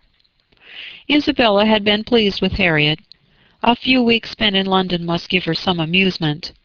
She did not think it in Harriet's nature to escape being benefited by novelty and variety, by the streets, the shops, and the children. At any rate, it would be a proof of attention and kindness in herself, from whom everything was due, a separation for the present, an averting of the evil day when they must all be together again. She rose early and wrote her letter to Harriet, an employment which left her so very serious, so nearly sad, that Mr. Knightley, in walking up to Hartfield to breakfast, did not arrive at all too soon. In half an hour stolen afterwards to go over the same ground again with him, literally and figuratively, was quite necessary to reinstate her in a proper share of the happiness of the evening before. He had not left her long, by no means long enough for her to have the slightest inclination for thinking of anybody else, when a letter was brought her from Randalls, a very thick letter. She guessed what it must contain, and deprecated the necessity of reading it. She was now in perfect charity with Frank Churchill. She wanted no explanations. She wanted only to have her thoughts to herself, and as for understanding anything he wrote, she was sure she was incapable of it. It must be waded through, however. She opened the packet. It was too surely so. A note from Mrs. Weston to herself ushered in the letter from Frank to Mrs. Weston. I have the greatest pleasure, my dear Emma, in forwarding to you the enclosed. I know what thorough justice you will do it, and have scarcely a thought of its happy effect. I think we shall never materially disagree about the writer again, but I will not delay you by a long preface. We are quite well. This letter has been the cure of all the little nervousness I have been feeling lately. I did not quite like your looks on Tuesday, but it was an unusual morning, and though you will never own being affected by weather, I think everybody feels a northeast wind. I felt for your dear father very much in the storm of Tuesday afternoon and yesterday morning, but had the comfort of hearing last night by Mr. Perry that it had not made him ill. Yours ever, A.W. To Mrs. Weston, Windsor, July. My dear Madam, if I made myself intelligible yesterday, this letter will be expected. But expected or not, I know it will be read with candor and indulgence. You are all goodness, and I believe there will be need of even all your goodness to allow for some parts of my past conduct. But I have been forgiven by one who had still more to resent. My courage rises while I write. It is very difficult for the prosperous to be humble. I have already met with such success in 2 applications for pardon, that I may be in danger of thinking myself too sure of yours, and of those among your friends who have any ground of offense. You must all endeavor to comprehend the exact nature of my situation when I first arrived at Randalls. You must consider me as having a secret which was to be kept at all hazards. This was the fact. My right to place myself in a situation requiring such concealment is another question. I shall not discuss it here. For my temptation to think it a right, I refer every cavalier to a brick house, sashed windows below, and casements above in Highbury. I dared not address her openly. My difficulties in the then state of Enscombe must be too well known to require definition, and I was fortunate enough to prevail before we parted at Weymouth, and to induce the most upright female mind in the creation to stoop, in charity, to a secret engagement. Had she refused, I should have gone mad. But you will be ready to say, what was your hope in doing this? What did you look forward to? To anything, everything, to time, chance, circumstance, slow effects, sudden bursts, perseverance and weariness, health and sickness. Every possibility of good was before me, and the first of blessings secured in obtaining her promises of faith and correspondence.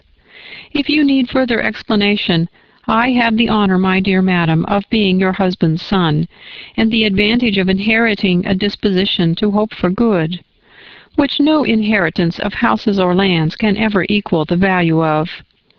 See me, then, under these circumstances, arriving on my first visit to Randalls, and here I am conscious of wrong, for that visit might have been sooner paid. You will look back and see that I did not come till Miss Fairfax was in Highbury, and as you were the person slighted, you will forgive me instantly, but I must work on my father's compassion by reminding him that so long as I absented myself from his house, so long I lost the blessing of knowing you. My behavior during the very happy fortnight which I spent with you did not, I hope, lay me open to reprehension, excepting on one point. And now I come to the principal, the only important part of my conduct, while belonging to you, which excites my own anxiety, or requires very solicitous explanation. With the greatest respect and the warmest friendship do I mention Miss Woodhouse. My father, perhaps, will think I ought to add, with the deepest humiliation. A few words which dropped from him yesterday spoke his opinion, and some censure I acknowledge myself liable to. My behavior to Miss Woodhouse indicated, I believe, more than it ought. In order to assist a concealment so essential to me, I was led on to make more than an allowable use of the sort of intimacy into which we were immediately thrown. I cannot deny that Miss Woodhouse was my ostensible object, but I am sure you will believe the declaration that had I not been convinced of her indifference, I would not have been induced by any selfish views to go on.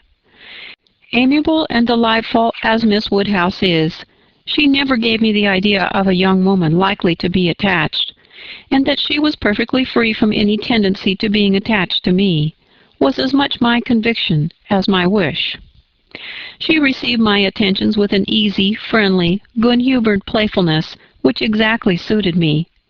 We seemed to understand each other. From our relative situation, those attentions were her due, and were felt to be so. Whether Miss Woodhouse began really to understand me before the expiration of that fortnight, I cannot say. When I called to take leave of her, I remember that I was within a moment of confessing the truth, and I then fancied she was not without suspicion. But I have no doubt of her having since detected me, at least in some degree. She may not have surmised the whole, but her quickness must have penetrated a part. I cannot doubt it. You will find, whenever the subject comes freed from its present restraints, that it did not take her wholly by surprise. She frequently gave me hints of it. I remember her telling me at the ball that I owed Mrs. Elton gratitude for her attentions to Miss Fairfax. I hope this history of my conduct towards her will be admitted by you and my father as a great extenuation of what you saw amiss. While you considered me as having sinned against Emma Woodhouse, I could deserve nothing from either. Acquit me here, and procure for me, when it is allowable, the acquittal and good wishes of that said Emma Woodhouse, whom I regard with so much brotherly affection as to long to have her as deeply and as happily in love as myself. Whatever strange things I said or did during that fortnight, you have now a key to. My heart was in Highbury, and my business was to get my body thither as often as might be, and with the least suspicion. If you remember any queerness, set them all to the right account. Of the pianoforte so much talked of, I feel it only necessary to say that its being ordered was absolutely unknown to Miss Fairfax, who would never have allowed me to send it had any choice been given her. The delicacy of her mind throughout the whole engagement, my dear madam, is much beyond my power of doing justice to. You will soon, I earnestly hope, know her thoroughly yourself. No description can describe her. She must tell you herself what she is, yet not by word, for never was there a human creature who would so designedly suppress her own merit. Since I began this letter, which will be longer than I foresaw, I have heard from her. She gives a good account of her own health, but as she never complains, I dare not depend. I want to have your opinion of her looks. I know you will soon call on her. She is living in dread of the visit. Perhaps it is paid already. Let me hear from you without delay. I am impatient for 1,000 particulars. Remember how few minutes I was at Randall's, and in how bewildered, how mad a state. And I am not much better yet. Still insane, either from happiness or misery. When I think of the kindness and favor I have met with, of her excellence and patience, and my uncle's generosity, I am mad with joy. But when I recollect all the uneasiness I occasioned her, and how little I deserve to be forgiven, I am mad with anger. If I could but see her again! But I must not propose it yet. My uncle has been too good for me to encroach. I must still add to this long letter. You have not heard all that you ought to hear. I could not give any connected detail yesterday, but the suddenness and, in one light, the unseasonableness with which the affair burst out needs explanation.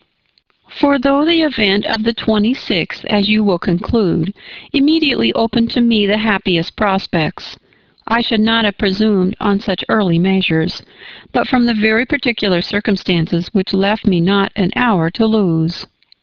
I should myself have shrunk from anything so hasty, and she would have felt every scruple of mine with multiplied strength and refinement, but I had no choice. The hasty engagement she had entered into, which that woman, here, my dear madam, I was obliged to leave off abruptly, to recollect and compose myself. I have been walking over the country, and am now, I hope, rational enough to make the rest of my letter what it ought to be. It is, in fact, a most mortifying retrospect for me. I behaved shamefully, and here I can admit that my manners to Miss W., in being unpleasant to Miss F., were highly blamable. She disapproved them, which ought to have been enough. My plea of concealing the truth she did not think sufficient. She was displeased. I thought unreasonably so. I thought her, on 1,000 occasions, unnecessarily scrupulous and cautious. I thought her even cold. But she was always right. If I had followed her judgment, and subdued my spirits to the level of what she deemed proper, I should have escaped the greatest unhappiness I have ever known. We quarreled. Do you remember the morning spent at Donwell? There every little dissatisfaction that had occurred before came to a crisis. I was late. I met her walking home by herself, and wanted to walk with her, but she would not suffer it. She absolutely refused to allow me, which I then thought most unreasonable. Now, however, I see nothing in it but a very natural and consistent degree of discretion. While I, to blind the world to our engagement, was behaving 1 hour with objectionable particularity to another woman, was she to be consenting the next to a proposal which might have made every previous caution useless? Had we been met walking together between Donwell and Highbury, the truth must have been suspected. I was mad enough, however, to resent. I doubted her affection. I doubted it more the next day on Box Hill, when provoked by such conduct on my side, such shameful, insolent neglect of her, and such apparent devotion to Miss W., as it would have been impossible for any woman of sense to endure. She spoke her resentment in a form of words perfectly intelligible to me. In short, my dear madam, it was a quarrel blameless on her side, abominable on mine, and I returned the same evening to Richmond, though I might have stayed with you till the next morning, merely because I would be as angry with her as possible. Even then I was not such a fool as not to mean to be reconciled in time, but I was the injured person, injured by her coldness, and I went away determined that she should make the first advances. I shall always congratulate myself that you were not of the Box Hill party. Had you witnessed my behavior there, I can hardly suppose you would have ever thought well of me again. Its effect upon her appears in the immediate resolution it produced. As soon as she found I was really gone from Randall's, she closed with the offer of that officious Mrs. Elton, the whole system of whose treatment of her, by the by, has ever filled me with indignation and hatred. I must not quarrel with the spirit of forbearance which has been so richly extended towards myself, but otherwise I should loudly protest against the share of it which that woman has known. Jane, indeed. You will observe that I have not yet indulged myself in calling her by that name, even to you. Think, then, what I must have endured in hearing it bandied between the Eltons, with all the vulgarity of needless repetition, and all the insolence of imaginary superiority. Have patience with me. I shall soon have done. She closed with this offer, resolving to break with me entirely, and wrote the next day to tell me that we were never to meet again. She felt the engagement to be a source of repentance and misery to each. She dissolved it. This letter reached me on the very morning of my poor aunt's death. I answered it within an hour, but from the confusion of my mind and the multiplicity of business falling on me at once, my answer, instead of being sent with all the many other letters of that day, was locked up in my writing desk, and I, trusting that I had written enough, though but a few lines, to satisfy her, remained without any uneasiness. I was rather disappointed that I did not hear from her again speedily, but I made excuses for her and was too busy, and, may I add, too cheerful in my views to be captious. We removed to Windsor, and 2 days afterward I received a parcel from her, my own letters all returned, and a few lines at the same time by the post, stating her extreme surprise as not having had the smallest reply to her last, and adding that as silence on such a point could not be misconstrued, and as it must be equally desirable to both to have every subordinate arrangement concluded as soon as possible, she now sent me by a safe conveyance all my letters, and requested that if I could not directly command hers, so as to send them to Highbury within a week, I would forward them after that period to her at... In short, the full direction to Mr. Smallbridge's, near Bristol, stared me in the face. I knew the name, the place, I knew all about it, and instantly saw what she had been doing. It was perfectly accordant with that resolution of character which I knew her to possess, and the secrecy she had maintained as to any such design in her former letter was equally descriptive of its anxious delicacy. For the world would not she have seemed to threaten me. Imagine the shock, imagine how, till I had actually detected my own blunder, I raved at the blunders of the post. What was to be done? One thing only, I must speak to my uncle. Without his sanction I could not hope to be listened to again. I spoke. Circumstances were in my favor. The late event had softened away his pride, and he was, earlier than I could have anticipated, wholly reconciled and complying, and could say at last, poor man, with a deep sigh, that he wished I might find as much happiness in the marriage state as he had done. I felt that it would be of a different sort. Are you disposed to pity me for what I must have suffered in opening the cause to him, for my suspense while all was at stake? No, do not pity me till I reached Highbury, and saw how ill I had made her. Do not pity me till I saw her wan, sick looks. I reached Highbury at the time of day when, from my knowledge of their late breakfast hour, I was certain of a good chance of finding her alone. I was not disappointed, and at last I was not disappointed either in the object of my journey. A great deal of very reasonable, very just displeasure I had to persuade away. But it is done. We are reconciled, dearer, much dearer than ever, and no moment's uneasiness can ever occur between us again. Now, my dear madam, I will release you, but I could not conclude before. 1,000 and 1,000 thanks for all the kindness you have ever shown me, and 10,000 for the attentions your heart will dictate towards her. If you think me in a way to be happier than I deserve, I am quite of your opinion. Miss W. calls me the child of good fortune. I hope she is right.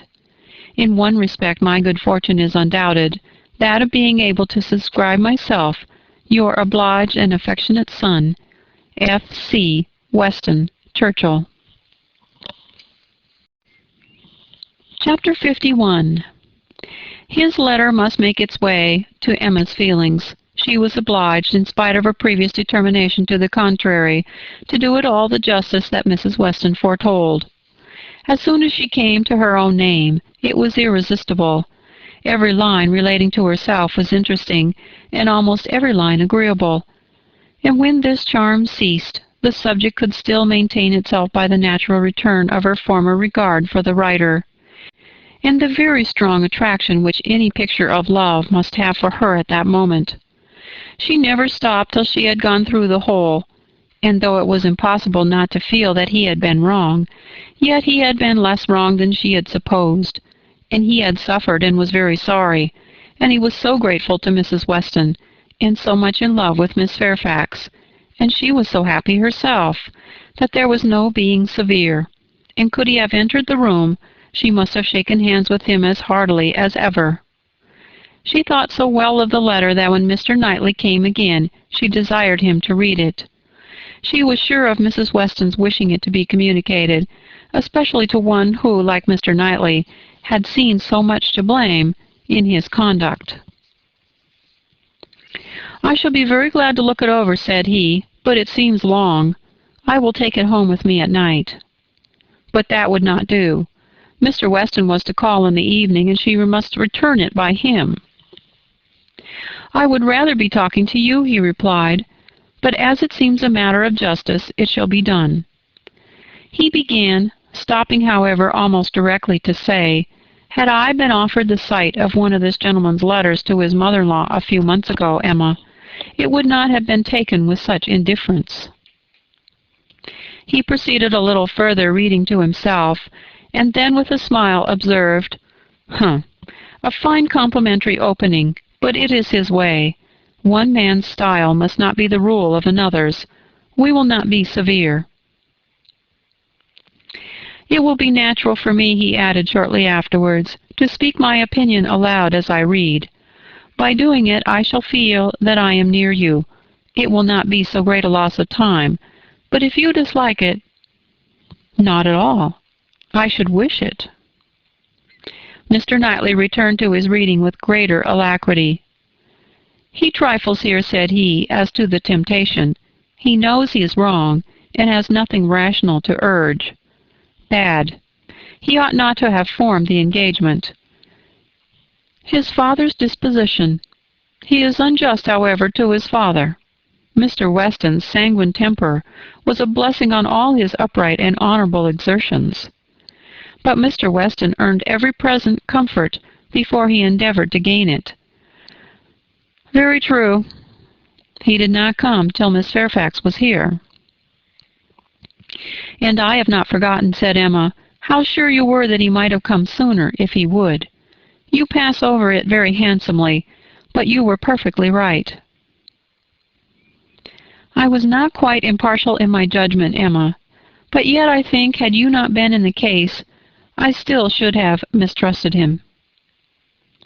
When he came to Miss Woodhouse, he was obliged to read the whole of it aloud, all that related to her, with a smile, a look, a shake of the head, a word or two of assent or disapprobation, or merely of love, as the subject required, concluding, however, seriously, and after steady reflection, thus: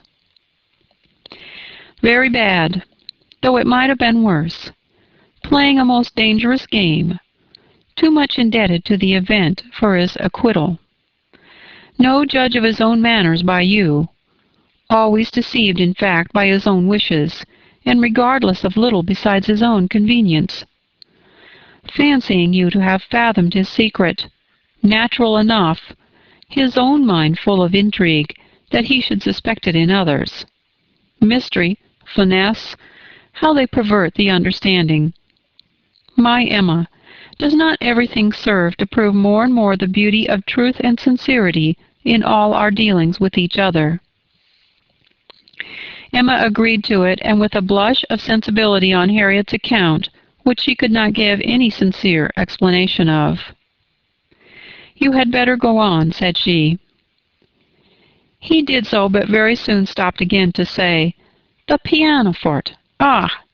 That was the act of a very, very young man, one too young to consider whether the inconvenience of it might not very much exceed the pleasure. A boyish scheme, indeed. I cannot comprehend a man's wishing to give a woman any proof of affection which he knows she would rather dispense with, and he did know that she would have prevented the instrument's coming if she could." After this he made some progress without any pause. Frank Churchill's confession of having behaved shamefully was the first thing to call for more than a word in passing. "I perfectly agree with you, sir," was then his remark. "You did behave very shamefully. You never wrote a truer line." And having gone through what immediately followed of the basis of their disagreement, and his persisting to act in direct opposition to Jane Fairfax's sense of right, he made a fuller pause to say, "This is very bad. He had induced her to place herself, for his sake, in a situation of extreme difficulty and uneasiness, and it should have been his first object to prevent her from suffering unnecessarily. She must have had much more to contend with in carrying on the correspondence than he could. He should have respected even unreasonable scruples, had there been such, but hers were all reasonable. We must look to her one fault, and remember that she had done a wrong thing in consenting to the engagement, to bear that she should have been in such a state of punishment." Emma knew that he was now getting to the Box Hill party, and grew uncomfortable. Her own behavior had been so very improper. She was deeply ashamed, and a little afraid of his next look. It was all read, however, steadily, attentively, and without the smallest remark, and excepting one momentary glance at her, instantly withdrawn in the fear of giving pain, no remembrance of Box Hill seemed to exist. "There is no saying much for the delicacy of our good friends, the Eltons," was his next observation. "His feelings are natural." What? Actually resolved to break with him entirely? She felt the engagement to be a source of repentance and misery to each. She dissolved it. What a view this gives of her sense of his behavior! Well, he must be a most extraordinary— Nay, nay, read on. You will find how very much he suffers. "I hope he does," replied Mr. Knightley coolly, and resuming the letter. "Smallridge, what does this mean? What is all this?" She had engaged to go as governess to Mrs. Smallridge's children, a dear friend of Mrs. Elton's, a neighbor of Maple Grove, and by the by, I wonder how Mrs. Elton bears the disappointment. Say nothing, my dear Emma, while you oblige me to read, not even of Mrs. Elton. Only one page more. I shall soon have done. What a letter the man writes! I wish you would read it with a kinder spirit towards him. Well, there is feeling here. He does seem to have suffered in finding her ill. Certainly I can have no doubt of his being fond of her. Dearer, much dearer than ever. I hope he may long continue to feel all the value of such a reconciliation. He is a very liberal thinker, with his thousands and tens of thousands. Happier than I deserve. Come, he knows himself there. Miss Woodhouse calls me the child of good fortune. Those were Miss Woodhouse's words, were they? And a fine ending. And there's the letter. The child of good fortune. That was your name for him, was it? You do not appear so well satisfied with his letter as I am, but still you must, at least I hope you must, think the better of him for it. I hope it does him some service with you. Yes, certainly it does. He has had great faults of inconsideration and thoughtlessness, and I am very much of his opinion in thinking him likely to be happier than he deserves. But still, as he is, beyond a doubt, really attached to Miss Fairfax, and will soon, it may be hoped, have the advantage of being constantly with her, I am very ready to believe his character will improve, and acquire from hers the steadiness and delicacy of principle that it wants. And now let me talk to you of something else. I have another person's interest at present so much at heart that I cannot think any longer about Frank Churchill. Ever since I left you this morning, Emma, my mind has been hard at work on one subject. The subject followed. It was in plain, unaffected, gentlemanlike English, such as Mr. Knightley used even to the woman he was in love with. How to be able to ask her to marry him without attacking the happiness of her father.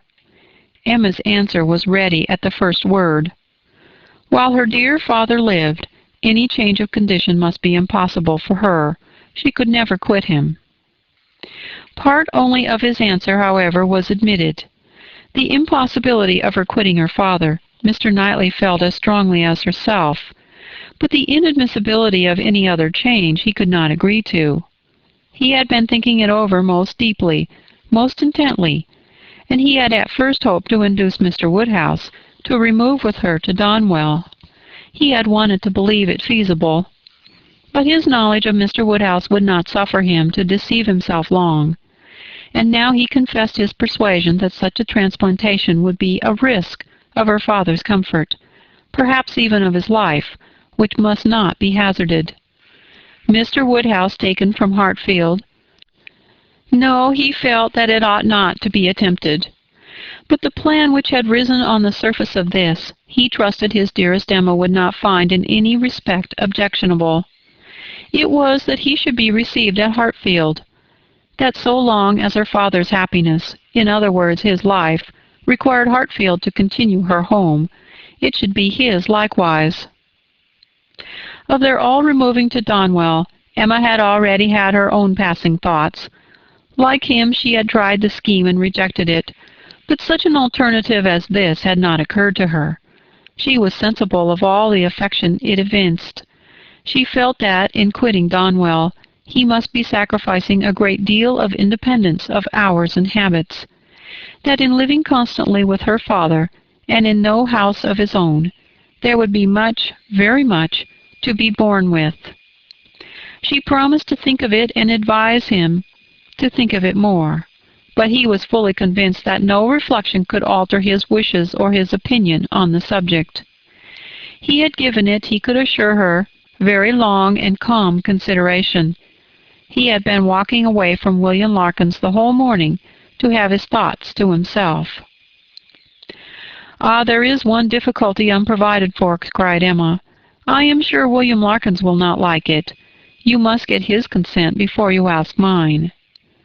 She promised, however, to think of it, and pretty nearly promised, moreover, to think of it with the intention of finding it a very good scheme.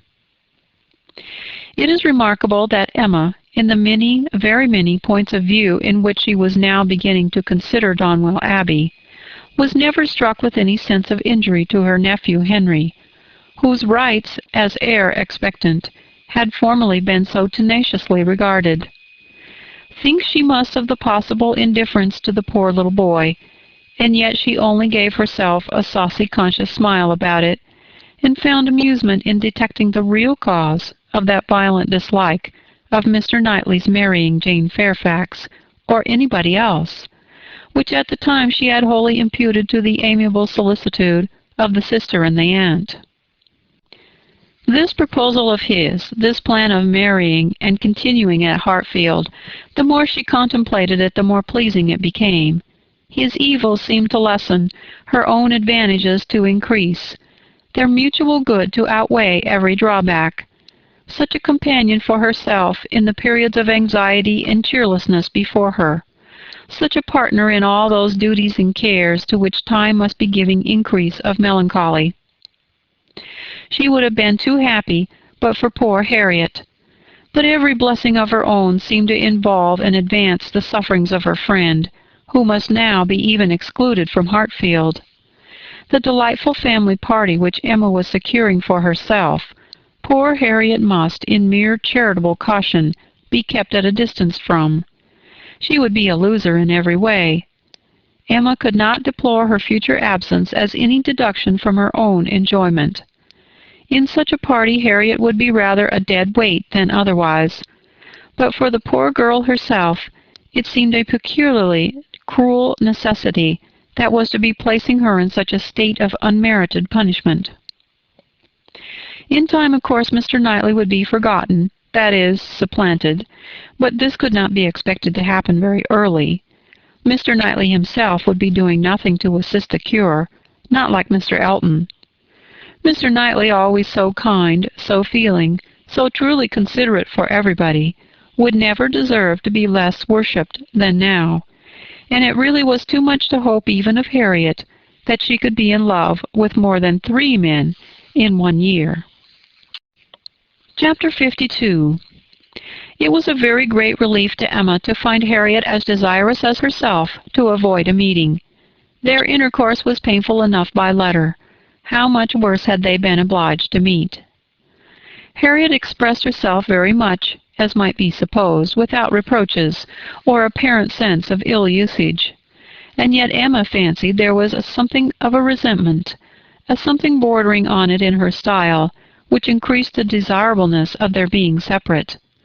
It might be only her own consciousness, but it seemed as if only an angel could have been quite without resentment under such a stroke. She had no difficulty in procuring Isabella's invitation, and she was fortunate in having a sufficient reason for asking it, without resorting to invention. There was a tooth amiss.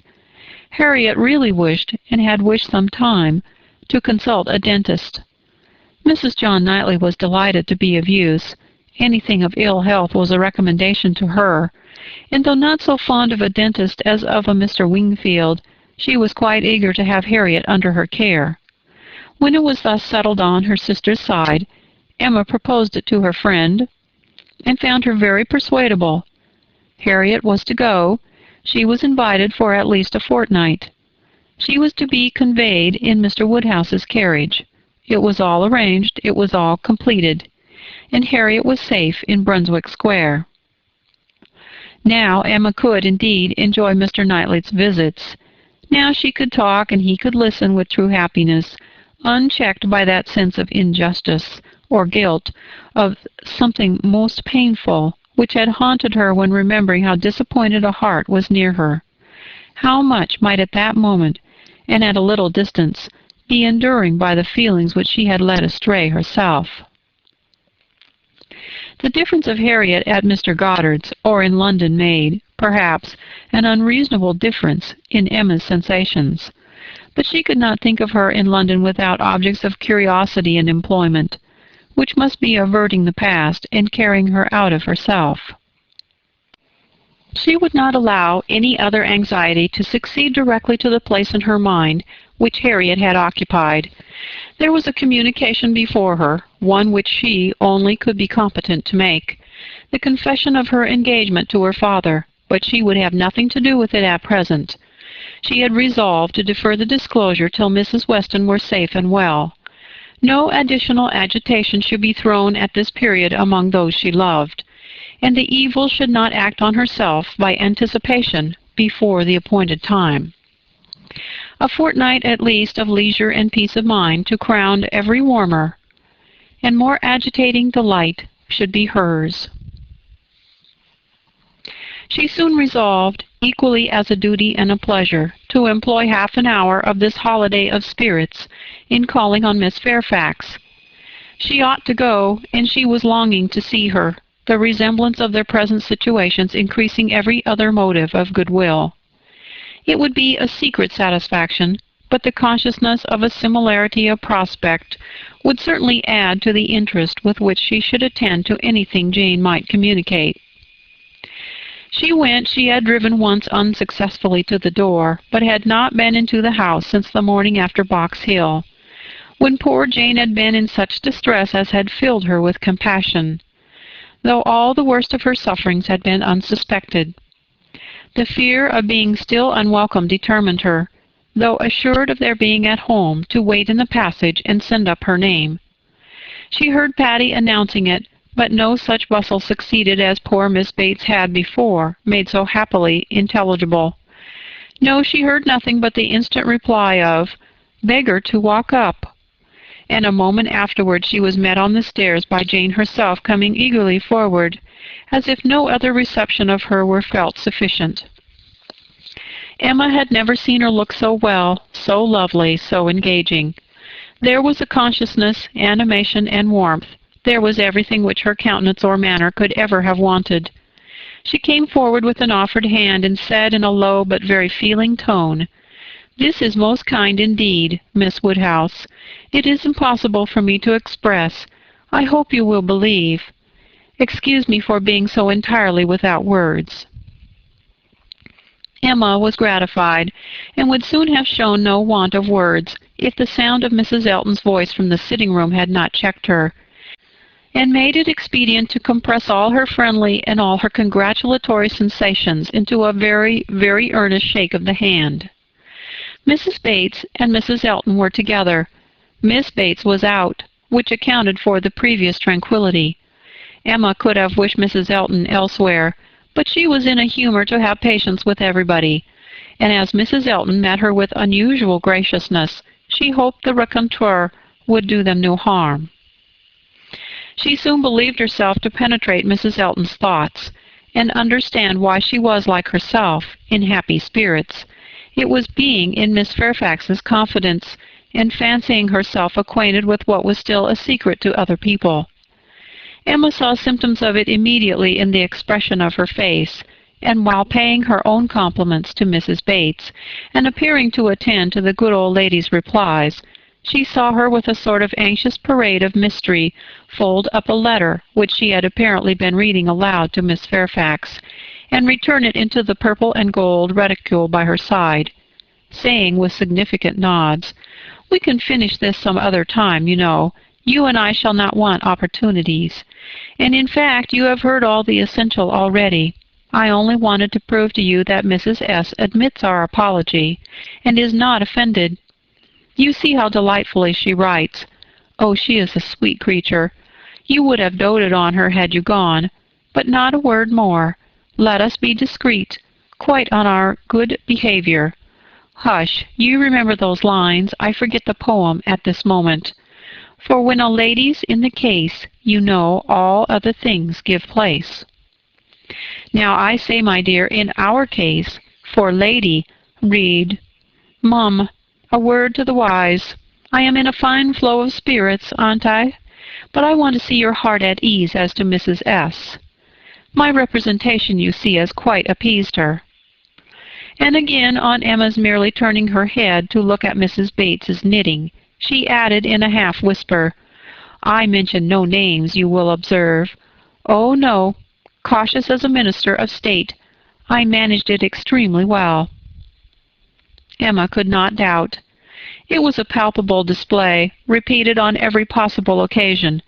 When they had all talked a little while in harmony of the weather and Mrs. Weston, she found herself abruptly addressed with, "Do not you think, Miss Woodhouse, our saucy little friend here is charmingly recovered? Do not you think her cure does Perry the highest credit?" Here was a side glance of great meaning at Jane. "Upon my word, Perry has restored her in a wonderful short time. Oh, if you had seen her as I did when she was at the worst!" And when Mrs. Bates was saying something to Emma, whispered further, "We do not say a word of any assistance that Perry might have, not a word of a certain young physician from Windsor. Oh, no, Perry shall have all the credit." "I have scarce had the pleasure of seeing you, Miss Woodhouse," she shortly afterwards began, "since the party to Box Hill. Very pleasant party. But yet I think there was something wanting. Things did not seem, that is, there seemed a little cloud upon the spirits of some, so it appeared to me at least, but I might be mistaken. However, I think it answered so far as to tempt one to go again. What say you both to our collecting the same party and exploring to Box Hill again, while the fine weather lasts? It must be the same party, you know, quite the same party, not one exception. Soon after this, Miss Bates came in, and Emma could not help being diverted by the perplexity of her first answer to herself, resulting, she supposed, from doubt of what might be said, and impatience to say everything. "Thank you, dear Miss Woodhouse, you are all kindness. It is impossible to say, yes, indeed, I quite understand. Dearest Jane's prospects, that is, I do not mean. But she is charmingly recovered. How is Mr. Woodhouse? I'm so glad. Quite out of my power. Such a happy little circle as you find us here. Yes, indeed. Charming young man. That is, so very friendly. I mean, good Mr. Perry. Such attention to Jane. And from her more than commonly thankful delight towards Mrs. Elton for being there, Emma guessed that there had been a little show of resentment towards Jane from the vicarage quarter, which was now graciously overcome. After a few whispers, indeed, which placed it beyond a guess, Mrs. Elton, speaking louder, said, "Yes, here I am, my good friend, and here I have been so long, that anywhere else I should think it necessary to apologize. But the truth is that I am waiting for my lord and master. He promised to join me here and pay his respects to you." "What! Are we to have the pleasure of a call from Mr. Elton? That will be a favor indeed, for I know gentlemen do not like morning visits, and Mr. Elton's time is so engaged." "Upon my word it is, Miss Bates. He really is engaged from morning to night. There is no end of people's coming to him on some pretence or other. The magistrates, overseers, and churchwardens are always wanting his opinion. They seem not able to do anything without him. Upon my word, Mr. E., I often say, rather you than I. I do not know what would become of my crayons and my instrument if I had half so many applicants. Bad enough as it is, for I absolutely neglect them both to an unpardonable degree. I believe I have not played a bar this fortnight. However, he is coming, I assure you, yes, indeed, on purpose to wait on you all." And putting up her head to screen her words from Emma, "A congratulatory visit, you know. Oh, yes, quite indispensable." Miss Bates looked about her, so happily. "He promised to come to me as soon as he could disengage himself from Knightley, but he and Knightley are shut up together in deep consultation. Mr. E. is Knightley's right hand." Emma would not have smiled for the world, and only said, "Is Mr. Elton gone on foot to Donwell? He will have a hot walk." "Oh, no, it's a meeting at the Crown, a regular meeting. Weston and Cole will be there, too, but one is apt to speak only of those who lead. I fancy Mr. E. and Knightley have everything their own way." "Have you not mistaken the day?" said Emma. "I am almost certain that the meeting at the Crown is not till tomorrow. Mr. Knightley was at Hartfield yesterday and spoke of it as for Saturday." "Oh, no, the meeting is certainly today," was the abrupt answer, which denoted the impossibility of any blunder on Mrs. Elton's side. "I do believe," she continued, "this is the most troublesome parish that ever was. We never heard of such things at Maple Grove." "Your parish there was small," said Jane. "Upon my word, my dear, I do not know, for I never heard the subject talked of." "But it is proved by the smallness of the school, which I have heard you speak of, as under the patronage of your sister and Mrs. Bragg. The only school, and not more than 25 children." "Ah, you clever creature, that's very true. What a thinking brain you have! I say, Jane, what a perfect character you and I should make, if we could be shaken together. My liveliness and your solidity would produce perfection. Not that I presume to insinuate, however, that some people may not think you perfection already. But hush, not a word, if you please." It seemed an unnecessary caution. Jane was wanting to give her words, not to Mrs. Elton, but to Miss Woodhouse, as the latter plainly saw. The wish of distinguishing her as far as civility permitted was very evident, though it could not often proceed beyond a look. Mr. Elton made his appearance. His lady greeted him with some of her sparkling vivacity. "Very pretty, sir, upon my word, to send me on here, to be an encumbrance to my friends so long before you vouchsafed to come. But you knew what a dutiful creature you had to deal with. You knew I would not stir till my Lord Master appeared. Here have I been sitting this hour giving these young ladies a sample of true conjugal obedience. For who can say, you know, how soon it may be wanted?" Mr. Elton was so hot and tired that all this wit seemed thrown away. His civilities to the other ladies must be paid, but his subsequent object was to lament over himself, for the heat he was suffering and the walk he had had for nothing. "When I got to Donwell," said he, "Knightley could not be found. Very odd, very unaccountable, after the note I sent him this morning and the message he returned, that he should certainly be at home till 1. "Donwell!" cried his wife. "My dear Mr. E., you have not been to Donwell. You mean the Crown. You come from the meeting at the Crown." "No, no, that's tomorrow. And I particularly wanted to see Knightley today on that very account. Such a dreadful broiling morning. I went over the fields, too," speaking in a tone of great ill usage, which made it so much the worse, "and then not to find him at home. I assure you I am not at all pleased. And no apology left, no message for me. The housekeeper declared she knew nothing of my being expected. Very extraordinary. And nobody knew at all which way he was gone. Perhaps to Hartfield, perhaps to the Abbey Mill, perhaps into his woods. Miss Woodhouse, this is not like our friend Knightley. Can you explain it?"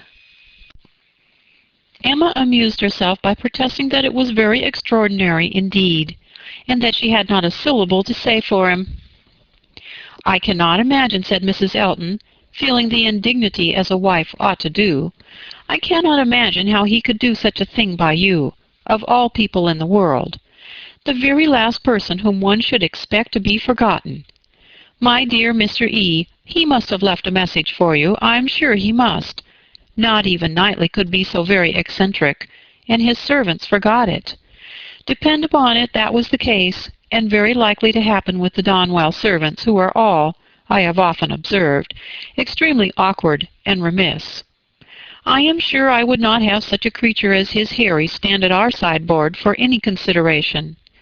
And as for Mrs. Hodges, Wright holds her very cheap indeed. She promised Wright a receipt, and never sent it. I met William Larkins," continued Mr. Elton, "as I got near the house, and he told me I should not find his master at home. But I did not believe him." William seemed rather out of humor. He did not know what was come to his master lately, he said, but he could hardly ever get the speech of him. I have nothing to do with William's wants, but it really is of very great importance that I should see Knightley today, and it becomes a matter, therefore, of very serious inconvenience that I should have had this hot walk to no purpose. Emma felt that she could not do better than go home directly. In all probability she was at this very time awaited for there, and Mr. Knightley might be preserved from sinking deeper in aggression towards Mr. Elton, if not towards William Larkins. She was pleased on taking leave to find Miss Fairfax determined to attend her out of the room, to go with her even downstairs. It gave her an opportunity, which she immediately made use of, to say, "It is as well, perhaps, that I have not had the possibility. Had you not been surrounded by other friends, I might have been tempted to introduce a subject, to ask questions, to speak more openly than might have been strictly correct. I feel that I should certainly have been impertinent." "Oh," cried Jane, with a blush and a hesitation which Emma thought infinitely more becoming to her than all the elegance of all her usual composure, "there would have been no danger. The danger would have been of my wearying you. You could not have gratified me more than by expressing an interest. Indeed, Miss Woodhouse, speaking more collectedly, with the consciousness which I have of misconduct, very great misconduct. It is particularly consoling to me to know that those of my friends whose good opinion is most worth preserving are not disgusted to such a degree as to... I have not time for half that I would wish to say. I long to make apologies, excuses, to urge something for myself. I feel it so very due. But unfortunately, in short, if your compassion does not stand my friend... "Oh, you are too scrupulous, indeed you are," cried Emma warmly, and taking her hand. "You owe me no apologies, and everybody to whom you might be supposed to owe them is so perfectly satisfied, so delighted even." "You are very kind, but I know what my manners were to you, so cold and artificial. I had always a part to act. It was a life of deceit. I know that I must have disgusted you." "Pray say no more. I feel that all the apologies should be on my side. Let us forgive each other at once. We must do whatever is to be done quickest, and I think our feelings will lose no time there. I hope you have pleasant accounts from Windsor." "Very." "And the next news, I suppose, will be that we are to lose you, just as I begin to know you." "Oh, as to all that, of course nothing can be thought of yet. I am here till claimed by Colonel and Mrs. Campbell." "Nothing can be actually settled yet, perhaps," replied Emma, smiling. "But, excuse me, it must be thought of." The smile was returned, as Jane answered, "You are very right. It has been thought of, and I will own to you, I am sure it will be safe, that so far as our living with Mr. Churchill at Enscombe, it is settled. There must be 3 months at least of deep mourning, but when they are over, I imagine there will be nothing more to wait for." "Thank you, thank you. This is just what I wanted to be assured of. Oh, if you knew how much I love everything that is decided and open. Goodbye, goodbye." Chapter 53. Mrs. Weston's friends were all made happy by her safety, and if the satisfaction of her well-doing could be increased to Emma, it was by knowing her to be the mother of a little girl. She had been decided in wishing for a Miss Weston. She would not acknowledge that it was with any view of making a match for her, hereafter, with either of Isabella's sons, but she was convinced that a daughter would suit both father and mother best. It would be a great comfort to Mr. Weston as he grew older, and even Mr. Weston might be growing older 10 years hence, to have his fireside enlivened by the sports and the nonsense, the freaks and the fancies of a child never banished from home. And Mrs. Weston, no one could doubt that a daughter would be most to her, and it would be quite a pity that anyone who so well knew how to teach should not have their powers in exercise again. "She has had the advantage, you know, of practicing on me," she continued, "like La Baronne d'Almaine on La Contessa d'Astalis, in Madame de Genlis's Adelaide and Theodore. And we shall now see her own little Adelaide, educated on a more perfect plan." "That is," replied Mr. Knightley, "she will indulge her even more than she did you, and believe that she does not indulge her at all. It will be the only difference." "Poor child!" cried Emma. "At that rate what will become of her?" "Nothing very bad. The fate of thousands. She will be disagreeable in infancy, and correct herself as she grows older. I am losing all my bitterness against spoilt children, my dearest Emma, I who am owing all my happiness to you. Would not it be horrible ingratitude in me to be severe on them?" Emma laughed and replied, "But I had the assistance of all your endeavors to counteract the indulgence of other people. I doubt whether my own sense would have corrected me without it." "Do you?" "I have no doubt. Nature gave you understanding.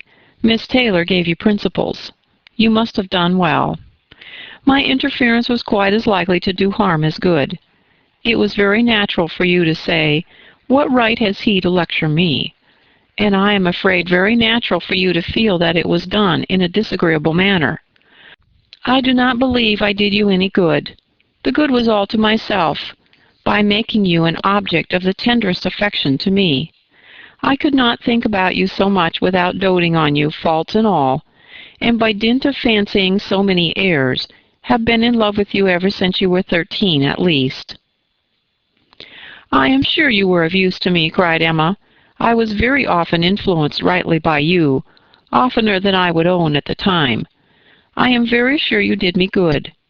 And if poor little Anna Weston is to be spoiled, it will be the greatest humanity in you to do as much for her as you have done for me, except falling in love with her when she's 13.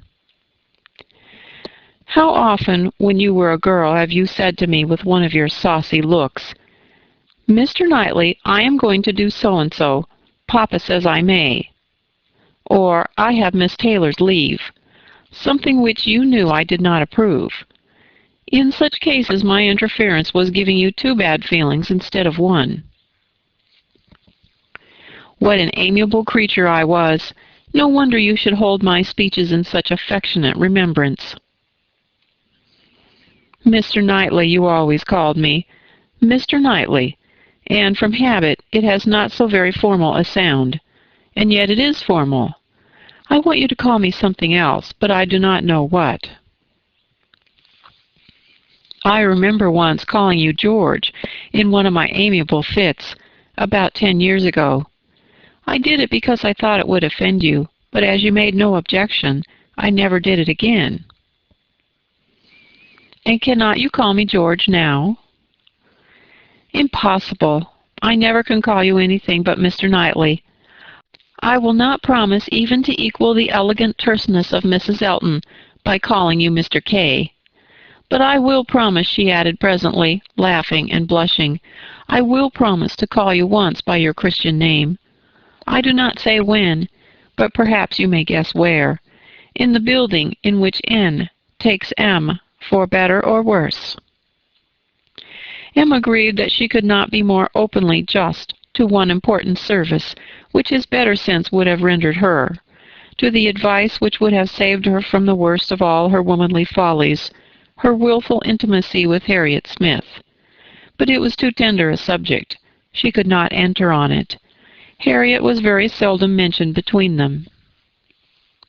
This on his side might merely proceed from her not being thought of, but Emma was rather inclined to attribute it to delicacy, and a suspicion, from some appearances, that their friendship were declining. She was aware herself that, parting under any other circumstances, they certainly should have corresponded more, and that her intelligence would not have rested, as it now almost wholly did, on Isabella's letters. He might observe that it was so. The pain of being obliged to practice concealment towards him was very little inferior to the pain of having made Harriet unhappy. Isabella sent quite as good an account of her visitor as could be expected.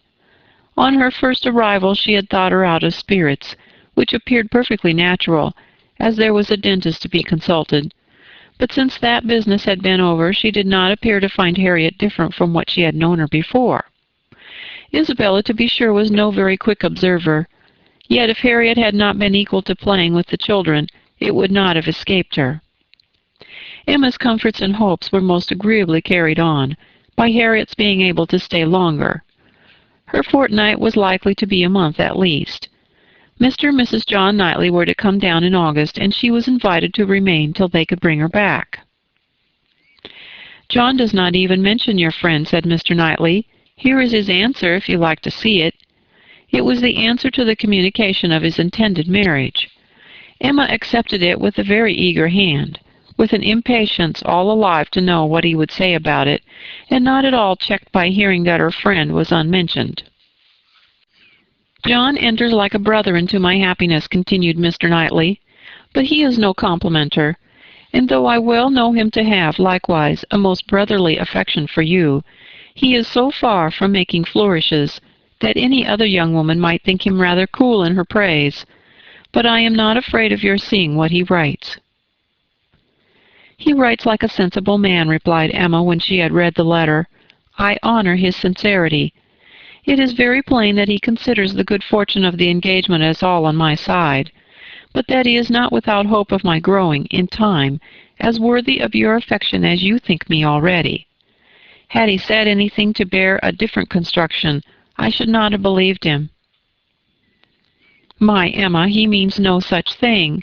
He only means— He and I should differ very little in our estimation of the two, interrupted she with a sort of serious smile. Much less, perhaps, than he is aware of it, if we could enter without ceremony or reserve on the subject. Emma, my dear Emma. Oh, she cried with more thorough gaiety, if you fancy your brother does not do me justice, only wait till my dear father is in the secret, and hear his opinion. Depend upon it, he will be much further from doing you justice. He will think all the happiness, all the advantage on your side of the question, all the merit on mine. I wish I may not sink into poor Emma with him at once. His tender compassion towards oppressed worth can go no further. Ah, he cried, I wish your father might be half as easily convinced as John will be, of our having every right that equal worth can give, to be happy together. I am amused by one part of John's letter. Did you notice it? Where he says that my information did not take him wholly by surprise, that he was rather in expectation of hearing something of the kind. If I understand your brother, he only means so far as your having some thoughts of marrying. He had no idea of me. He seems perfectly unprepared for that. Yes, but I am amused that he should have seen so far into my feelings. What has he been judging by? I'm not conscious of any difference in my spirits or conversation that could prepare him at this time for my marrying any more than at another. But it was so, I suppose. I dare say there was a difference when I was staying with them the other day. I believe I did not play with the children quite so much as usual. I remember one evening the poor boys saying, Uncle seems always tired now. The time was coming when the news must spread further, and other persons' reception of it tried. As soon as Mrs. Weston was sufficiently recovered to admit Mr. Woodhouse's visits, Emma, having it in view that her gentle reasoning should be employed in the cause, resolved first to announce it at home, and then at Randall's. But how to break it to her father at last? She had bound herself to do it in such an hour of Mr. Knightley's absence, or when it came to the point her heart would have failed her, and she must have put it off. But Mr. Knightley was to come at such a time, and follow up the beginnings she was to make. She was forced to speak, and to speak cheerfully too. She must not make it a more decided subject of misery to him, by a melancholy tone herself. She must not appear to think it a misfortune. With all the spirit she could command, she prepared him first for something strange, and then, in a few words, said that if his consent and approbation could be obtained, which she trusted would be attended with no difficulty, since it was a plan to promote the happiness of all, she and Mr. Knightley meant to marry, by which means Hartfield would receive the constant addition of that person's company whom she knew he loved, next to his daughters and Mrs. Weston, best in the world. Poor man! It was at first a considerable shock to him, and he tried earnestly to dissuade her from it. She was reminded more than once of having always said she would never marry, and assured that it would be a great deal better for her to remain single, and told of poor Isabella and poor Miss Taylor. But it would not do. Emma hung about him affectionately and smiled, and said it must be so, and that he must not class her with Isabella and Mrs. Weston, whose marriages, taking them from Hartfield, had, indeed, made a melancholy change. But she was not going from Hartfield. She should be always there. She was introducing no change in their numbers or their comforts, but for the better. She was very sure that he would be a great deal the happier for having Mr. Knightley always at hand, when he were once got used to the idea. Did he not love Mr. Knightley very much? He would not deny that he did, she was sure. Whom did he ever want to consult on business but Mr. Knightley? Who was so useful to him? Who so ready to write his letters? Who so glad to assist him? Who so cheerful, so attentive, so attached to him? Would not he like to have him always on the spot? Yes, that was all very true.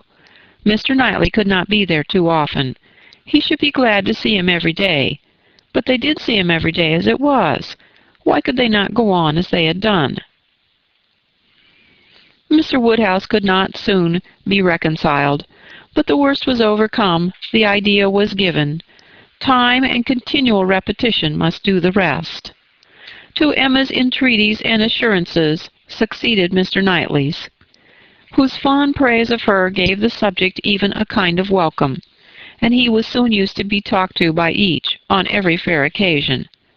They had all the assistance which Isabella could give, by letters of the strongest approbation, and Mrs. Weston was ready, on the first meeting, to consider the subject in the most serviceable light, first as a settled, and secondly as a good one, well aware of the nearly equal importance of the two recommendations to Mr. Woodhouse's mind. It was agreed upon as what was to be, and everybody by whom he was used to be guided, assuring him that it would be for his happiness, and having some feelings himself which almost admitted it, he began to think that sometime or other, in another year or two perhaps, it might not be so very bad if the marriage did take place. Mrs. Weston was acting no part, feigning no feelings in all that she said to him in favor of the event. She had been extremely surprised, never more so, than when Emma first opened the affair to her, but she saw in it only increase of happiness to all, and had no scruple in urging him to the utmost. She had such a regard for Mr. Knightley as to think he deserved even her dearest Emma, and it was in every respect so proper, suitable, and unexceptionable a connection, and in one respect one point of the highest importance, so peculiarly eligible, so singularly fortunate, that now it seemed as if Emma could not safely have attached herself to any other creature, and that she had herself been the stupidest of beings in not having thought of it and wished it long ago. How very few of those men in a rank of life to address Emma would have renounced their own home for Hartfield, and who but Mr. Knightley could know and bear with Mr. Woodhouse, as so to make such an arrangement desirable. The difficulty of disposing of poor Mr. Woodhouse had always been felt in her husband's plans and her own, for a marriage between Frank and Emma. How to settle the claims of Enscombe and Hartfield had been a continual impediment, less acknowledged by Mr. Weston than by herself. But even he had never been able to finish the subject better than by saying, "Those matters will take care of themselves. The young people will find a way." But here there was nothing to be shifted off in a wild speculation on the future. It was all right, all open, all equal. No sacrifice on any side worth the name. It was a union of the highest promise of felicity in itself, and without one real, rational difficulty to oppose or delay it. Mrs. Weston, with her baby on her knee, indulging in such reflections as these, was one of the happiest women in the world. If anything could increase her delight, it was perceiving that the baby would soon have outgrown its first set of caps. The news was universally a surprise wherever it spread, and Mr. Weston had his 5 minutes' share of it, but 5 minutes were enough to familiarize the idea to his quickness of mind. He saw the advantages of the match and rejoiced in them with all the constancy of his wife. But the wonder of it was very soon nothing, and by the end of an hour he was not far from believing he had always foreseen it. "It is to be a secret, I conclude," said he. "These matters are always a secret till it is found out that everybody knows them. Only let me be told when I may speak out. I wonder whether Jane has any suspicions." He went to Highbury the next morning, and satisfied himself on that point. He told her the news. Was not she like a daughter, his eldest daughter? He must tell her, and Miss Bates being present, it passed, of course, to Miss Cole, Mrs. Perry, and Mrs. Elton immediately afterwards. It was no more than the principals were prepared for. They had calculated from the time of its being known at Randalls how soon it would be over Highbury, and were thinking of themselves as the evening wonder in many a family circle, with great sagacity. In general, it was a very well approved match. Some might think him, and others might think her, the most in luck. One set might recommend their all removing to Donwell, and leaving Hartfield for the John Knightleys, and another might predict disagreements among their servants. But yet, upon the whole, there was no serious objection raised, except in one habitation, the vicarage. There the surprise was not softened by any satisfaction. Mr. Elton cared little about it. Compared with his wife, he only hoped the young lady's pride would now be contented, and supposed she had always meant to catch Knightley if she could, and on the point of living at Hartfield, could daringly exclaim, "Rather he than I." But Mrs. Elton was very much discomposed indeed. Poor Knightley! Poor fellow! Sad business for him. She was extremely concerned, for though very eccentric, he had 1,000 good qualities. How could he be so taken in? Did not think him at all in love, not in the least. Poor Knightley! There would be an end of all pleasant intercourse with him. How happy he had been to come and dine with them whenever they asked him, but that would be all over now. Poor fellow! No more exploring parties to Donwell made for her. Oh no, there would be a Mrs. Knightley to throw cold water on everything. Extremely disagreeable. But she was not at all sorry that she had abused the housekeeper the other day. Shocking plan, living together. It would never do. She knew a family near Maple Grove who had tried it and been obliged to separate before the end of the first quarter. Chapter 54. Time passed on. A few more tomorrows and the party from London would be arriving. It was an alarming change, and Emma was thinking of it one morning as what must bring a great deal to agitate and grieve her, when Mr. Knightley came in, and distressing thoughts were put by. After the first chat of pleasure, he was silent, and then, in a graver tone, began with, "I have something to tell you, Emma, some news." "Good or bad?" said she quickly, looking up in his face. "I do not know which it ought to be called." "Oh, good, I'm sure. I see it in your countenance. You are trying not to smile." "I am afraid," said he, composing his features, "I am very much afraid, my dear Emma, that you will not smile when you hear it." "Indeed? But why so? I can hardly imagine that anything which pleases or amuses you should not please and amuse me too." "There is one subject," he replied, "I hope but one, on which we do not think alike." He paused a moment, again smiling, with his eyes fixed on her face. "Does nothing occur to you? Do not you recollect Harriet Smith?" Her cheeks flushed at the name, and she felt afraid of something, though she knew not what. "Have you heard from her yourself this morning?" cried he. "You have, I believe, and know the whole." "No, I have not. I know nothing. Pray tell me." "You are prepared for the worst, I see, and very bad it is. Harriet Smith marries Robert Martin."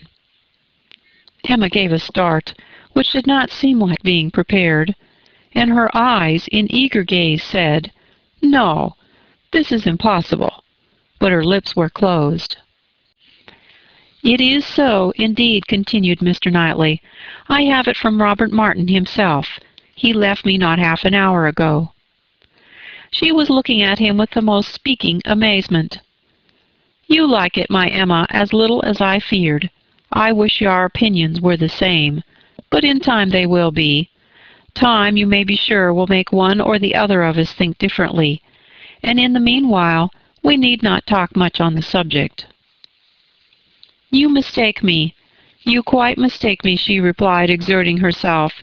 "It is not that such a circumstance would now make me unhappy, but I cannot believe it. It seems an impossibility. You cannot mean to say that Harriet Smith has accepted Robert Martin. You cannot mean that he even proposed to her again, yet. You only mean that he intends it." "I mean that he has done it," answered Mr. Knightley with smiling but determined decision, "and been accepted." "Good God!" she cried. "Well." Then, having recourse to her work-basket in excuse for leaning down her face, and concealing all the exquisite feelings of delight and entertainment which she knew she must be expressing, she added, "Well now, tell me everything. Make this intelligible to me. How? Where? When? Let me know it all. I never was more surprised, but it does not make me unhappy, I assure you. How has it been possible? It is a very simple story. He went to town on business 3 days ago, and I got him to take charge of some papers which I was wanting to send to John. He delivered these papers to John at his chambers, and was asked by him to join their party the same evening to Astley's. They were going to take the 2 eldest boys to Astley's. The party was to be our brother and sister, Henry, John, and Miss Smith. My friend Robert could not resist. They called for him in their way, were all extremely amused, and my brother asked him to dine with them the next day, which he did, and in the course of that visit, as I understand, he found an opportunity of speaking to Harriet, and certainly did not speak in vain. She made him, by her acceptance, as happy even as he is deserving. He came down by yesterday's coach, and was with me this morning, immediately after breakfast, to report his proceedings, first on my affairs, and then on his own. This is all that I can relate of the how, where, and when. Your friend Harriet will make a much longer history when you see her. She will give you all the minute particulars, which only a woman's language can make interesting. In our communications we deal only in the great. However, I must say that Robert Martin's heart seemed for him, and to me, very overflowing, and that he did mention, without its being much to the purpose, that on quitting their box at Astley's, my brother took charge of Mrs. John Knightley and little John, and he followed with Miss Smith and Henry, and that at one time they were in such a crowd as to make Miss Smith rather uneasy. He stopped. Emma dared not attempt any immediate reply. To speak, she was sure, would be to betray a most unreasonable degree of happiness. She must wait a moment, or he would think her mad. Her silence disturbed him, and after observing her a little while, he added, "Emma, my love, you said that this circumstance would not now make you unhappy, but I am afraid it gives you more pain than you expected. His situation is an evil, but you must consider it as what satisfies your friend, and I will answer for your thinking better and better of him as you know him more. His good sense and good principles would delight you. As far as a man is concerned, you could not wish your friend in better hands. His rank in society I would alter if I could, which is saying a great deal, I assure you, Emma. You laugh at me about William Larkins, but I could quite as ill spare Robert Martin." He wanted her to look up and smile, and having now brought herself not to smile too broadly, she did, cheerfully answering, "You need not be at any pains to reconcile me to the match. I think Harriet is doing extremely well. Her connections may be worse than his. In respectability of character, there can be no doubt that they are. I have been silent from surprise, merely excessive surprise. You cannot imagine how suddenly it has come on me, how peculiarly unprepared I was. For I had reason to believe her very lately more determined against him, much more than she was before." "You ought to know your friend best," replied Mr. Knightley, "but I should say she was a good-tempered, soft-hearted girl, not likely to be very, very determined against any young man who told her he loved her." Emma could not help laughing as she answered, "Upon my word, I believe you know her quite as well as I do. But, Mr. Knightley, are you perfectly sure that she has absolutely and downright accepted him? I could suppose she might in time, but can she already? Did not you misunderstand him? You were both talking of other things, of business, shows of cattle, or new drills, and might not you, in the confusion of so many subjects, mistake him? It was not Harriet's hand that he was certain of. It was the dimensions of some famous ox." The contrast between the countenance and air of Mr. Knightley and Robert Martin was, at this moment, so strong to Emma's feelings, and so strong was the recollection of all that had so recently passed on Harriet's side, so fresh the sound of those words spoken with such emphasis, "No, I hope I know better than to think of Robert Martin," that she was really expecting the intelligence to prove, in some measure, premature. It could not be otherwise. "Do you dare say this?" cried Mr. Knightley. "Do you dare to suppose me so great a blockhead as not to know what a man is talking of? What do you deserve?" "Oh, I always deserve the best treatment, because I never put up with any other, and therefore you must give me a plain, direct answer. Are you quite sure that you understand the terms on which Mr. Martin and Harriet now are?" "I am quite sure," he replied, speaking very distinctly, "that he told me she had accepted him, and that there was no obscurity, nothing doubtful, in the words he used, and I think I can give you a proof that it must be so. He asked my opinion as to what he was now to do.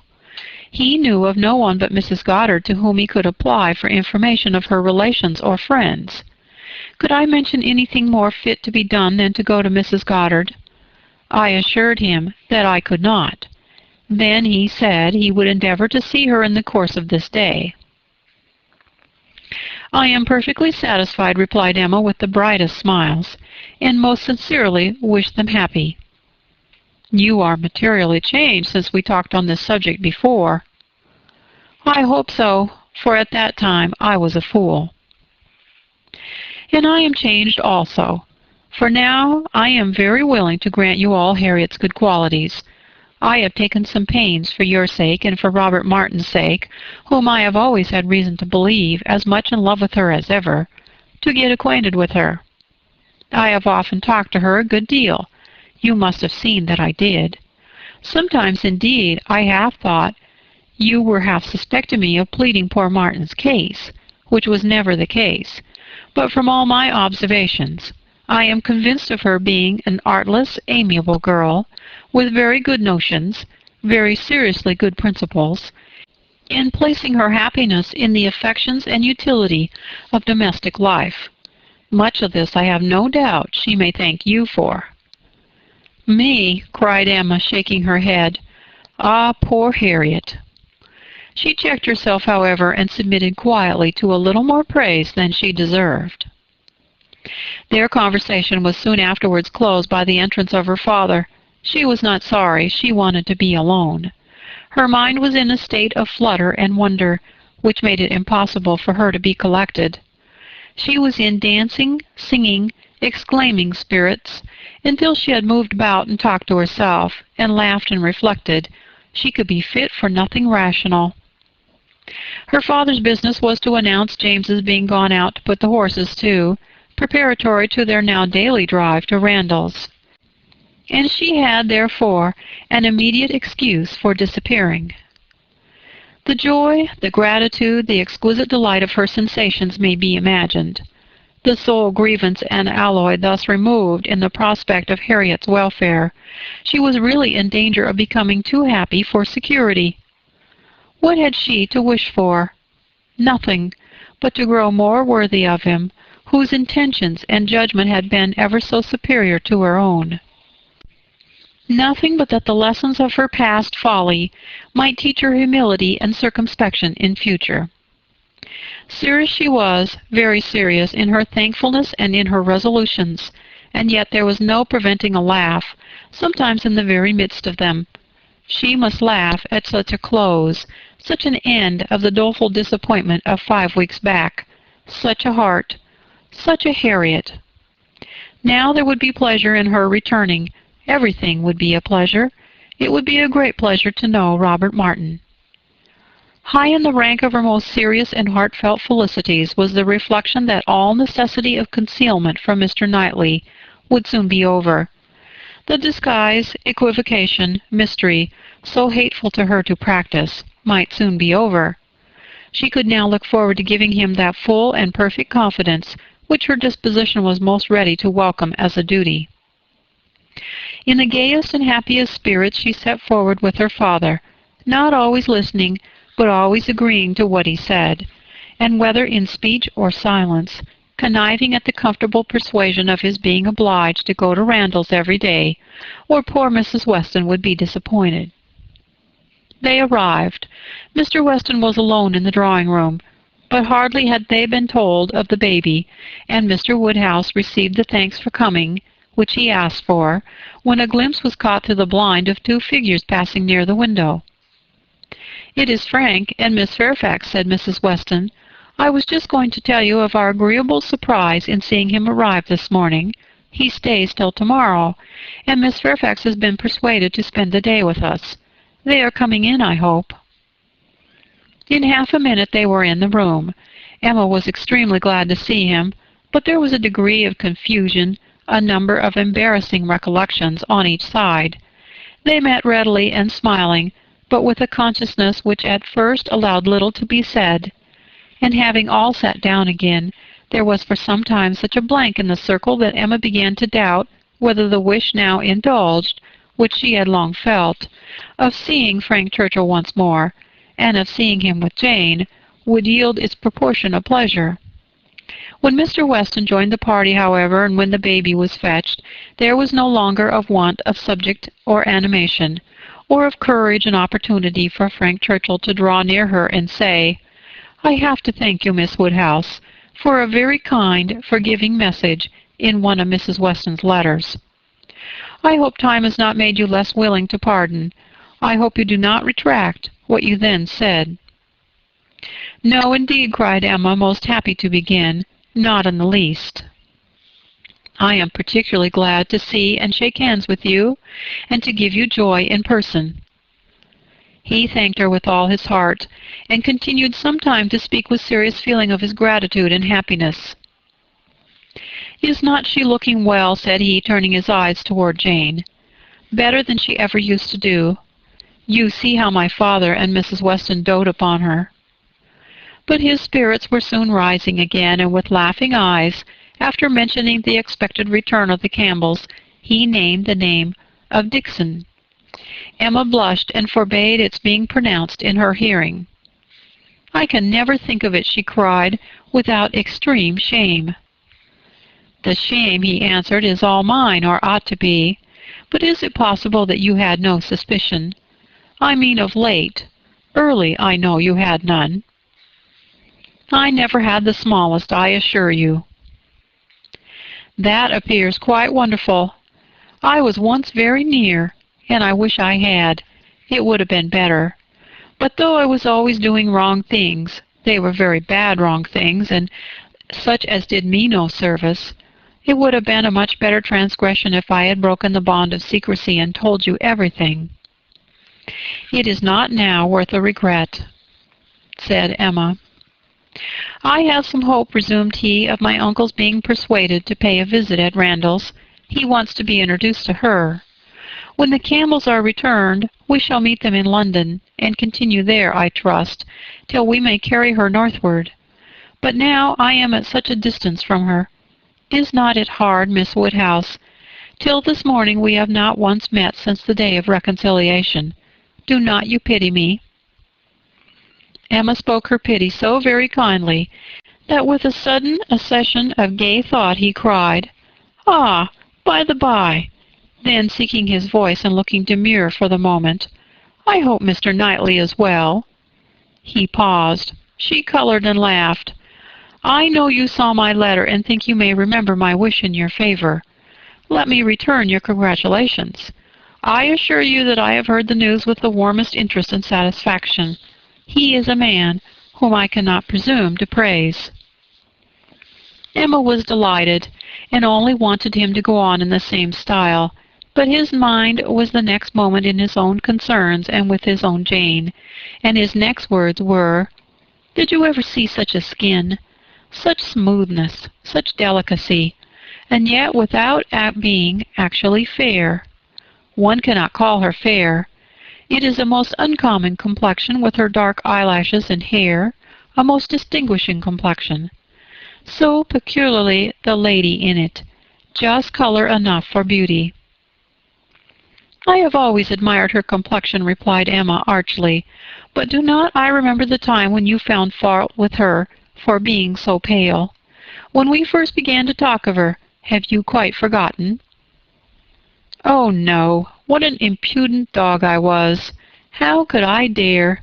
But he laughed so heartily at the recollection that Emma could not help saying, "I do suspect that in the midst of your perplexities at that time, You had very great amusement in tricking us all. I'm sure you had. I am sure it was a consolation to you. Oh, no, no! How can you suspect me of such a thing? I was the most miserable wretch. Not quite so miserable as to be insensible to mirth. I am sure it was a source of high entertainment to you, to feel that you were taking us all in. Perhaps I am the readier to suspect, because, to tell you the truth, I think it might have been some amusement to myself in the same situation. I think there is a little likeness between us. He bowed. If not in our dispositions, she presently added, with a look of true sensibility, there is a likeness in our destiny, the destiny which bids fair to connect us with two characters so much superior to our own. True, true, he answered warmly. No, not true on your side. You can have no superior, but most true on mine. She is a complete angel. Look at her. Is not she an angel in every gesture? Observe the turn of her throat. Observe her eyes as she is looking up at my father. You will be glad to hear, inclining his head, and whispering seriously, that my uncle means to give her all my aunt's jewels. They are to be a new set. I'm resolved to have some in an ornament for the head. Will not it be beautiful in her dark hair? Very beautiful indeed, replied Emma, and she spoke so kindly that he gratefully burst out, How delighted I am to see you again, and to see you in such excellent looks. I would not have missed this meeting for the world. I should certainly have called at Hartfield if you had failed to come. The others had been talking of the child, Mrs. Weston giving an account of a little alarm she had been under the evening before, from the infant's appearing not quite well. She believed she had been foolish, but it had alarmed her, and she had been within half a minute of sending for Mr. Perry. Perhaps she ought to be ashamed, but Mr. Weston had been almost as uneasy as herself. In 10 minutes, however, the child had been perfectly well again. This was her history, and particularly interesting it was to Mr. Woodhouse, who commended her very much for thinking of sending for Perry, and only regretted that she had not done it. She should always send for Perry if the child appeared in the slightest degree disordered, were it only for a moment. She could not be too soon alarmed, nor send for Perry too often. It was a pity, perhaps, that he had not come last night, for though the child seemed well now, very well considering, it would probably have been better if Perry had seen it. Frank Churchill caught the name. Perry, he said to Emma, and trying, as he spoke, to catch Miss Fairfax's eye. My friend, Mr. Perry. What are they saying about Mr. Perry? Has he been here this morning? And how does he travel now? Has he set up his carriage? Emma soon recollected and understood him, and while she joined in the laugh, it was evident from James's countenance that she too was really hearing him, though trying to seem deaf. Such an extraordinary dream of mine, he cried. I can never think of it without laughing. She hears us, Miss Woodhouse. I see it in her cheek, her smile, her vain attempt to frown. Look at her. Do you not see that, at this instant, the very passage of her own letter, which sent me the report, is passing under her eye, that the whole blunder is spread before her, that she can attend to nothing else, though pretending to listen to the others. Jane was forced to smile completely for a moment, and the smile partly remained as she turned towards him and said in a conscious, low, yet steady voice, How can you bear such recollections is astonishing to me. They will sometimes obtrude, but how you can court them! He had a great deal to say in return, and very entertainingly, but Emma's feelings were chiefly with Jane in the argument, and on leaving Randall's and falling naturally into a comparison of the two men, she felt that as pleased as she had been to see Frank Churchill, and really regarding him as she did with friendship, she had never been more sensible of Mr. Knightley's high superiority of character. The happiness of this most happy day received its completion in the animated contemplation of his worth, which this comparison produced. Chapter 55. Emma had still, at intervals, an anxious feeling for Harriet, a momentary doubt of its being possible for her to be really cured of her attachment to Mr. Knightley, and really able to accept another man from unbiased inclination. It was not long that she had to suffer from the recurrence of any such uncertainty. A very few days brought the party from London, and she had no sooner an opportunity of being 1 hour alone with Harriet than she became perfectly satisfied, unaccountable as it was, that Robert Martin had thoroughly supplanted Mr. Knightley, and was now forming all her views of happiness. Harriet was a little distressed, did look a little foolish at first, but having once owned that she had been presumptuous and silly, and self-deceived before, her pain and confusion seemed to die away with the words, and leave her without a care for the past, and with the fullest exultation in the present and future. For as to her friend's approbation, Emma had instantly removed every fear of that nature, by meeting her with the most unqualified congratulations. Emma was most happy to give every particular of the evening at Astley's, and the dinner the next day. She could dwell on it all with the utmost delight. But what did such particulars explain?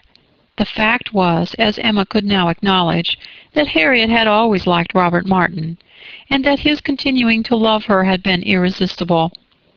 Beyond this, it must ever be unintelligible to Emma. The event, however, was most joyful, and every day was giving her fresh reason for thinking so. Harriet's parentage became known. She proved to be the daughter of a tradesman, rich enough to afford her the comfortable maintenance which had ever been hers, and decent enough to have always wished for concealment.